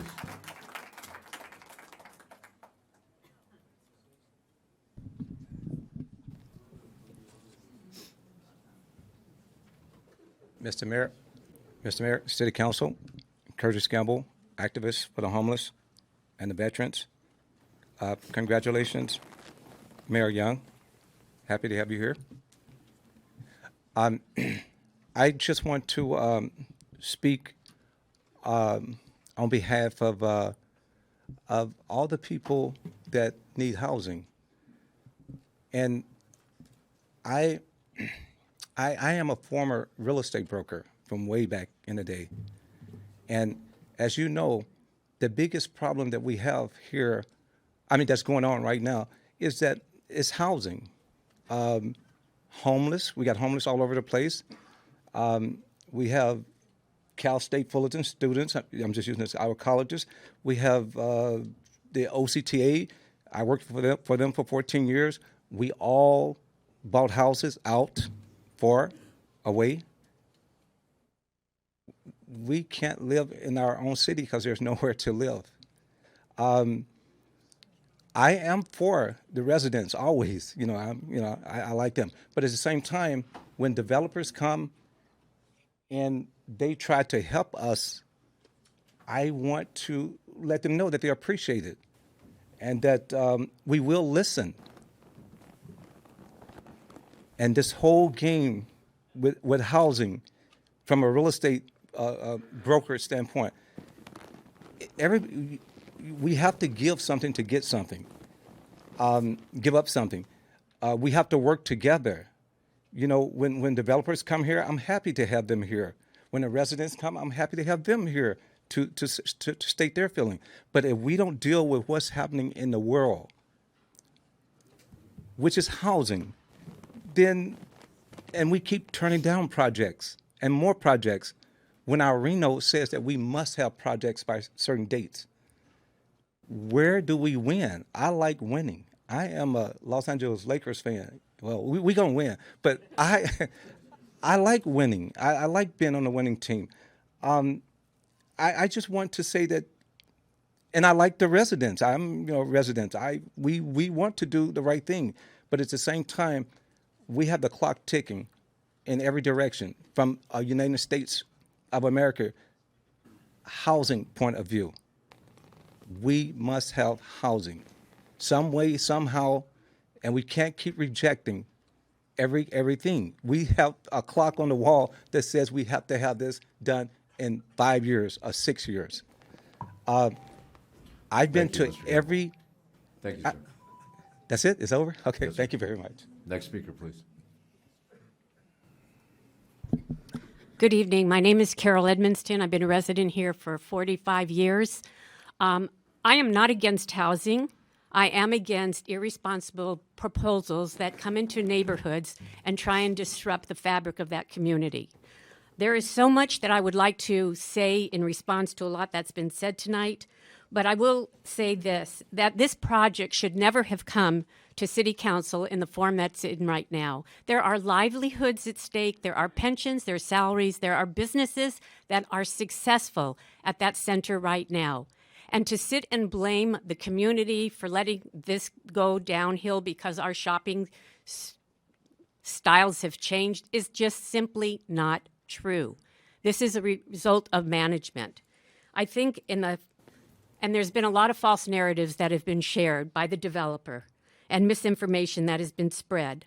I am so heartbroken and confused that you can have people in elected positions that are going out and sharing misinformation with the community and telling them that this is already a done deal, that this zone change has already happened. This has happened from elected officials going into the community and telling residents, telling the owners of the businesses that are remaining at that center to get out. This is a done deal. This is going to be housing. How fair is that? I appreciate when Mr. Dunlap has said before that I think we need to support getting information out to the public as far in advance as possible so people can really dig in, ask questions they have, so there can be a better discussion. Well, we were blindsided by this. There was never proper outreach to us in the community. I don't care what the developer says or his outreach community liaison.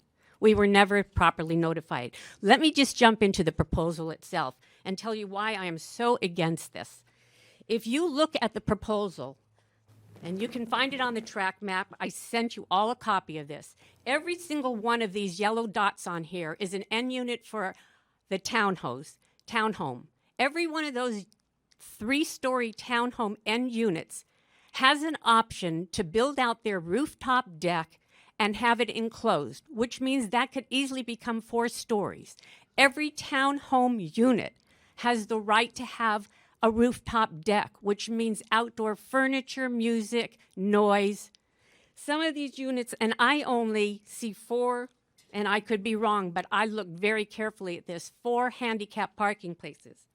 Every little pink dot on here represents a single resident dwelling. All of those homes, and I believe it's out of 49 and 23 of those detached homes, there is absolutely no parking place allowed for cars in front of that property. So this needs to be taken a look at more closely by you. Thank you. Next speaker, please. Hi, I'm Lynn Fritchie, and I want you to know that I'm not against housing. I'm not against change. Change is vital for the continued growth of an area. However, I am against the Pines development. The job of the city council members and the job of the city planning commissioners is to listen intently to the concerns and issues presented by the public, taxpayers, and voters, maybe not the suits, and listen to the concerns presented by them, make decisions based on facts, not on the false narratives, putting aside their own personal and or professional agenda. I question the lack of integrity of this process itself. The rush to send the proposal to City Council before the Planning Commission thoroughly addressed valid concerns and issues raised by the community. This is our city. We have invested time and money in our livelihoods here. It's not the Planning Committee's city. Many of them don't even live here. It's not the suits city. They don't live here. They just want to make money developing. It is our city. We do not want a community with a shortage of services. That's short-sighted. We don't want to shop in La Habra for the next 90 years while pushing out our dear neighborhood businesses like Dr. Cho.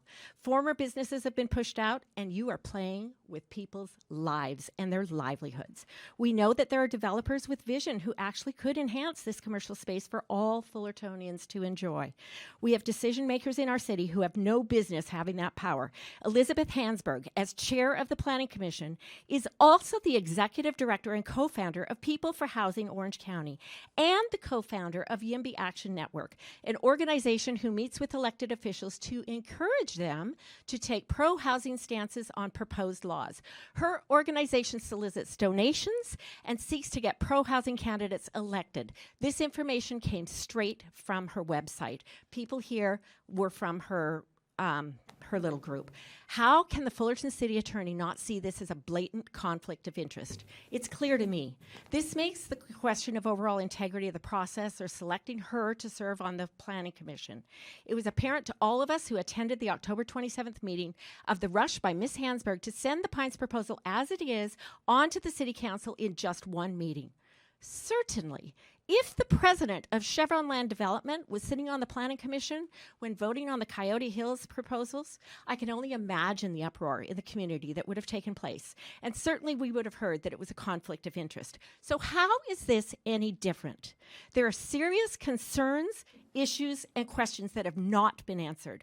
Fullerton is not in the position to pay for yet another lawsuit lost. So I think before the boxes are checked and approved, before we look at 90 years of now more residential and we can't then get that commercial area back, we need to answer the many questions so that we are assured that there is indeed integrity shown in this process. Please support the voters, us residents, and the future of Fullerton. Thank you. Next speaker.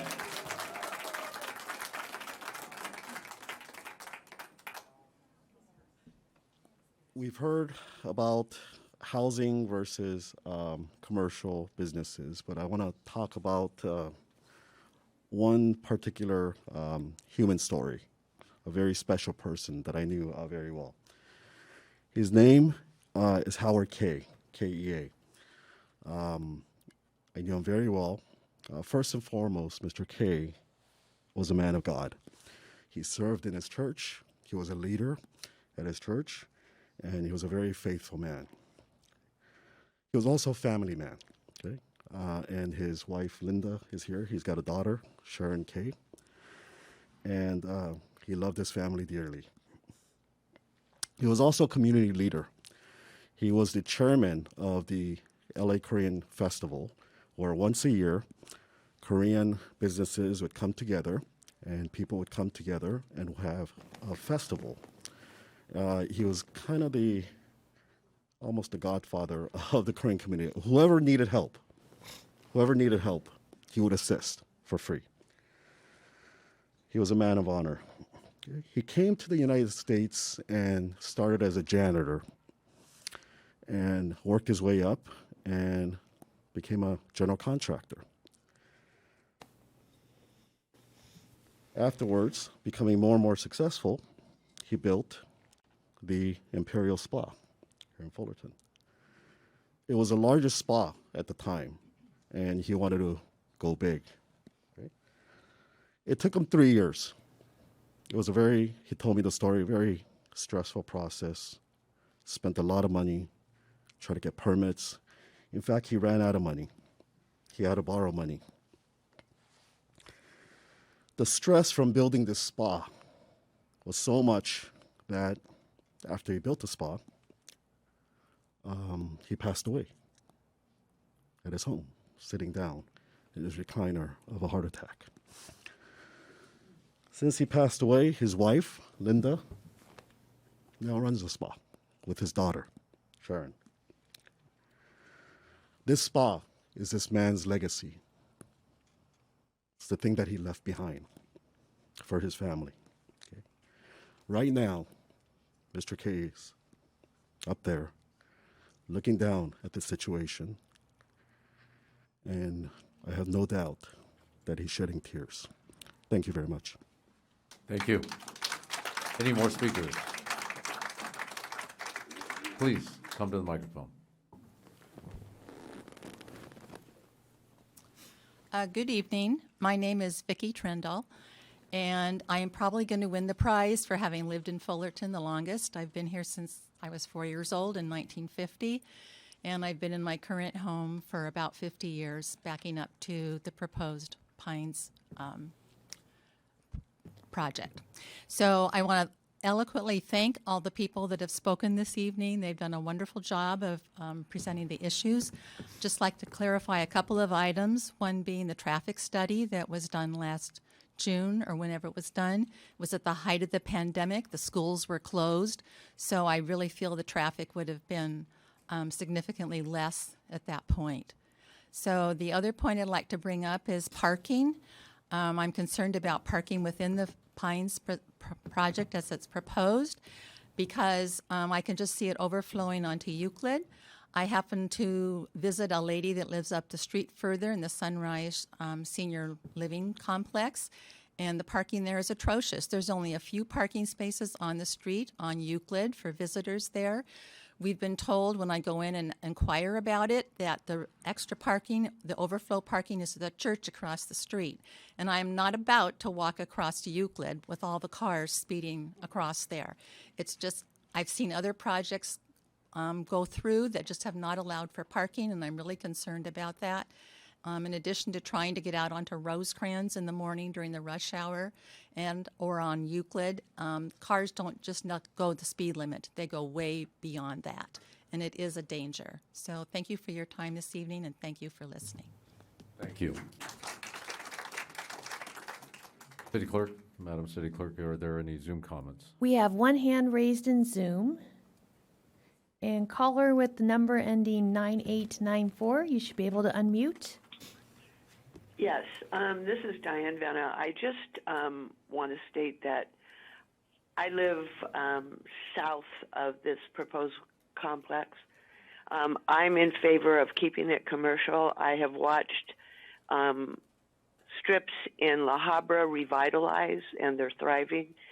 But my question for the developer, we heard it from one speaker, but this question was asked last time, and I really felt it was hedged.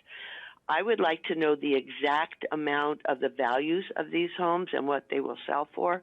And what he said last time is that they would be market value. That didn't really tell us anything. I really question who's going to be able to afford these houses. I don't think it's going to be your middle class first time buyers. I have nieces and their husbands who are in that position. They're not looking to buy in Fullerton, but they could not buy at market value. So I'd like that question asked tonight before you make the decision. Okay, thanks so much. Any further Zoom comments? There are none. All right. I would like to ask the applicant to come back and have an opportunity for he and his experts to answer some of these questions. Let's start with the I had so many here. The fire sprinkler systems, is that a question you'd like to answer, sir? Or Sure, would you yeah. like to? It's one gentleman spoke, Mayor Young, about codes, and he may not be aware that every unit, every for sale or for rent unit in California requires fire sprinklers built in. And there's another Fullertonian that asked about rooftop decks being enclosed. Your response to that, sir? That isn't the case. There are rooftop decks. The positive thing about a rooftop deck as an option, it provides for private open space, but you can't add a fourth floor to it or a fourth story. That just isn't correct.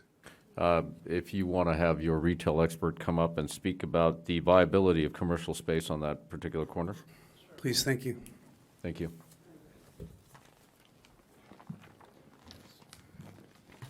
Yes, I worked on the project for about 4 years for the past owner, back in a much better retail market.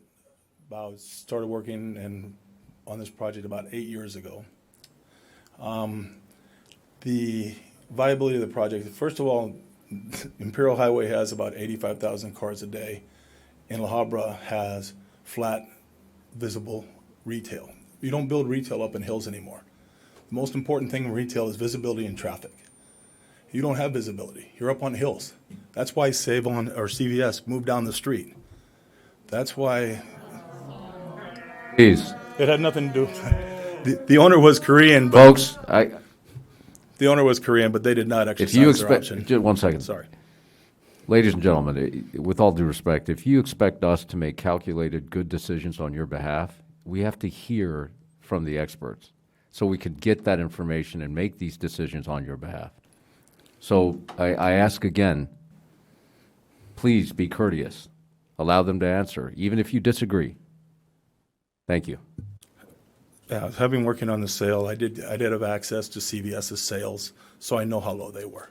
I know that they did not have good sales at the store. I also know the tenants paying rent. I know many of the tenants were not paying rent, and that was pre-COVID by a number of years. I mean, these centers, these centers are, first of all, you're losing boxes. You have 2 boxes that are there. One is a spa, and the other's empty. It's CVS. And we brought in 2 of the best developers, big time developers that major retail developers. I mean, Shop-Off's a retail developer. If this was a retail project, we'd be building retail. They had the property for 6 to 8 months. Both of them did. They took it to everyone. The only people they had that would move up there was Slayton was thinking about moving Stater Brothers from down the street because he didn't have a large enough building to the CVS building. I don't know how that helps Fullerton or its residents to take one tenant from one place to another. What you're dealing with here is a neighborhood center. Neighborhood boxes are all there. The other one was grocery outlet. They moved to your Raymond site. I mean, you're talking about neighborhood. Boxes are not going to go here. Boxes are going to go close to freeway arteries. They're going to go over where Brea Mall is. And there's a 30,000 square foot possibility right there in the old former Tower Records store. Still sitting vacant, 4 years. At Brea Mall. Traffic's completely different there. Retail patterns are completely different there. There's not the demographic. There's not the density. And people don't go uphill to shop. I mean, you're losing dollars to La Habra, not because this center's not full. You're losing dollars to La Habra, and they're paying, the rents on Imperial Highway are twice the rents here, and the tenants can afford to pay it. The tenants can't afford to pay, a lot of the tenants can't afford to pay the rent here, because I've seen the operating statements on this center. I've seen the age delinquencies on this center. And it doesn't make sense. This is not a retail site. If it was flat, when you drove by, if it was flat and there were 50,000, you put 50,000 cars a day closer down to your freeway, makes a lot of sense, because that's where people shop. They don't usually go up hills to shop. They go towards arteries to shop. Thank you. Okay. Another Fullertonian had a contamination question. Can you address those, please? Correct. The site does have a contamination spot. They call it a hot spot. It's very common with previous dry cleaning operations. So if you want to hear more detail about that and a bunch of words you may not understand, we're processing that, but it is designated as a contaminated site. But you have an expert here that can address that issue? Mauricio Escobar is an expert. Certainly, if you'd be kind.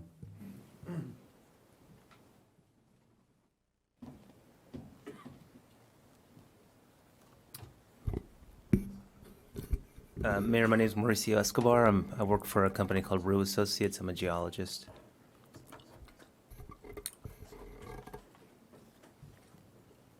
Well, I guess the contamination question. Did you hear the gentleman's? I did. concern? Yeah.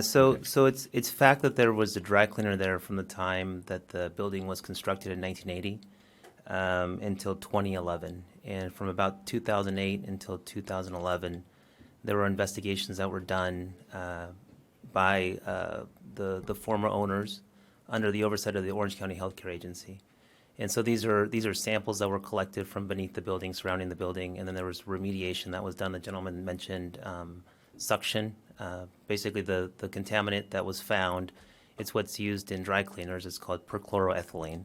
That contaminant or that chemical is very volatile, so when it gets into the soil, it wants to be in a gaseous form. You use vacuum to suck it out of the ground, literally.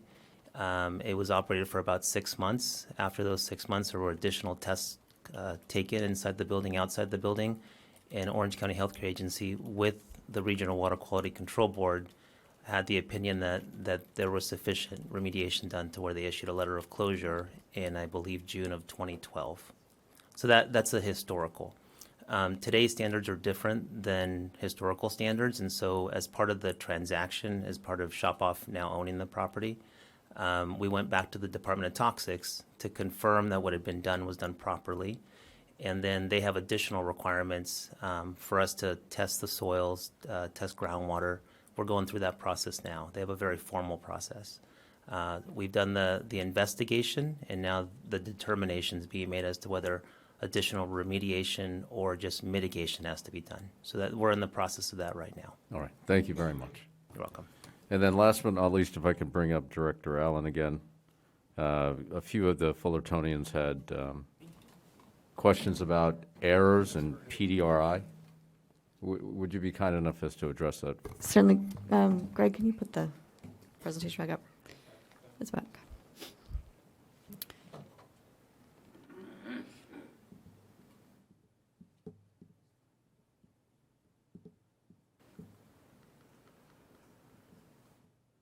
Certainly. So the PRD section actually has two different zoning classifications contained within one. 1520 is this relevant section. 1520.005 actually establishes the two different zonings. So just like we have residential and commercial standards in separate chapters, this actually utilizes one chapter for two distinct zoning classifications. So PRD is, as some of the comments indicated, is really intended to build more open space-based projects where you're doing a greenbelt concept. So you cluster your homes and you have larger common open space. That is not the zoning that is requested, and it's not the analysis that was done for this project. The PRDI, which is Planned Residential Development Infill, is a totally separate, unique set of development standards that is for an infill site. So that is the zone that was requested. The project has been analyzed against that. The 15% that was mentioned does come, is a standard that's relevant to the PRDI based on the housing types that the project proposes, and does comply with that. Thank you. Do any council members have questions for the applicant or staff? Yeah, I actually did have one question, and I believe it would be for the consultant with, I think it was Cosmont Companies that did the tax analysis, and was actually curious to see, if was there any kind of analysis done that looked at, what the, what revenue would be generated if this were to remain, or if this were to, be developed into, kind of a thriving commercial center, or was the analysis, solely done focused on the development of housing? Yeah, thank you, Mayor Pro Tem. Council members, appreciate the question. What we looked at really two scenarios, the primary being, of course, the proposed project, and we also looked at the existing project. We did not speculate as to, kind of, I don't want to call it unicorn scenario, but a what-if scenario that's uncertain in terms of plausibility. With respect to, and I can dive into the two scenarios if you like, or can leave it at that. Yeah, thank you. So with respect to the proposed project, we generated estimates of about $440,000 per year in gross revenue, and then expenses. That's combined. Yeah, $440,000 gross revenue, and the net estimated revenues for the city after accounting for all the various services on a very conservative basis, meaning overestimating typically. Estimated net revenues upon stabilization about $140,000 per year. With respect to the existing center, the net revenue is a little bit lower at about $100,000 per year. Heard commentary about sales tax, things like that. With respect to sales tax, the city gets really 1%, a 1% sales tax rate. So if you buy something that's $100, the city would get $1 of that. So the city does not get the full amount.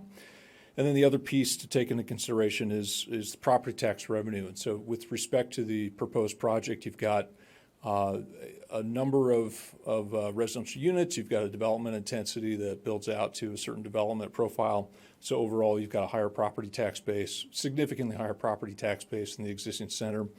Additionally, with a project like this, a lot of the families, it's going to be first-time home buyers, things like that, or people who aren't going to live in the home for 30 plus years, and there's going to be turnover. And when that turnover happens, you do get reassessments to a market rate on a property tax basis. And so unlike a lot of homes in the community where you've got people who are very stable in their homes and be there for 30, 40 years, where you only see the 2% increase in property tax on an annual basis, for a program like this, you tend to see kind of step up in a property tax basis on a more regular basis. And those two factors combined are really what pushed this project to a higher revenue basis. And again, with respect to the existing center, you're not looking at a lot of sales tax given the nature of the types of businesses and operations that are there. You do certainly get sales tax from the restaurant uses and things like that. But given the low property tax base, it's not a property tax driver. And so overall, again, you're going to have a higher net revenue scenario with the proposed project than what you see on an existing basis. Thank you.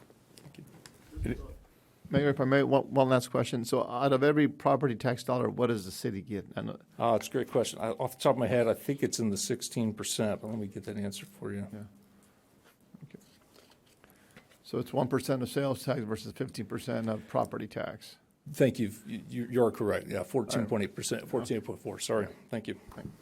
I have a question as well. Yes, Mr. Mayor Pro Tem. Nearly every study that I've seen in the last many years notes that for cities, in terms of revenue, that residential units produce about the amount, the share of property tax, that is necessary for basic city services over their lifespan. In other words, it may create more revenue in terms of the assessed value, but it really nets no more revenue for a city government. Do you generally agree with that? Thank you. It depends completely on the profile of the housing, we think, and based on our experience. And I do want to highlight one other piece. You do also get, in addition to property tax, you get property tax in lieu of vehicle license fees, which ups that property tax percentage. So that increases the revenue that you're talking about. With a program like this, where it has self-contained streets, things like that, the cost of municipal services is typically lower on a long-term basis. And again, you get the re-up and reassessment in property tax on a regular basis. And so we often find that residential can be negative it can be neutral, and it can be slightly positive. We don't often see where it's excessively positive. If you do take a Target or something like that or Apple Store is a better example of where you've got extreme sales tax density at a very small location, those are going to be extreme net wins. Residential is a win, though, and it can be a win, and it's a win in this case. And especially given, again, I go back to the kind of the development density and intensity, that it is sufficiently dense where you're not dealing with single-family homes at a few dwelling units per acre. You're up in the 8, 10, and above range, where you've got enough development value to generate substantial enough property tax and property value, to generate substantial enough property tax to support those uses. Now, one other follow-up question. I was a retail executive quite a few years ago, pushing 30 now, and one of the concerns that I had with what was stated earlier was the idea that centers can't be successful in hills or somehow at an elevation. And I just see throughout Southern California so many contrary examples to that, particularly throughout the San Gabriel Valley. And I know that it's rumored that retail is dead, bricks and mortar are dead, but particularly increasing amounts of service-type businesses and things that just can't be delivered by Amazon to people. There is still a pressing need, and especially when even in our city we're being pressed to increase housing units, there's an interest in reducing vehicle miles traveled. And so as a planning regimen in a lot of newer areas, they tend to locate a retail center such as this one right in the middle of dense neighborhoods, at least in terms of to be really a center for that area, to reduce those vehicle miles traveled. What I'm hearing tonight is making me think that you might believe that that's an outdated concept now. Is that possible? I think with respect to this particular center, tenants have choices as to where they can go, right? And so given an alternative, they would not choose this location. And they have demonstrated that they would prefer to be elsewhere based on superior alternatives. I think that overall, if you, as a student of planning and urban planning, that new urbanism is a great philosophical model, and agree it's desirable to be proximate to those various amenities. With respect to kind of the global, what's happening in the U.S. on a global basis, California and here in Fullerton as well.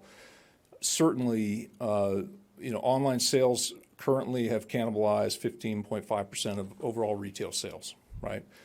Some markets are at 80%, if you're looking at books of music and things like that. Others are on a lower basis, but in aggregate 15.5%. So right there, you wipe out 15.5% of square footage, let's say. In addition to that, you've got retailers who are finding it that they need to aggregate locations to increase sales per square foot, i.e. spread the same number of customers over a fewer number of locations. They are also decreasing their footprints. So CVS, as an example, their typical prototype is 11 to 15,000 square feet right now versus the 39,000 square feet that they were at this particular center. And so all those things combined, you are dramatically decreasing the overall footprint of retail. That is being replaced by industrial, demand for industrial uses. Those uses tend to be in more aggregated locations, but in closer to transportation networks, and so not an appropriate replacement in this case for retail per se. It's going to be at different locations than the existing retail. With respect to services, yes, certainly services do increasingly make up tenants for various retail amenities. You see retailers and landlords, operators looking for things like gyms, medical facilities to drive trips because the retail is going away. So then the question is this an appropriate location for that? Tough to say. It is not, visibility is definitely an issue. Retailers want visible locations, service providers want visible locations, as well as trip counts and access. And so bottom line, I think in this case, the market tends to speak. A center has to have a certain amount of revenue, certainly, to maintain the parking lot on the most fundamental basics, right? And so what you see here at this particular center is a substantial vacancy, right? A lack of revenue, and insufficient rents to support the ongoing operation and viability of the center. And so based on that, it is we see this decline elsewhere. It's not unique, and it can be terminal. Okay, I'll have some other questions later, but that's good for now. Thanks. Thank you. Any other council members with any other questions of the staff or the applicant? Actually, yeah, I would like to ask. I believe it's the retail broker or consultant that's here. Can you talk a little bit about the marketing efforts and leasing activity? I guess in the time that you've been involved with the property, so that we can understand, what was done to expose the space for rent to the public. What outreach was done, and what tenants had looked at it, or what prospective tenants had looked at it, and the feedback that you got. Yeah, the last, the past owner, when we went to work for him, first thing we did was we put a leasing team on CBRE, which we're pretty good. Put some more top leasing guys on it. They struggled with it for a couple of years, and then he decided to try and sell it because developers that spend a lot of money and wine and dine a lot of tenants, so the relationship helps a lot. A leasing broker only has so much clout over a developer that has Stater Brothers in 15 locations or Target in 20 locations. They have a much better chance of leasing sometimes. So we marketed it to developers.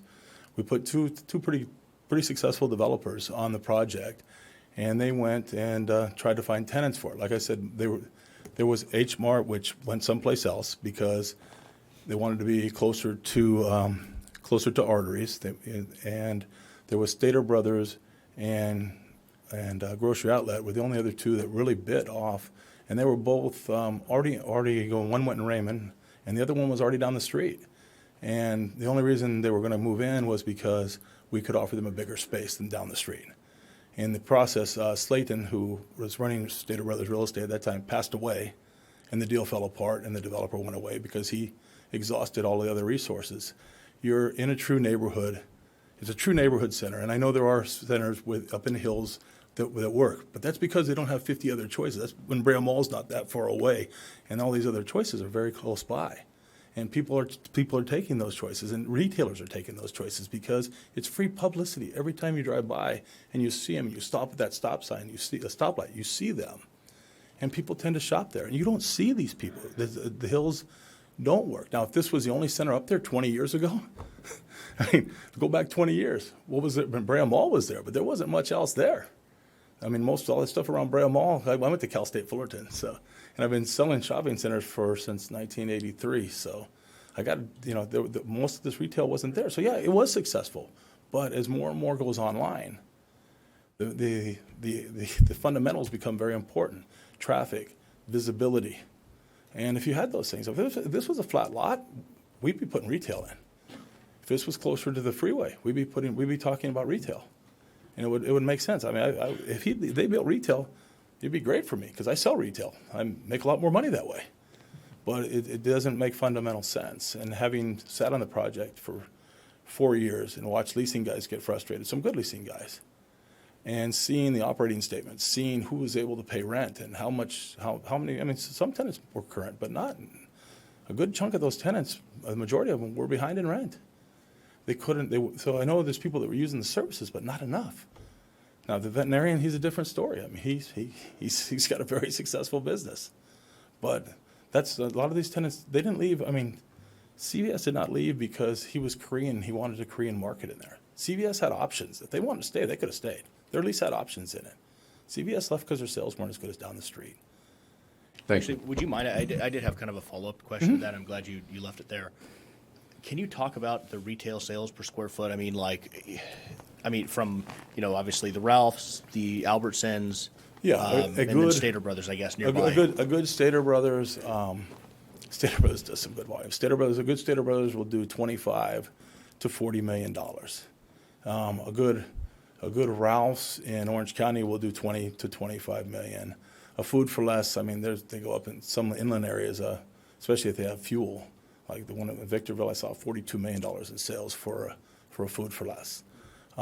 Good drugs will do $7 to $10 million. And the way you figure out if the drug's good is if they don't report sales, you go in and look at the scripts. I mean, how many scripts are there?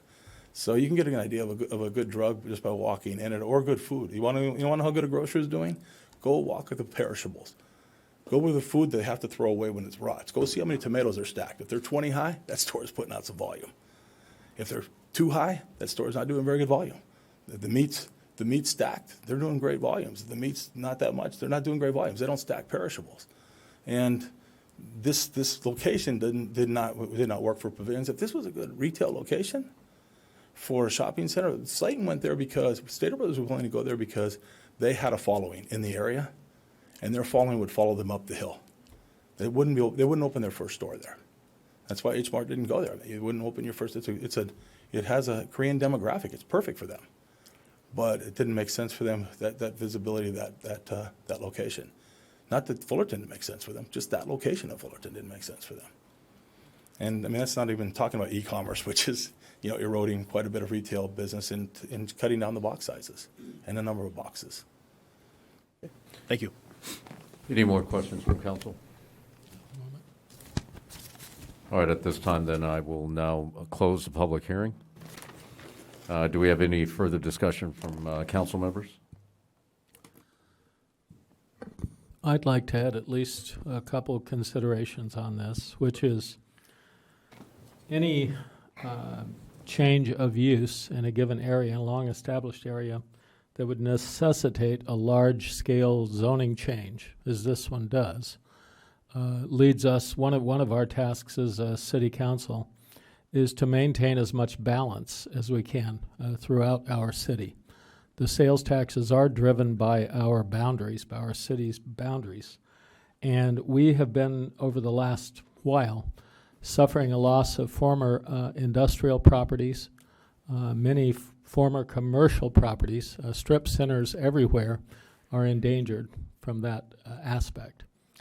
It can be argued accurately, I think, that given a zoning change, that the highest value, the highest monetary value could be had from housing.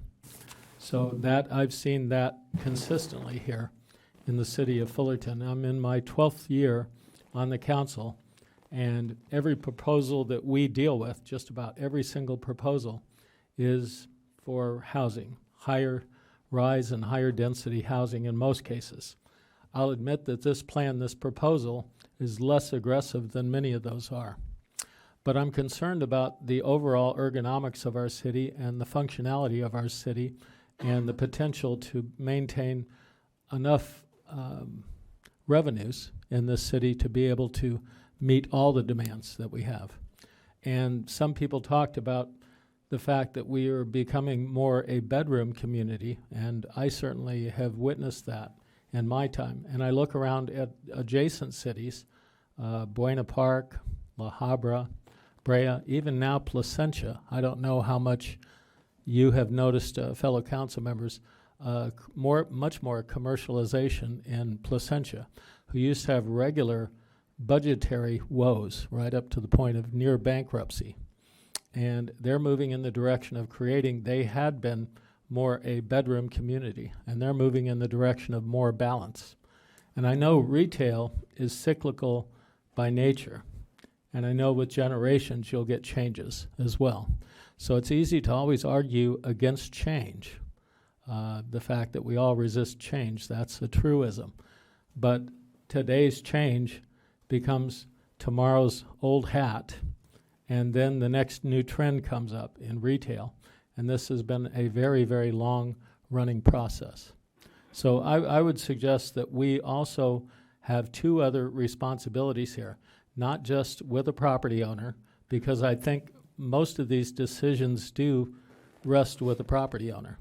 But in the case where it's requesting a change in use, a large zoning change in use, that we do have a responsibility to listen to residents, to listen to all the adjacent property owners, and try to take into account what their concerns are and what they see as the best and highest use in their neighborhoods. And the second thing that we have to do as a city council is try to maintain a certain amount of balance throughout our city and make sure that we don't become one-dimensional in such a way which can really handicap the city in the future. So for that reason, I think that this proposal deserves more consideration, and at least to make sure that all those questions are adequately answered. And I understand it's very easy, and we get a lot of pressure to just rubber stamp things when they're put in front of us. I think there have been some valid questions about process here this evening and objectivity, and especially the fast track that the handling this received at our planning commission as well. So I, for one, would be in favor of continuing the examination of this proposal, since development here would likely be there for a century or so, and it would negate this from being commercial or any other use than residential for that time frame. Is that a motion you'd like to make, Mr. Mayor? Yeah, I'd like to make the motion that we would continue this discussion, and I could be convinced, I think, if so many of the concerns that have been raised, if those are answered adequately, I could be convinced either direction. Mr. Mayor Pro Tem, I will second that. I will say to the public, Dr. Kim DDS is my family dentist. My children all grew to love going to the dentist, which I hated when I was a young man, because of his efforts and his kindness and Sunny Hills Travel. Somebody mentioned that earlier.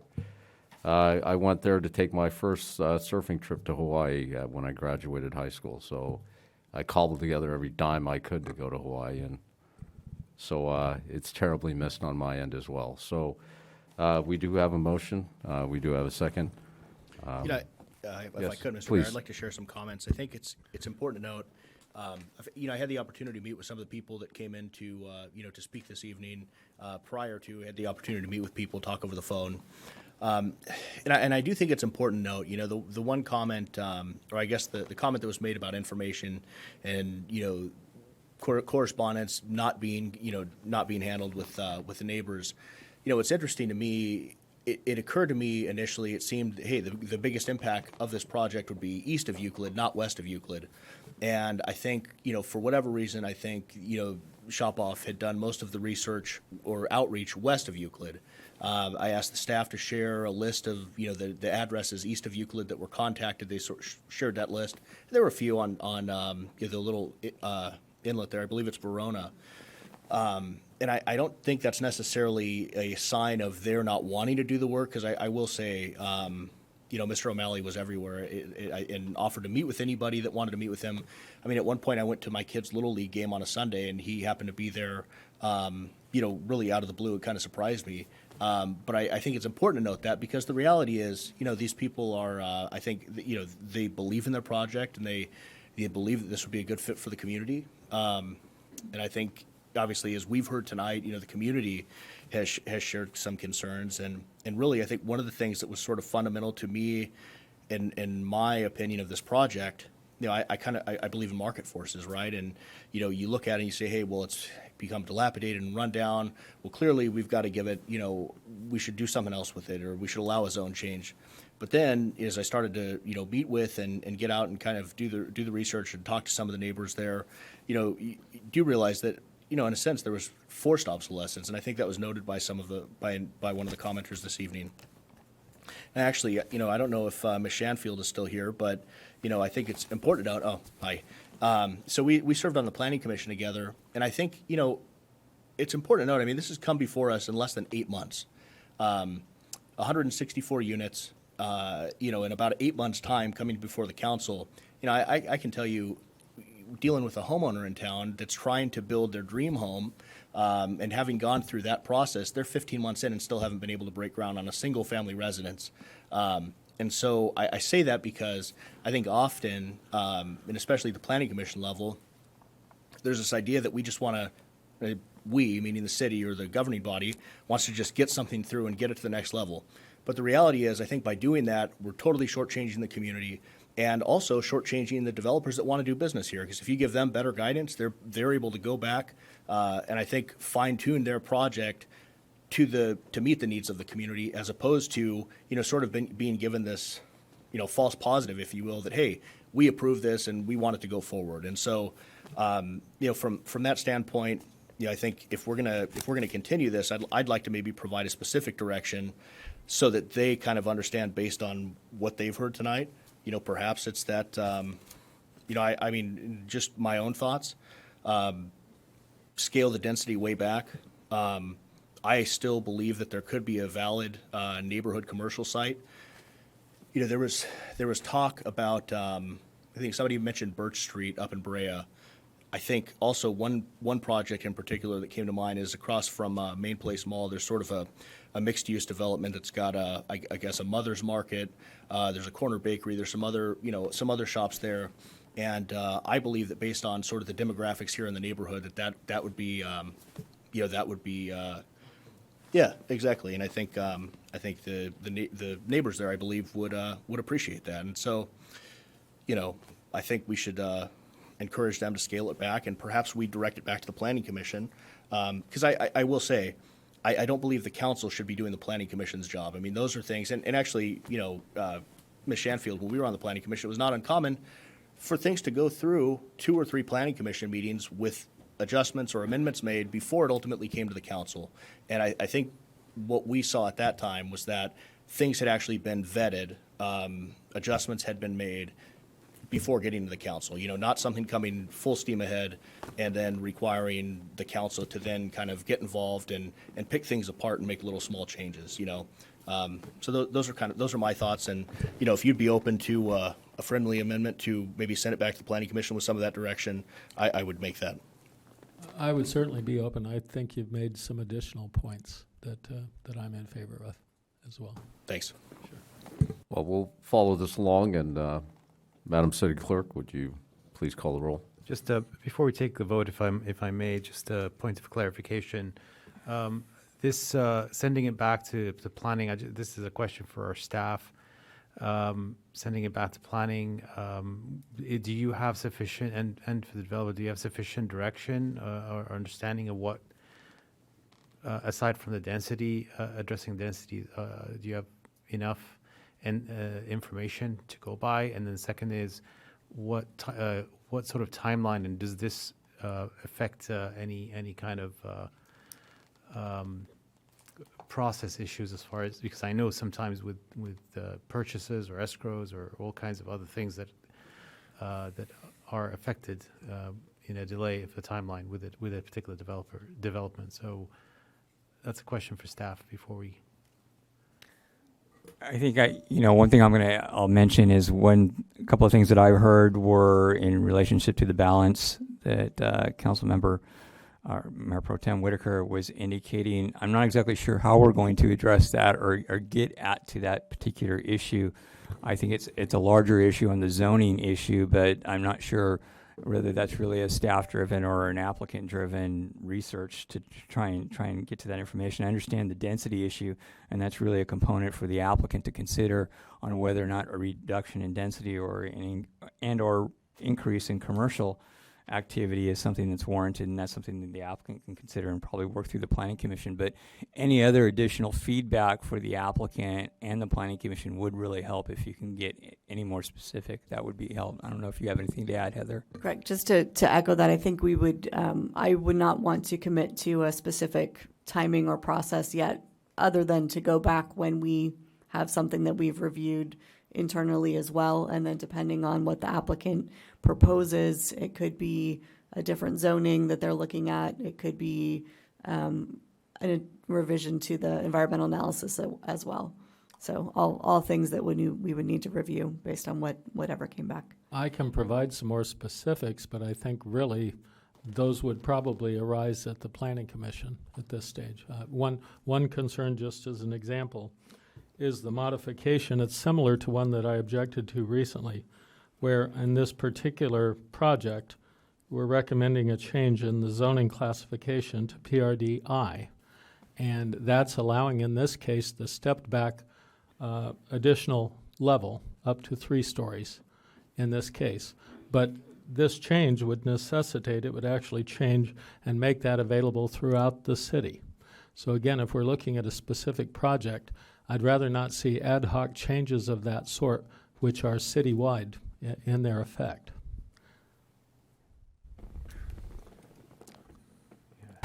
So my concern is that we're just playing delay and not really satisfying the needs of the community per se, but we're just kind of playing this delay tactic that will hurt the development itself and the project itself, but not actually, but then have the outcome that the neighbors and the residents actually don't want. So I don't know why we can't just address this tonight. I think a delay is a little strange, but if this is the will of the council, then it is the will of the council. Well, council member, earlier we were accused of often ready, fire, aim. And all I'm suggesting is that we ready, aim, fire on this proposal. No, that is fine. I just want to make sure that we have clarity so that people understand that this is for both the residents and for the developer to provide some clarity on where we are going with this, because I certainly wasn't very clear in the beginning, but if staff is clear, if the developer and residents are clear where this is going to go, then we maybe are okay to do that. I think we're doing the planning commission's job here, really. At least that's my view, and that's not something I think the council should be involved with. I think, a planning commission, I think at least past planning commissions would have taken the time to properly vet and provide some of the feedback. And instead, it's come to us kind of full steam, and then we're having to take the time to, make suggestions or make adjustments that we've made, that we are taking into account after meeting with the public, listening to the public. And again, those are things that should have been done, I think, in the prior step. So having not seen that, and look, I've talked to the community, I've talked with the developer as well, shared the feedback all along about the density, the aesthetic, and my concerns that we preserve a little bit more of the commercial space. And so I don't think any of this is a surprise. It's just we're having to do this here tonight as opposed to it having happened at the Planning Commission. And so I don't think that it's, indirect. I don't think that it's vague. I think we're explaining to the applicant we don't like the project as is. Can you fine tune it? Preserve as much of the commercial space as you can, tweak the density downward, work on sort of the aesthetic, and come back. And it's like, again, I point out it's 8 months that this process has taken. The amount of time that I hear things taking often in Fullerton, this is like, I think the rabbi earlier was talking about the speed of light. I mean, 8 months for a project like this to come forward in Fullerton is like light speed. So I think the reality, setting it back a month and a half, 2 months, even 3 months is not, that's not a significant delay. As the other former planning commissioner up here, I couldn't agree more. You're exactly right. Mr. Mayor, if I may? Of course. Yeah, just to add, I would, having never been on the Planning Commission, I think what we're asking them to do is to set policy, and that's our job. Maybe I'm wrong on that, but the policy part, the tweaking, that's for council. The Planning Commission, from what I understand, looks at our codes, municipal codes, and makes suggestions to us to change policy, or they follow our codes and regulations and decide whether that project meets certain codes. So maybe I'm wrong on that, but not having never been on Planning Commission, I'm not sure. But the second thing is, I would like, if we're going to send this back, I would like to provide more specifics as to what the developer and what the Planning Commission needs to look at to address, because one thing, if it's going to be held back, it should be held back to address specific purposes, specific items. I know we've got a couple here, the balance and the lower density, and maybe more commercial, but just want to give them enough direction where they know what to address. And also, I guess it's a little concerning because this is the third time we've been on this project, and it was moved out of closed session, the other one, without any of these concerns. And I understand we've talked to the residents now, and maybe we're doing this, but that's where I'm a little perplexed, because they came out of our first meeting out of closed session, really like a shotgun. Yeah, let's do it, let's go. And now we're like, delay. And maybe that is the process that we need to take. But if we're going to take that again, I would like to provide as many specifics as possible to the Planning Commission, to our staff, so that at least they know and the developers know, what do I need to address? Because the majority of the people here do not want housing there. I mean, they don't. That was the kind of theme I got, no housing. So if we're setting it back to keep housing, I don't think we're going to satisfy all the people that came out today. We're just going to include housing and not, in essence, have listened to the residents where they say no housing, retail only. So I'm just want to make sure we provide enough direction so everything's clear and no one's wasting time, I guess. What we're hearing are assertions that the process was inadequate or flawed, and or notification was inadequate or flawed. And the only way that's remedied is by going back down the track a little bit more and then trying to come forward from there. And that's the only way to remedy that, I think, is to say just take a little bit more time and make sure people are reassured that the process is fair and even-handed and that we checked all the boxes on the process. And also worth pointing out, I didn't want to clarify, Councilmember, the comment about the closed session. That was related to the special assessment district. This project's never been discussed in any other setting. I mean, this is the first public hearing on this at the council level, where we've actually weighed the public concerns, vetted, the ideas before us. The special assessment district is what came before us, and that's what started in closed session and ultimately was brought out and I believe deliberated at either the last council meeting or the council meeting prior. But we knew what the plan was. What I'm saying, we had diagrams. We knew what the idea was, and but again, we're going to send it back. That's fine. When you talk about a fair process, I guess what do you mean by a fair process, Mr. Whitaker, Mayor Pro Tem? And so at least they know what side of the line are you talking about fair. Again, that's just my intent to provide clarity, get it going, and bring it back as soon as possible. Because one thing I've learned is this is just, if we're going to keep going and not keep sending it back and keep moving, adding months to it, that doesn't help the residents or the developers or us, because we've got to come back. But so again, that's just my request, is if we can provide as much specific direction, that would be, I think, welcomed by developer, staff, and the residents. Okay, any other comments? Well, I think we could probably debate it for a long while, but again, I wouldn't be comfortable supporting this at this stage, and that's where I'm coming from. All right, so we're asking for a continuance. That's your motion, sir? Yes, I think we had the motion, the second, and the modification, the friendly amendment. And the amendment, I believe, was to send it to the Planning Commission, not to continue it for council, right? Right. Correct. Do we have to specify a specific date for continuation? Certainly. Sure. There's confusion. I don't think the timing, we work efficiently, so it wasn't that difficult to put a plan together and go through the process. As far as the overall process and the MND, we follow the CEQA rules, we follow the guidance of staff. Quite honestly, with our notifications, I think, Katie, we went even further than 300 feet. So we've always been open to outreach. We've always followed all the rules of CEQA in this process. It was an MND to do a checklist. We have the environmental consultants here, so all the proper protocol was followed. If you don't like the look of the plan, we didn't hear that tonight. I didn't hear any of that tonight. Matter of fact, we've heard really good, positive compliments at the Planning Commission, at the staff level, and then at Planning Commission. It seemed to go quite well. There was one suggestion about looking at additional retail, and Councilman Dunlap, we did that. We went through a whole series of alternatives before you see what you see tonight in a more, detailed fashion and format, much more detail. So we did alternatives analysis for a series of months until we got to a point where, yeah, that looks really good. It works with the market, it works with costs, it works with the city. We can provide the proper benefits with it. It'll hit the price points. There was a question tonight about price points, and it would be in the mid-6s up into just under $1 million.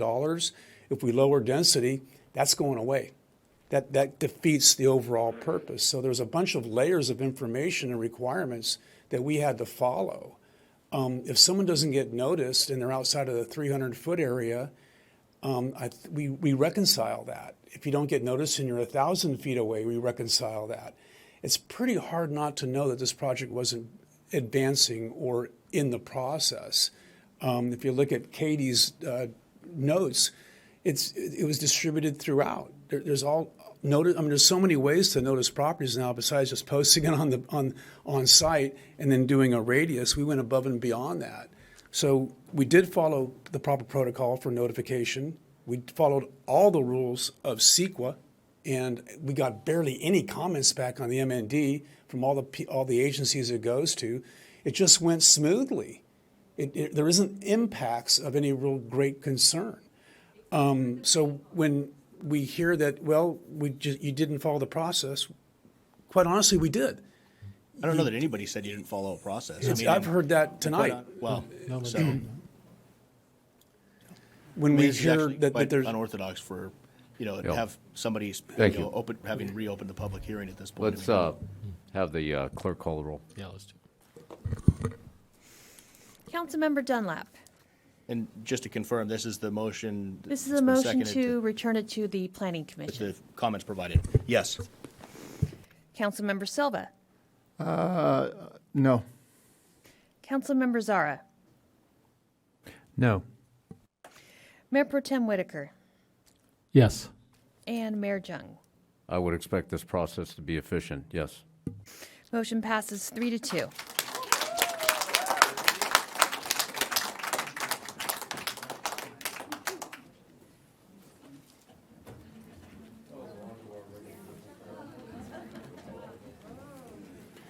Item number 12 is short-term lodging within accessory dwelling units. Prior to that, I'd like to take a 5-minute break. No, man, 5 minutes.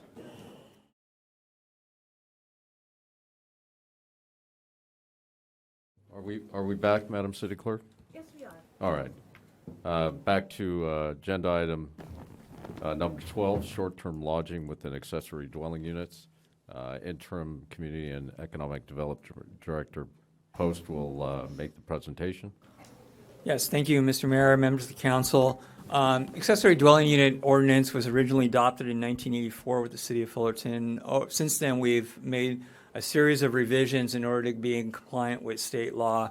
The most recent revision occurred in April of 2020 to address state law that became effective in January of 2020. As part of that recent change, at the state level, the state prohibited short-term lodging within accessory dwelling units. So as a result of that change, when we came back to the council in April, we also prohibited short-term lodging in accessory dwelling units, and that was a blanket statement within our ordinance. Recently, a resident raised a complaint alleging that staff may have misled the council back in April of 2020 by not providing options of what we could do in regards to short-term lodging and accessory dwelling units, specifically in that the resident felt that short-term lodging could possibly be permitted prior to January 1st to 2020 when the state law became effective. While staff doesn't believe that we intentionally misled the council, those options were not presented to council, and staff believes that there may be an opportunity to allow some type of short-term lodging in accessory dwelling units that were built prior to January 1st, 2020. And hence, the resident did approach Mayor Dunlap, who asked this to be agendized. We put this on the agenda. Tonight, all that staff is asking, if the desire of the council, then we can come back with a code amendment that analyzes this in further detail and provides that to both the Planning Commission and City Council. So if that's the council's desire, then we'll move forward with that code amendment. That concludes my presentation. Thank you. We'll now hear public comment on this item, if there is any. Mr. Packard. Good Thank evening, you. sir. Thank you. Mayor. It doesn't say mayor there yet. Okay. I was going to say, you're quick. Okay. I'll try to be brief because I'm just as tired as you are. When the questions are, to me, is when Mayor Jung, on STLs limited to suggested and got voted upon a limit of 100 short-term rentals. Does that does ADU short-term rentals considered part of this 100, or is there a different limit for the ADU STR short-term rentals? And should primary residents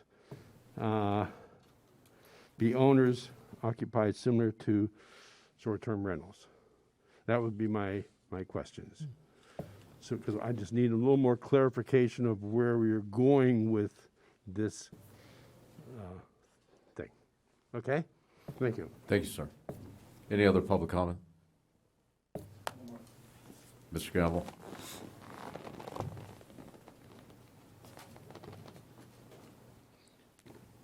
Curtis Gamble, activist for the homeless and the veterans. I just like to say that I approve of this item. Just want to come up and speak on it. While I'm up here, I want to just kind of remind you very much how important we need housing. Anything to do with housing, we really, really need it. And the accessory dwelling units will be a great opportunity to move forward. And again, why I come up here is because it's so important. We have thousands of people on the streets of LA, Orange County, and to not approve on an item that has to do with housing, this is just so important. Again, even the Reno states that we must have this housing in every form. And while we sit here comfortably and turn down bids, whether it be accessory dwelling units, apartments, or housing, I would like to see you guys be a little bit more serious about this, because the things that people complain about why they have a house is not nearly as dire as the things that the people who don't have housing, which is the homeless people, or they don't even have to be homeless. They're living at home with their families and all this. Houses got 5, 10 people in them. We're talking about small houses. So you guys take this urgency, whether it be accessory dwelling units, again, or any housing. Let's do this. I mean, I would be here on the mic every day reminding you how important, as long as I turn on the TV and pick up the newspaper or my phone and I read about how desperately the housing is, how the laws are changing to even give us buy rights on almost everything because we can't get it done here in the council. It's sad.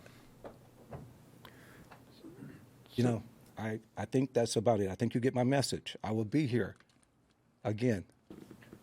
Thank you very much. And Mr. Mayor, if I may, I've got a question for Mr. Gamble.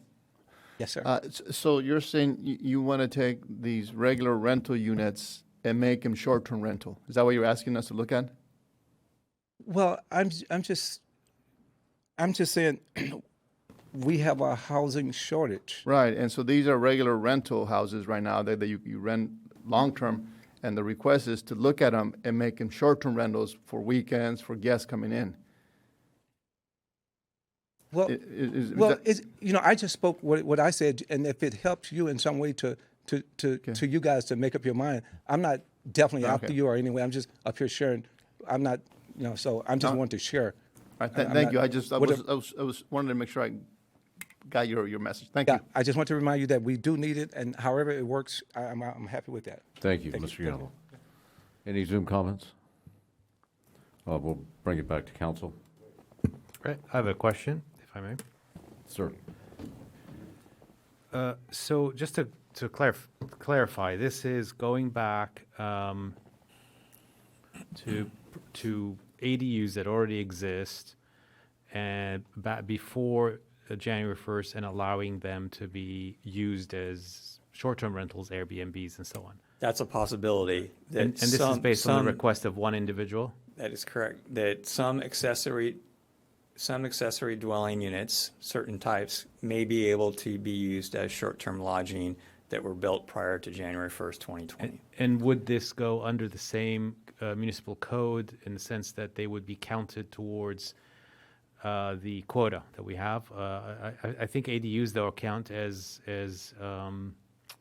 Whole house? ADUs do they count as whole house, or they count as well, that's a good occupied? question. Yeah. Is I think that's what the first speaker was talking about, was how do we deal with the whole house rental? There's a certain number of whole house rentals that you can have, that we can do in the city. And does that count towards an ADU, or does it count towards the main house? With the blanket statement that we have in the code right now, it's really easy. It's just ADUs can't have short-term rentals. Right. But I think when we come back with the code amendment, we'll provide some options in regards to that aspect. I mean, obviously, what the intent of the law by the state is to restrict having short-term rentals in ADUs, so that it provides more rental housing. Yeah, I mean, that's the intent. That's the intent. That is That's the correct. intent of the law. And so there are options that the council can consider. The council can consider just a blanket a prohibition of short-term lodging and ADUs, whether they're built prior to 2020 or not. But then there may be an option to allow some types prior to 2020. Yeah, the other consideration and question I have is because the short-term rentals, we zero down the fees so that they become easy for people to build. And now you, by opening this up, we may encourage now people to take advantage of this no fee and start building just to create Airbnb opportunities. No, because actually under state law, anything that is constructed now after January 1st, 2020 so that would be could not be permitted as a short-term so lodging. That's very clear. Okay. We're talking about the units that were constructed prior to January 1st, 2020, whether or not they can be rented as short-term lodging. All right, so that was a concern of mine, so thank you for clarifying that. And this is just one individual? There was one resident that made this. Is he currently operating any Airbnbs? He currently has a short-term rental, I believe. Right. And so he was concerned that at the time when this was brought to the council's attention, the last code amendment that we did, that the option of allowing short-term lodging in an ADU prior to January 1st, 2020, that option was not addressed or brought to the council's attention. And so subsequently, he's correct in that fact. And so subsequently, the question is tonight, would you like us to bring that back to you for your consideration? We would do that in a code amendment and provide various options and address more of the details, such as the whole house rental that the first speaker brought up. If that makes sense. All right, thank you. Mr. Mayor? Oh, I just wanted to ask, this sort of grandfathering that we're talking about, have you measured just how large in scope or small in scope this may be? No, we haven't. And that's part of the analysis we want to But we conduct, would and we'll need bring that that back. information to be able to make That this is correct. Sure. We would bring that back. All right, any further comments? You know, I'm fine with it applying to the existing quota. I think it's, to make it as simple as possible. I think, look, it existed prior to, grandfather it in, and let's move it on. Let's not make it complicated. I'd move the item with that direction. I agree with what you're talking about. I would certainly second that. And I think it's only fair in some cases, certain of these ADUs were constructed for that purpose. And so, they've stranded this investment now pretty much. Okay, any other further council comments? All right, Madam City Clerk, call the roll. Councilmember. I'm sorry, just to clarify the motion, is that to bring this back with more details? Yes. Okay. And the motion would also include adopting the resolution of intention.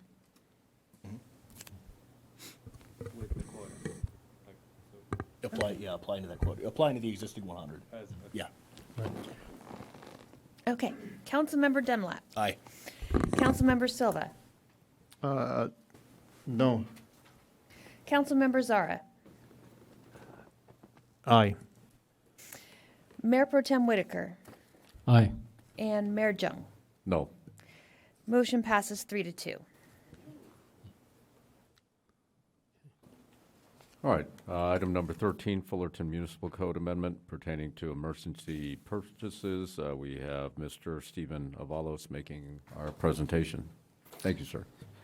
You're welcome. Honorable Mayor, members of City Council, I don't have a formal long presentation, but I will quickly summarize the requested action and proposed change to the city's purchasing ordinance and be available to answer any questions you may have.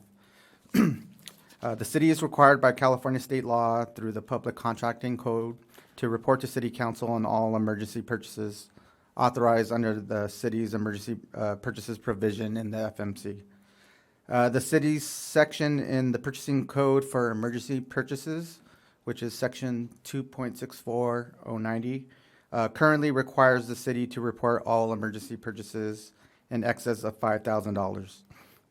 This is a very nominal amount, and most comparable cities are much higher than this amount. And also, they do not specify this minimum amount threshold in their respective purchasing code. The proposed amendment to the purchasing code would simply increase this amount to report to council in excess of $50,000. And this is consistent with the city's existing purchasing limit thresholds and is in compliance with state law. Happy to answer any questions. Any questions from council for Mr. Avalos? I have one. It's a tenfold increase. I understand our amount has been too low for too long, but we're given 3 other cities as examples. Is this consistent with many others? Something comparable, say, City of Orange? I'll have to double check on the City of Orange, but we could certainly provide other benchmark cities the City Council may want. It might be helpful just to see the landscape of it, but I have no resistance against increasing the amount. I just want to know if we're more or less mainstream or if these examples are typical or not. Yeah, so the 3 cities, the neighboring cities of Brea, Costa Mesa, as well as City of Garden Grove, all the minimum threshold amounts were at about $50,000. If it's the council's discretion to go a little lower than that, we'd be happy to entertain that. But we're comparable with those cities. Thanks. Thank you. Any further questions or comments? Do we have any public comments?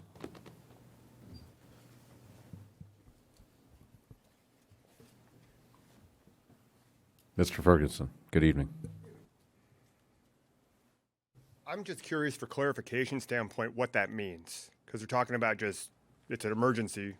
I can obviously read what that says, but can you give some context of what that actually entails? Like, what are those purchases? Why are they made? How often are they made? How often will $50,000 emergency purchases be made? Because telling us that, like, oh, well, Garden Grove or Orange or whoever does it this way also doesn't tell anybody anything about how the money's being spent or what that entails. I'm just curious about it for clarification's sake. Thank you. Thank you.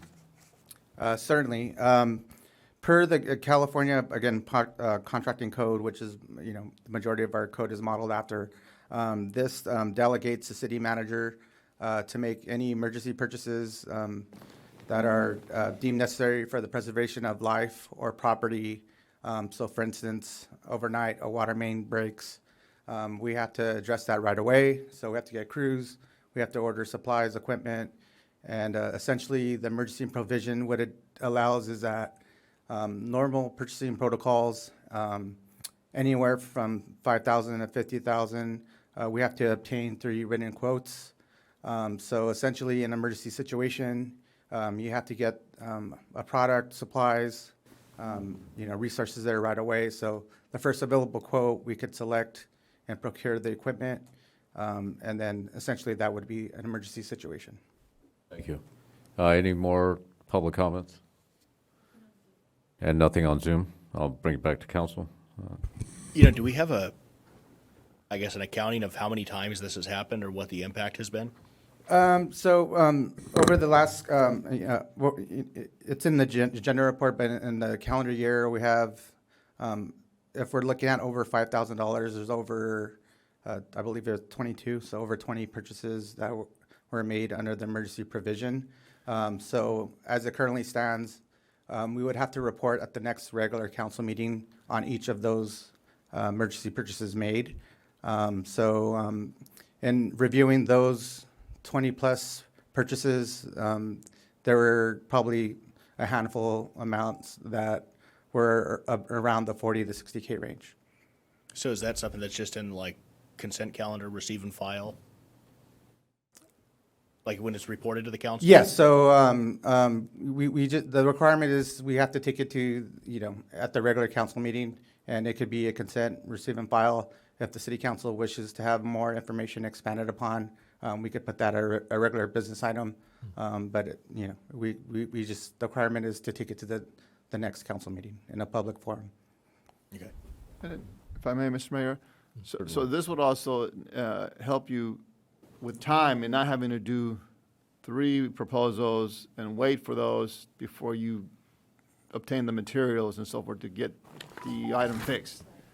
Is that what you were saying, that you can just pick the first one versus having to take more time to get 3 quotes?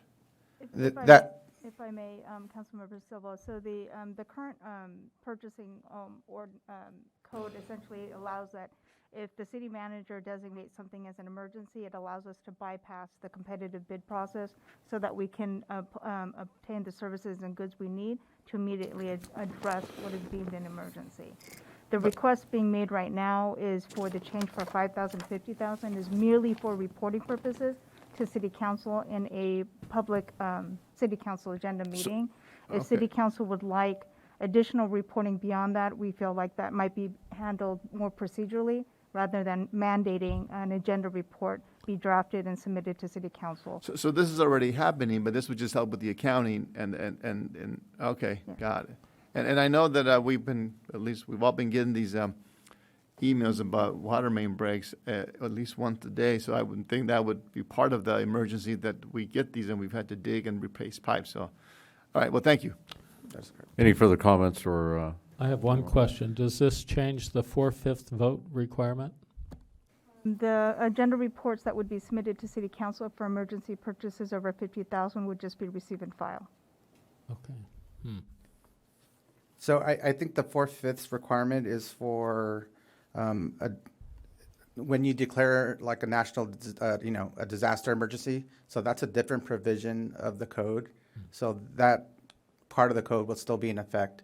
It's just kind of the either the day-to-day, week-to-week, I think that the general thing is, do you want us to go to you 22 different times during the year for $5,000 or more?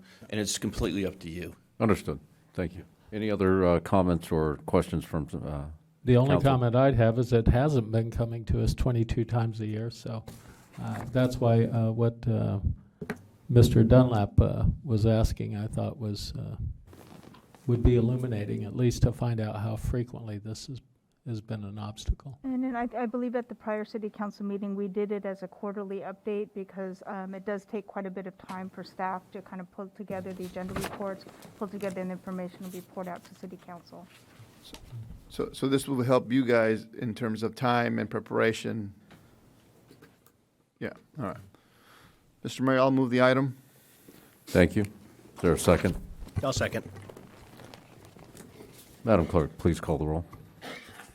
Councilmember Dunlap. Aye. Councilmember Silva. Aye. Councilmember Zara. Aye. Councilmember Whitaker. Aye.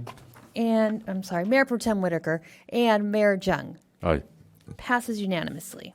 And in that case, I need to read an ordinance title very quickly. This is ordinance number 3306, an ordinance of the City Council of the City of Fullerton, California, amending Fullerton Municipal Code, Chapter 2.64, Purchasing, Section 2.64.090, Emergency Purchases. Very good. On to the next and final item for the evening. I want to thank everybody that's waited patiently, both our public watching, our public here, and our city employees.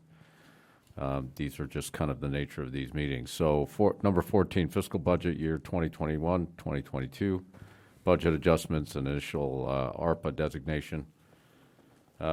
City Manager Danley, if you'd be kind enough as to make the presentation or defer this to whomever on staff will. I just have a quick announcement that this is the same, basically the same package. The only thing that's different is we added the 37 positions that are part of the $3.8 million reduction and then a 1% cut. So other than that, it's the same, and I think we know what's in it, and we'll just allow council to discuss it. Does any council member need the slide presentation again? I think we've gone over this pretty heavily at this point. All right, then I welcome public comments at this time. My favorite subject. Hello. Mr. Package. Yes. Finally, some sanity. Thank you, city manager and staff. Since I'm fogging up here. Since you all appear stuck in your positions, I believe that Package B, that's a nice name for it, seems to get the city moving again and still leaves you with over $8 million to make some specific investments, mostly in roads, a great compromise. And you can also expect federal monies championed by Josh Newman and maybe Sharon Quirk Silver if she forgives you for what you just done. And here's the kicker. If you do that, I promise to let you fight it out unaided by me. So it's a win-win. Seriously, we need to get the city moving. And Package B allows us to get the city moving, but also to address the issues of the money, the work on the roads and other things like that. So let's get it done so we can go on to something more important. Thank you very much. Thank you, Mr. Package. Next speaker. Good evening, Mayor, Council. I'm Ed Vargas. I'm the president of the Fullerton Municipal Employees Federation. We're the union that represents all the public servants that work for the city of Fullerton. We provide the quality of life residents expect in the city of Fullerton. You can find us maintaining the parks, and we struggle at that. You can find our members in the libraries helping residents have access to information. We also struggle with that. Our public service professionals are in City Hall helping residents and businesses navigate city codes and regulatory issues, and we struggle with that. We keep our streets safe, our sewers and our infrastructure functional, and we struggle with that. And so since the last time that we were here, things are getting back to normal at an accelerated pace. And we keep plugging along.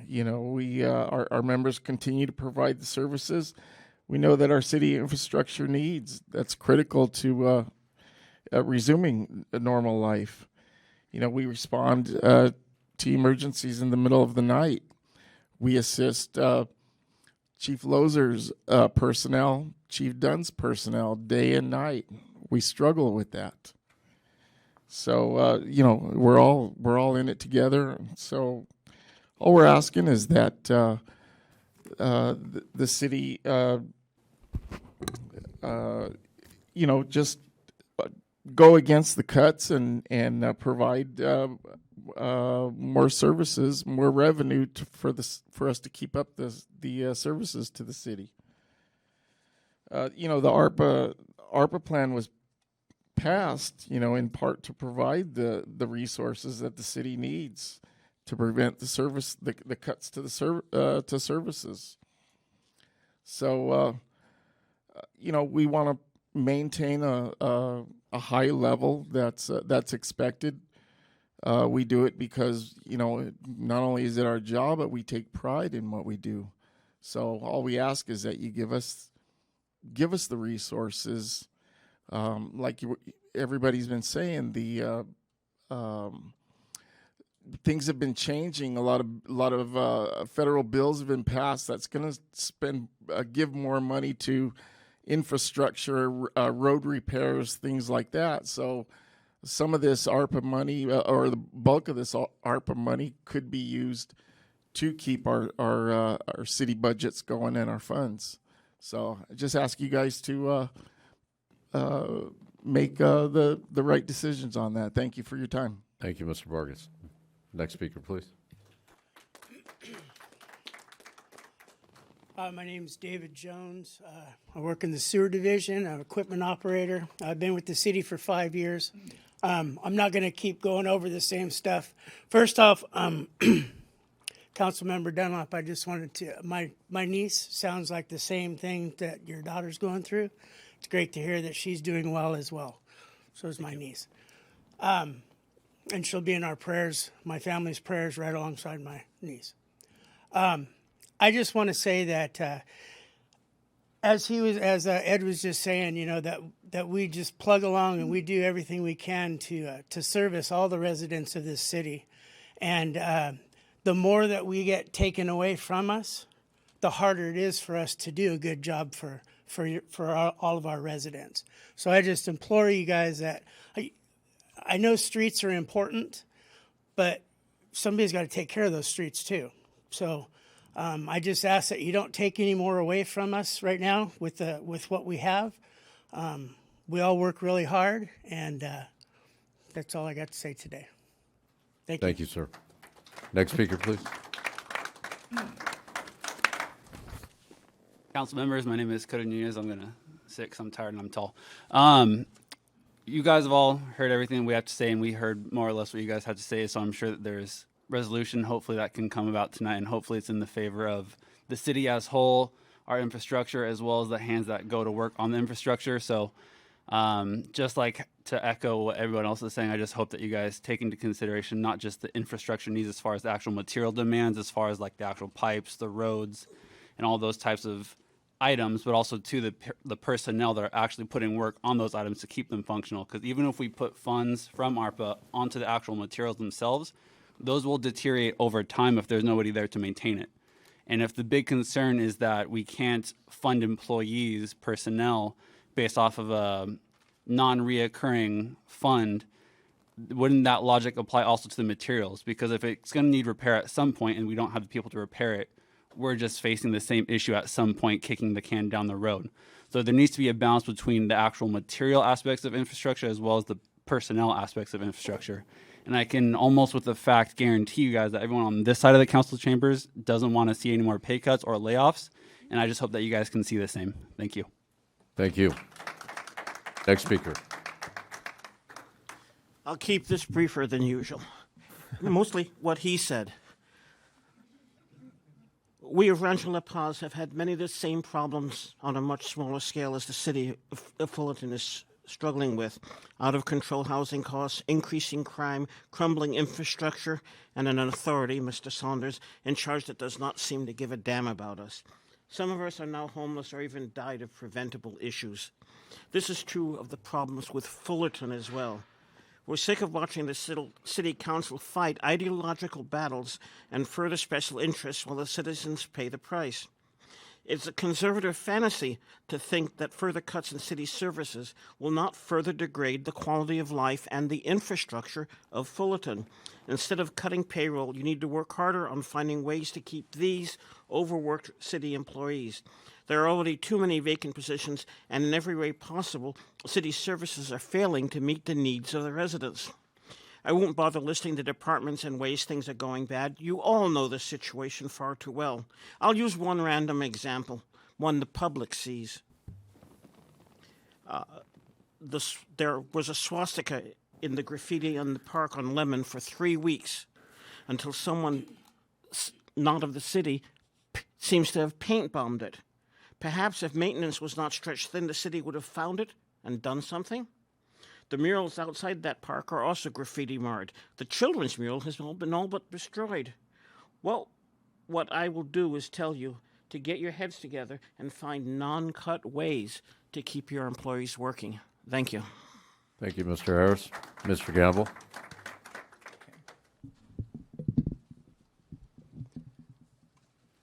Mr. Mayor, Mr. Mayor, City Council, Merry Christmas, Happy New Year's. My name is Curtis Gamble, activist for the homeless and veterans. Our proposal and goals are that the American Rescue Act Plan ARPA funding, $32 million, be used to assist the homeless and veterans with housing and shelter starting tonight. Many of the Fullerton homeless and veterans would love to be able to use the Cash App Visa card or a prepaid Visa debit card to receive direct funding from the ARPA funding. The homeless and the veterans would also like to thank you, City Council, for sharing the American Rescue Act Plan funding with the Elimination Foundation on behalf of the Fullerton homeless community. The Elimination Foundation has received, on behalf of the Fullerton homeless, $1,275,000 for shelter beds for 30 of the Fullerton homeless residents at $40 a bed for 6 months of funding from the American Rescue Act funds. However, in Fullerton, the 2019 time and point count shows that Fullerton has 308 homeless people living on the streets. Now we are in December. The cold, wet winter months are here once again, and the homeless and veterans have no place to call home. The City of Fullerton and the Elimination Foundation should form a partnership with Mary's Kitchen at the City of Orange to better serve our homeless and veterans 24 hours, 7 days a week, 365 days a year. The Fullerton homeless and veterans would like to have the Cash App Visa card or prepaid Visa card for the options to have shelter beds via Fullerton Navigation Center beds, hotel and motel beds, tiny home beds, accessory dwelling, ADU beds, tough shed, tiny home beds, shipping container home beds, RV beds, safe parking program beds and spaces. Again, as an option to housing vouchers, and the Cash App Visa card or prepaid Visa card will allow the 308 Fullerton homeless and veterans to receive direct funding from the American Rescue Plan Act for food, clothing, and housing starting tonight. Thank you, Fullerton. Thank you, Fullerton, from the homeless community. Merry Christmas again. Thank you. Next speaker, please. Mr. Mayor, while you five are going to decide on which of the budget scenarios fit your district and our city best, I wanted to comment specifically about the communications coming from the police department over the last weeks regarding the budget. The common thread I'm hearing from the police is that, one, they want more money, and two, we need more policemen. But they fail to address the mathematical connection between those two. The cost per officer problem isn't that a new officer makes $80K, somewhere around there, while costing $150,000 a year total. The problem is that we have lieutenants making an average $184,000 in pay and $319,000 a year.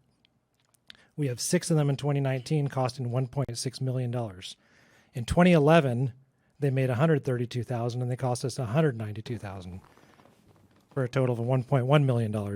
That's a 66% increase in cost for the same number of lieutenants over the course of 8 years, which works out to about 6% per year increase. The problem is that we have sergeants making an average $174,000 in pay and costing us $294,000 a year. We had 21 of them in 2019 costing $6.2 million. In 2011, they made an average $128,000 and cost $185,000 a year. And we had 21 of them costing us $3.9 million. That's a 58% increase in cost for the same number of sergeants in 8 years, which works out to about 6% cost increase per year from 2011 to 2019. Again, the problem is we have corporals making an average $146,000 in pay and costing $243,000 a year. We had 39 of them in 2019, costing us $9.5 million. In 2011, they made an average $106,000 and cost us $158,000 a year. And we had 55 of them costing $8.7 million. That's a 29% reduction in the number of corporals with only an 8% reduction in the cost. All the while, most public works workers haven't seen a pay raise in maybe 5 years now. I wish we had more officers on the streets, just as much as I wish we had more public works workers to keep our streets and parks maintained. But we can't do that until we address the giant budgetary sinkhole that is the upper levels at the Fullerton Police Department. Thank you. Thank you. Mr. Ferguson? See if I can get through this. All right. A large portion of the debate on how the city should spend the ARPA funds and structure the budget itself is centered, of course, on pay and benefits, and there's been immense public pressure being put out by the police union and others. I'm here to counter some of that with their talking points. First, not all public employees are created equal, and neither are the departments. So let's focus on the same one as he just did, police. Now, according to a press release put out this week by the Fullerton Police Officers Association, we had a fully staffed PD in 2010 with 160 officers, while today we have 117 on the streets, with I believe 140 budgeted. Interestingly, according to the California Department of Justice, the same Fullerton PD solved more crimes, or in their terms, had a higher clearance rate in 2020 than they did in 2010. Last year, Fullerton PD left 40% of violent crimes unsolved, as well as 90% of property crimes. In 2010, it was 60% of violent crimes going unsolved. They, regardless of year, leave 90% of property crimes unsolved. Seems like staffing doesn't impact efficiency. If the union cared so much about staffing, they demand the already funded positions be filled as opposed to year in and year out, using funded but unfilled positions as a slush fund for overtime and graft. Contrary to union lies, the only group who has actively tried to defund the police and keep officers off our streets is the union itself. Unless, of course, those officers break the public trust by committing crimes, falsifying reports, and worse. In those cases, the union will do everything in their power to hide the truth and keep their bad apples from facing judgment. But let's be real here. No matter what anybody says at the podium or in the public square, the majority of you on the dais have already made up your mind. You're largely puppets of a union string, giving it to the taxpayers on their behalf without ever having the dignity to so much as use lube. First of all, the lobbyist scripted, pre-approved, self-aggrandizing, pompous nonsense that flows from the dais. Rarely do any of you take the time to ask tough questions, demand proof against union claims, or stand up to for the peoples whose pocketbooks you're so eager to pilfer. Despite all the divisive talk of equity and inclusion from the bought and paid for stooges amongst you, you're equitable with other people's money and only include in your decision-making those who paid you off. And it's mostly disgusting. But in the Christmas spirit, I want to end with something a little more festive, on point about why we still don't have 160 officers on the force and where they may have gone. I apologize in advance for presentation, not for content. So, on the sixth meeting of budgets, I came to explain to thee about FPD's own culpability. 6, cops for lying. 5, gone for theft. 4, false reports. 3 for homicide. 2 for sex crimes. And a chief who punched out an EMT. I said presentation, not content. Now, maybe if the union had told you about those cases instead of a group of local malcontents, they deserve more of the money they so covet. Until then, maybe not. Thank you. We'll work on tone efficiency next time, sir. Any other public comments? We have 2 hands raised in Zoom if you're ready for those. Please, whenever you're ready. Oh, Bernard, do you want us to take the Zoom while you're getting over to the microphone? See if we can move things along. Okay, caller ending 9894. You should be unmuted. Hello again, this is Diane Venna. I just want to make a few quick comments. I want to address Councilman Dunlap's comment or offense last time of an email that was circulated, I guess, regarding defunding the police. I'm not going to go into detail about that, but because I disagree with your viewpoint of it, it isn't to get rid of the police. It's to redirect how some of the monies are used in a humane way. So there's a lot of variation on how you can take that. But what I'd like you to focus on is you're calling for a 5% cut across the board. How else is that anything but defunding the police, defunding the fire department, defunding the library, all our other services, the parks, all our public works people? So I'd like you to think about that. And also Mayor, now it's Mayor Pro Tem Whitaker, because you went along with some of that. I would think that the ARPA money funds were to help people. And where I object is you're going to use all the money, some of you want to use it all for the roads. Maybe that's legal, but that wasn't the intent. Roads are important, but so is everything else, including helping our employees who have kept us going all this time. So I would like you to consider no more cuts and to use the ARPA money to help people, and it still leaves us reserves like we need. Okay, thank you. Thank you. Next caller. And Eglath Nunzi, you should be able to unmute. Hello, good evening, Council. This is Euclid Nunzi. First of all, I would like to congratulate our police department because they've been working so hard with our community at District 5, District 4, south of Fullerton. And they're working with our leadership group. Our community is able to now know our police department, call them because reporting it was a big issue in our districts. And this, I think you are aware, Mr. Whitaker, Councilman Whitaker, because you're District 4 and District 5, and we have so much crime in our area. But our police department is doing such an amazing job trying to address all these issues, working with the community, collaborating with our community. And I think to our fire department, they are always eager to help us in any possible way, educating our community. And you see, I always giving the hand. I'm very grateful to our public works. They work so hard.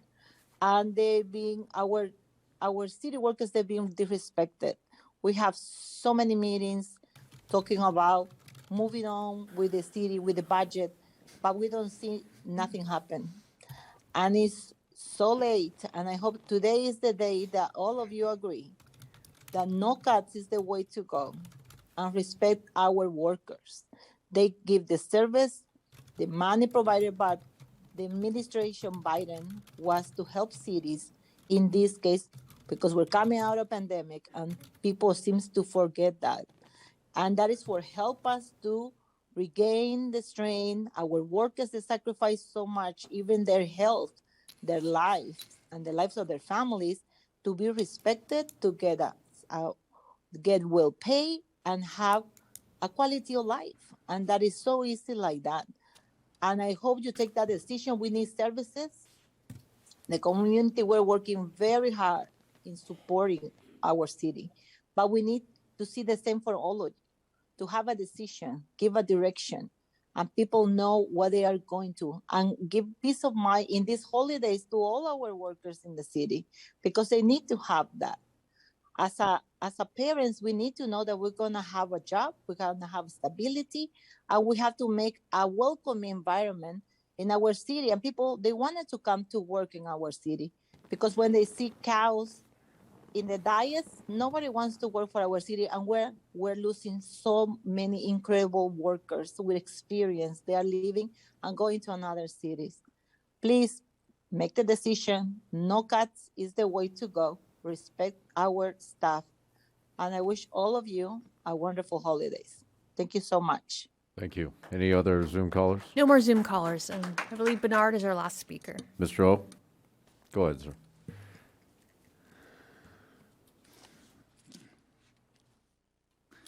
Hello, my name is Bernard, and I am a Fullerton resident. I am very glad that Acting City Manager Steve Danley has finally revealed what positions are being forcibly defunded and cut. I want to thank Councilmember Zara for pushing for clarity and transparency to have this revealed, because now it is very clear that this council majority is cutting services and positions from our police, fire, public works, and library, and yet you claim to support public safety. Whitaker and Dunlap try to claim that they are not defunding public safety, but this list of positions clearly shows you are. Please choose to do the right thing and stop punishing our city staff. No more cuts. And as an argument for supporting schools, education, and arts in education, this weekend I watched a documentary on Kurt Vonnegut by Robert Whitey from our own Sunny Hills alum. So please check it out and support him. Go Bruins. Thank you. Anything further? I'll bring this back to council. Mr. Any Mayor, if I comments? may? Yes, Mr. Thank you. Mr. To move Councilman. this on, Mr. Mayor, I'd like to see if you and I could once again agree on a direction to go. So I would move for package A, scenario 8. That was the one that I think you and I had tried to pass last time. So, Mr. Mayor, if you would be so kind, if we were so in agreement, to second that, and then we can have our discussion and go home. Sir, I'm grateful that you'd include me in this, but I am not supportive of that at this time. So if you want to make the motion, you're welcome to do it, sir. All right, I'll make that motion. Package A, scenario 8.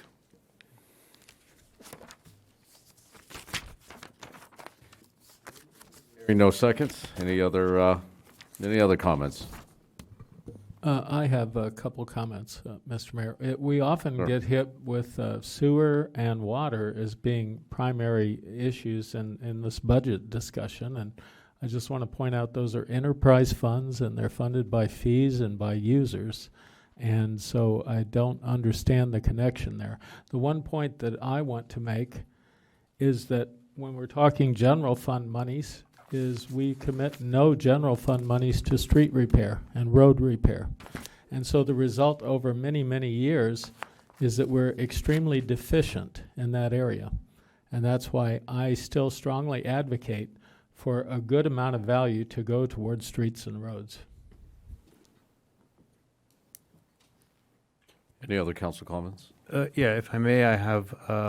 Councilman, go ahead. I'd like to thank our acting city manager, Steve Downley, for presenting the list of positions. I think this is important for the community to understand what, and have clarity on what is happening and the effects. I do want to ask the city manager to explain a couple of things that I think was shared in an email about additional sales tax that we have that we found, right? That the new projections came out with the report. There was some additional sales tax revenue that was not budgeted for or not accounted for. For last fiscal year, Right. we have the actual numbers in now. Okay. And we're going to get $1.6 million more than we had budgeted for. Okay, so we have essentially an extra $1.6 million that we hadn't accounted for before. Yes. Ellis, does part of that money go to the infrastructure fund? Or is that for next year? The infrastructure fund takes effect in 2023, I believe 2023. I can't hear you. I'm sorry, the infrastructure fund takes effect in 21, 22. Okay, So the so $1.6 million of additional sales tax revenue that had come in 21-22 was already built into the adjusted forecast that was presented to City Council. We were recently updated by our sales tax consultants that for 21-22, our sales tax projection is looking to increase by about 2.5 million above budgeted amounts. So 2.5 million above the budget amount. For this fiscal year, the second quarter report, they estimate that we are likely to get an additional 2.5 million than we budgeted for. Right. Fiscal year 21-22. And that also doesn't include any potential added property tax revenue, that because the market has gone up quite a bit. So we're still waiting on those numbers, right? That's to come correct, and the city currently does not have a property tax consultant, so we don't know until we actually receive the. And then just to, again, for point of clarification for the public, this additional sales tax that reduces our ability to have this use ARPA funds for discretionary sort of council use, right? So we can't. It would reduce that amount. That is correct. Yeah. So we have less money to use towards roads or any of the extra projects. That money has to be used for specific ARPA-related expenses. Right. And so that could be used. That's an argument to move towards this amount towards staffing levels and so on. Because that was part of the ARPA laws, to use those to replenish employment and so on. I don't know if you can make that specific connection, but we do have plenty of expenses from ARPA, so that the money we get that has to go there now, we have expenses that fit that category, and then we just have less to make to other areas that are completely at the council's discretion. Okay, I mean, and this is one of the things I think the last earlier in the year when I think there was a projection where we ended up with more sales tax, and that was one of the concerns I had, is that, well, maybe our projections down the line are going to be also off, and we're going to see even more revenue. So just again, one more reason to reconsider any kind of cuts, because it seems that we are doing a lot better than we anticipated. And so maybe having cuts right now would be premature before we even see what the full picture is as far as our revenue is concerned.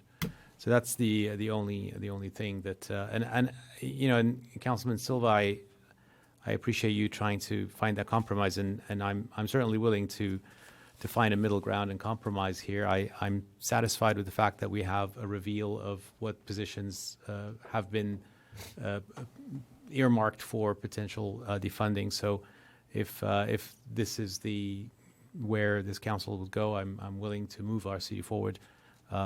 Because I think now there is some clarity towards that. Are you seconding the gentleman's motion?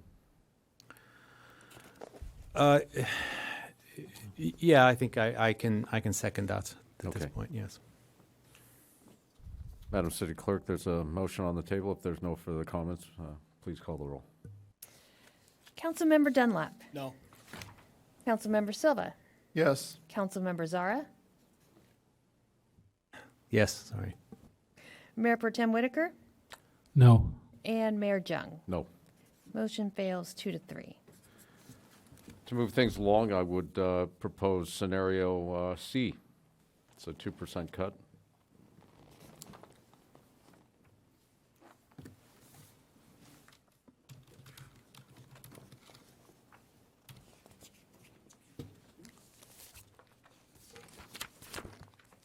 Seems like that doesn't get the support, so. Was that a C? C, scenario number 2. Oh, 2, thank you. 2%, sir.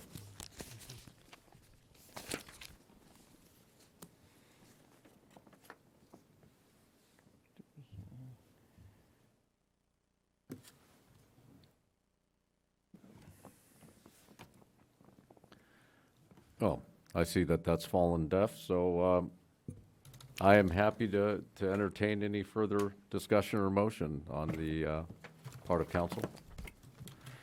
Well, Mr. Mayor, if I may, we were so close last time, or closer to passing the motion I made regarding the 1%, and I was hoping we can do it tonight and move us forward. And I think that would be for me. I would still like to see maybe get some clarity as to how we can do that with your support versus the 2. Again, you and I seem to have agreed on last time here in open public session, so I'd like to see if we can get to that one and move this forward and tackle other issues that are forthcoming. Sir, I am at 2% right now. Obviously, no one else is. So I could support your 2%. Last time, you and I were supportive of 2% with 24 million being dedicated to streets. And I certainly would be prepared to run that up the flagpole once more.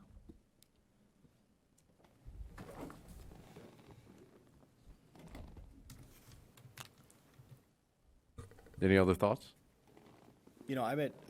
Look, obviously I've made clear kind of where I'm at, and again, I just want to repeat, we've had this discussion, I think, as one of the commenters, or I guess in this case, singers had suggested this, I think, our sixth time, at this, and it's not so much that you want to make the cuts, because nobody wants to make the cuts, and it's easier not to, and that's why we've seen these decisions made year after year, decade after decade, and that's why our streets and infrastructure largely reflect those decisions. It's easy to say, hey, no cuts, let's leave things be and kick the can on the harder decisions. So it's not that, and to see the way this has been sort of irresponsibly, I think, communicated both by some of the unions and also, by some of the coverage that this has gotten, I think is just very irresponsible, because it's just totally inaccurate.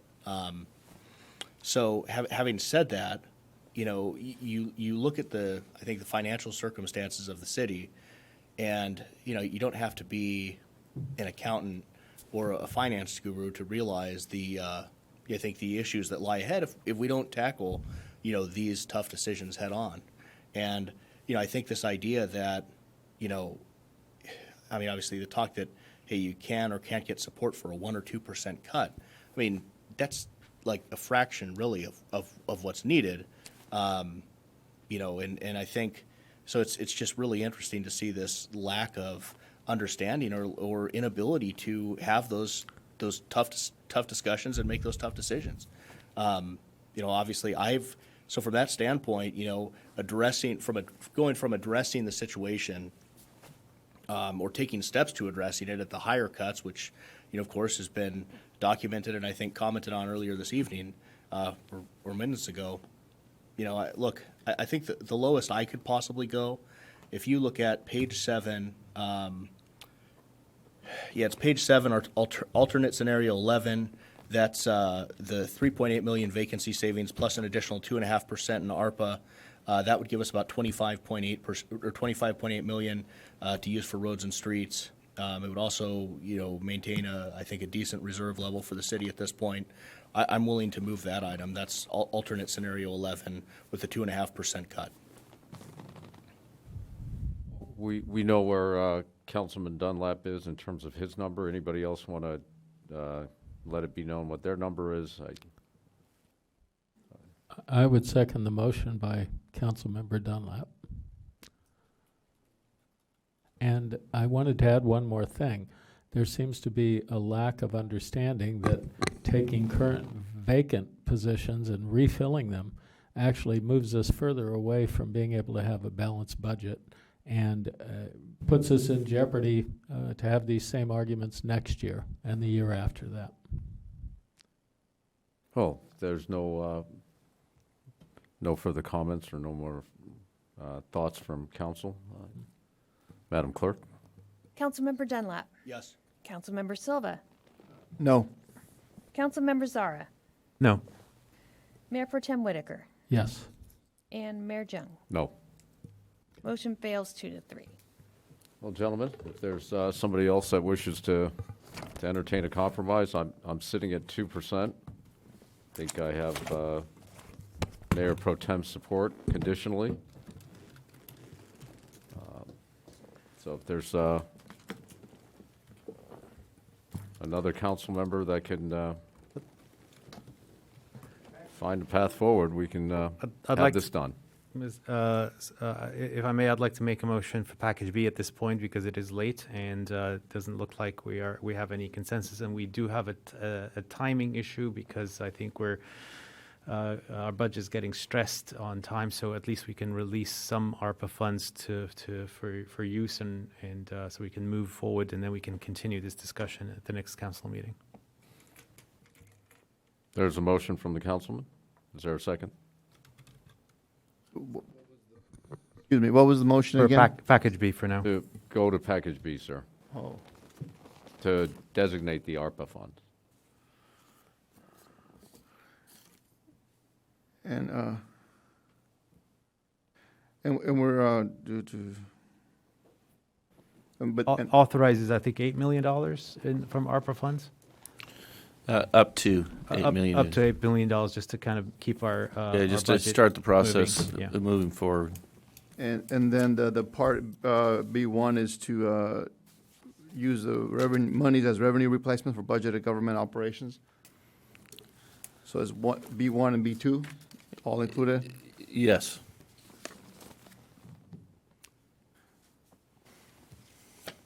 All right, I can second that. Okay.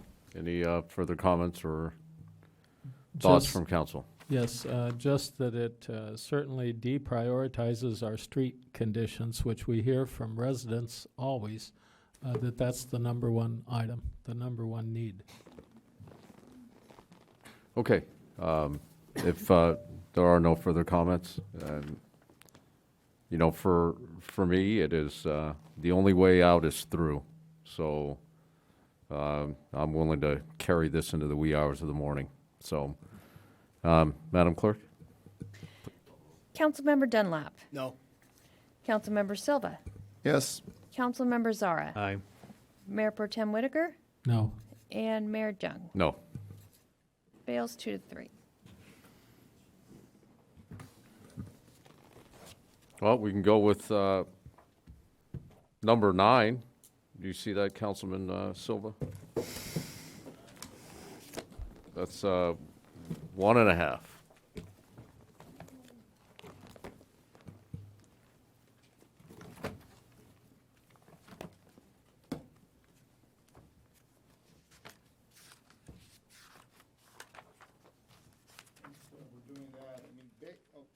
All right, so based on our analysis of doing a 1%, in essence, we would have to eliminate, well, another 700,000 or 600,000 in cuts. And it would be another, what, another 2 public safety officers, I guess? Well, that's to be decided, but you're right. It's about $650,000 extra. We'd have to come up either positions or operating expense cuts. Yeah. I mean, I have made my, I had committed myself to doing a 1% and no more, and I, you know, and again, you and I, Mayor, had pushed for that, and I thought we were close last time, and I thought we would be closer today. That time's come and gone, sir. I'm at 1.5 now.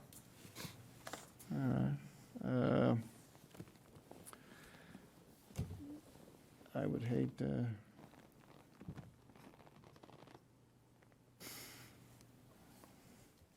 well, I'll give me 1 second. Was there? There it is. 9 and. Yeah. How about 10, where we get a little more reserves?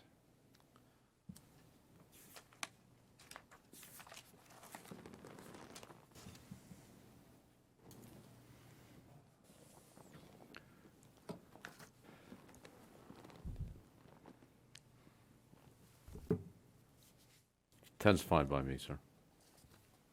All right. We'll go with 10 then. I'll move 10. I'll second. There's no further comments. Madam Clerk, please call the roll. You can hit the button. Councilmember Dunlap. No. Councilmember Silva. Yes. Councilmember Zara. No. Mayor Pro Tem Whitaker. No. And Mayor Jung. Yes.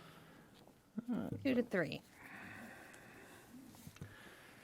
Well, I think we'll have to continue it, Mayor. I don't think we're going to get anywhere tonight or this morning. Push through. Push through. Keep going. I We're all have here, to say, gone through this 6 times. This is ridiculous to keep coming back. Keep going. I have to say I'm mystified at the protection of unfilled, fully funded, but unfilled positions in this case, and an insistence to declare that that's cutting positions. It's very short-sighted in my opinion. Well, to that, Mr. Mayor Pro Tem, I am happy to propose again scenario C. I'm sorry, C, scenario 2, 2%. I'll make that motion, sir. But that leaves in limbo the remaining monies, right? The ARPA monies. I think we can separate that, have another discussion on the ARPA money, if you'd like. But I'm not disagreeable to your... No, I'll give it a go. I'll give it a go, sure. Very well. Any further comments from anyone else? Any suggestions or thoughts? All right. Madam Clerk, please call the roll. Councilmember Dunlap. No. Councilmember Silva. No. Councilmember Zara. No. Mayor Pro Tem Whitaker. Aye. And Mayor Jung. Aye. 2-3. So I just wanted to clarify my position again. I had asked for clarity the last time around. We had almost reached the 1%. I was in agreement to this. But the only request I had was to understand what positions, so that the public will know what positions would be defunded. And yes, these are vacant positions, but they are vacant because we are holding them vacant. So this is, again, we are not only, we are short-staffed, so that it's not just that we are trying to keep the staff that we have and the service that we have, but we're also short-staffed. However, with that saying, I'm willing to move our city forward by saying yes, I'm okay with this now that there is some clarity for our public to know what we're losing as far as future positions that potentially could have been filled. So and I think it is. I don't think my request was unreasonable to understand this. And in fact, I had asked that from our city manager 2 meetings ago to provide this document. And at the last meeting, it wasn't presented. The last time we had this discussion, so it could have resulted in a different outcome. But for now, I'm going to say that I am, again, open to this, but this back and forth, up and down, I think we're all in this, holding our positions in ways that is really not moving us forward. So we budget annually, and what's necessary is to make course corrections as you're able to, year to year to year. So even if we were to cut currently long unfilled positions, in any budget year, they could be added back in. And it would only require the wherewithal to do that and a willingness on the part of the council. And I don't disagree with you. I'm not what disagreeing. You're protecting is this theoretical thing. I'm not disagreeing with you. I'm just asking, my ask was for clarity on those positions, because it's not just positions as well. I mean, that 1%, for example, the budget reduction includes also eliminating our first night community event, eliminating the 4th of July fireworks, the fishing derby, reducing fire station maintenance and repair. So there are other things that, cutting watering at parks, although that's probably not a bad thing considering the drought that we have. But then there's, it involves a lot more than just positions. But to characterize it as cutting employees and reducing services is really inaccurate. Well, our service is already reduced. I mean, because Right. we do have a shortage of staff, so we are now permanently doing it. So, and then also remember, Mayor Pro Tem, is that we do have already held 38 positions. Was it 38, I believe, positions, or 3.8 million worth that are held vacant, and we're maintaining this vacancy to achieve these savings. So we're already holding quite a bit of positions. Please, unfilled. go ahead. Mr. Councilman. You know, I think two things to note. For one, that's not the council holding those positions vacant. That's staff holding those positions vacant because of whatever, you know, they want to do with their own interior, you know, or internal staffing decisions. And, you know, I mean, I actually came to find out the other day that a position we approved back in February for the, you know, the code enforcement officer to oversee the cannabis illegal dispensaries, yeah, that was something the council had budgeted and approved back in February, March, and they never hired anybody because they were holding it vacant because they wanted to see what was going to happen with our discussions related to the budget. I mean, we approved it back in February, March with the understanding that that person was going to be hired. That person was never hired. And so, you know, that's just part of the frustration.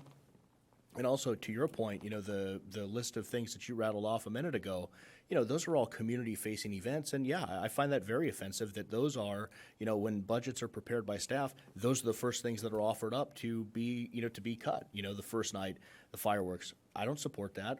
Do I support the cuts? Absolutely, because the cuts need to be made. But it's time that we put the community first in doing this budget, you know, and that's kind of, those are my concerns. That's where I'm at.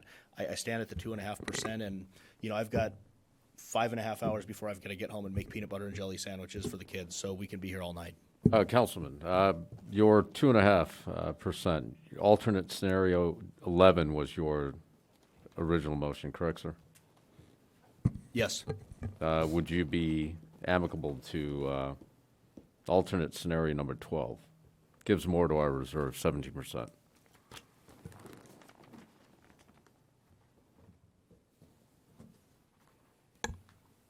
What page is that on?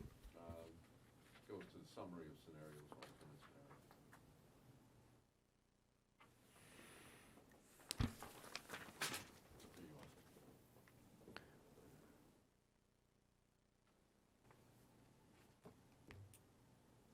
Yeah, I do that. All right, you're That's gonna. just to clarify, that's the 20.8, right? Is that the? Yeah, 20.8 with 17% or. That's correct. Okay. Yeah, I'm good with that. All right. Okay, I'll make the second. Any other council comments or thoughts? All right, Madam Clerk, call the roll. Councilmember Dunlap. Aye. Councilmember Silva. No. Councilmember Zara. No. Mayor Pro Tem Whitaker. Yes. And Mayor Jung. Aye. We have a 3-2.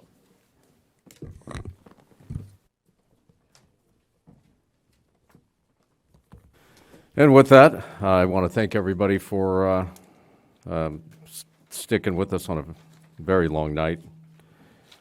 This meeting is adjourned. We will see you at the next scheduled meeting on the 21st. Thank you.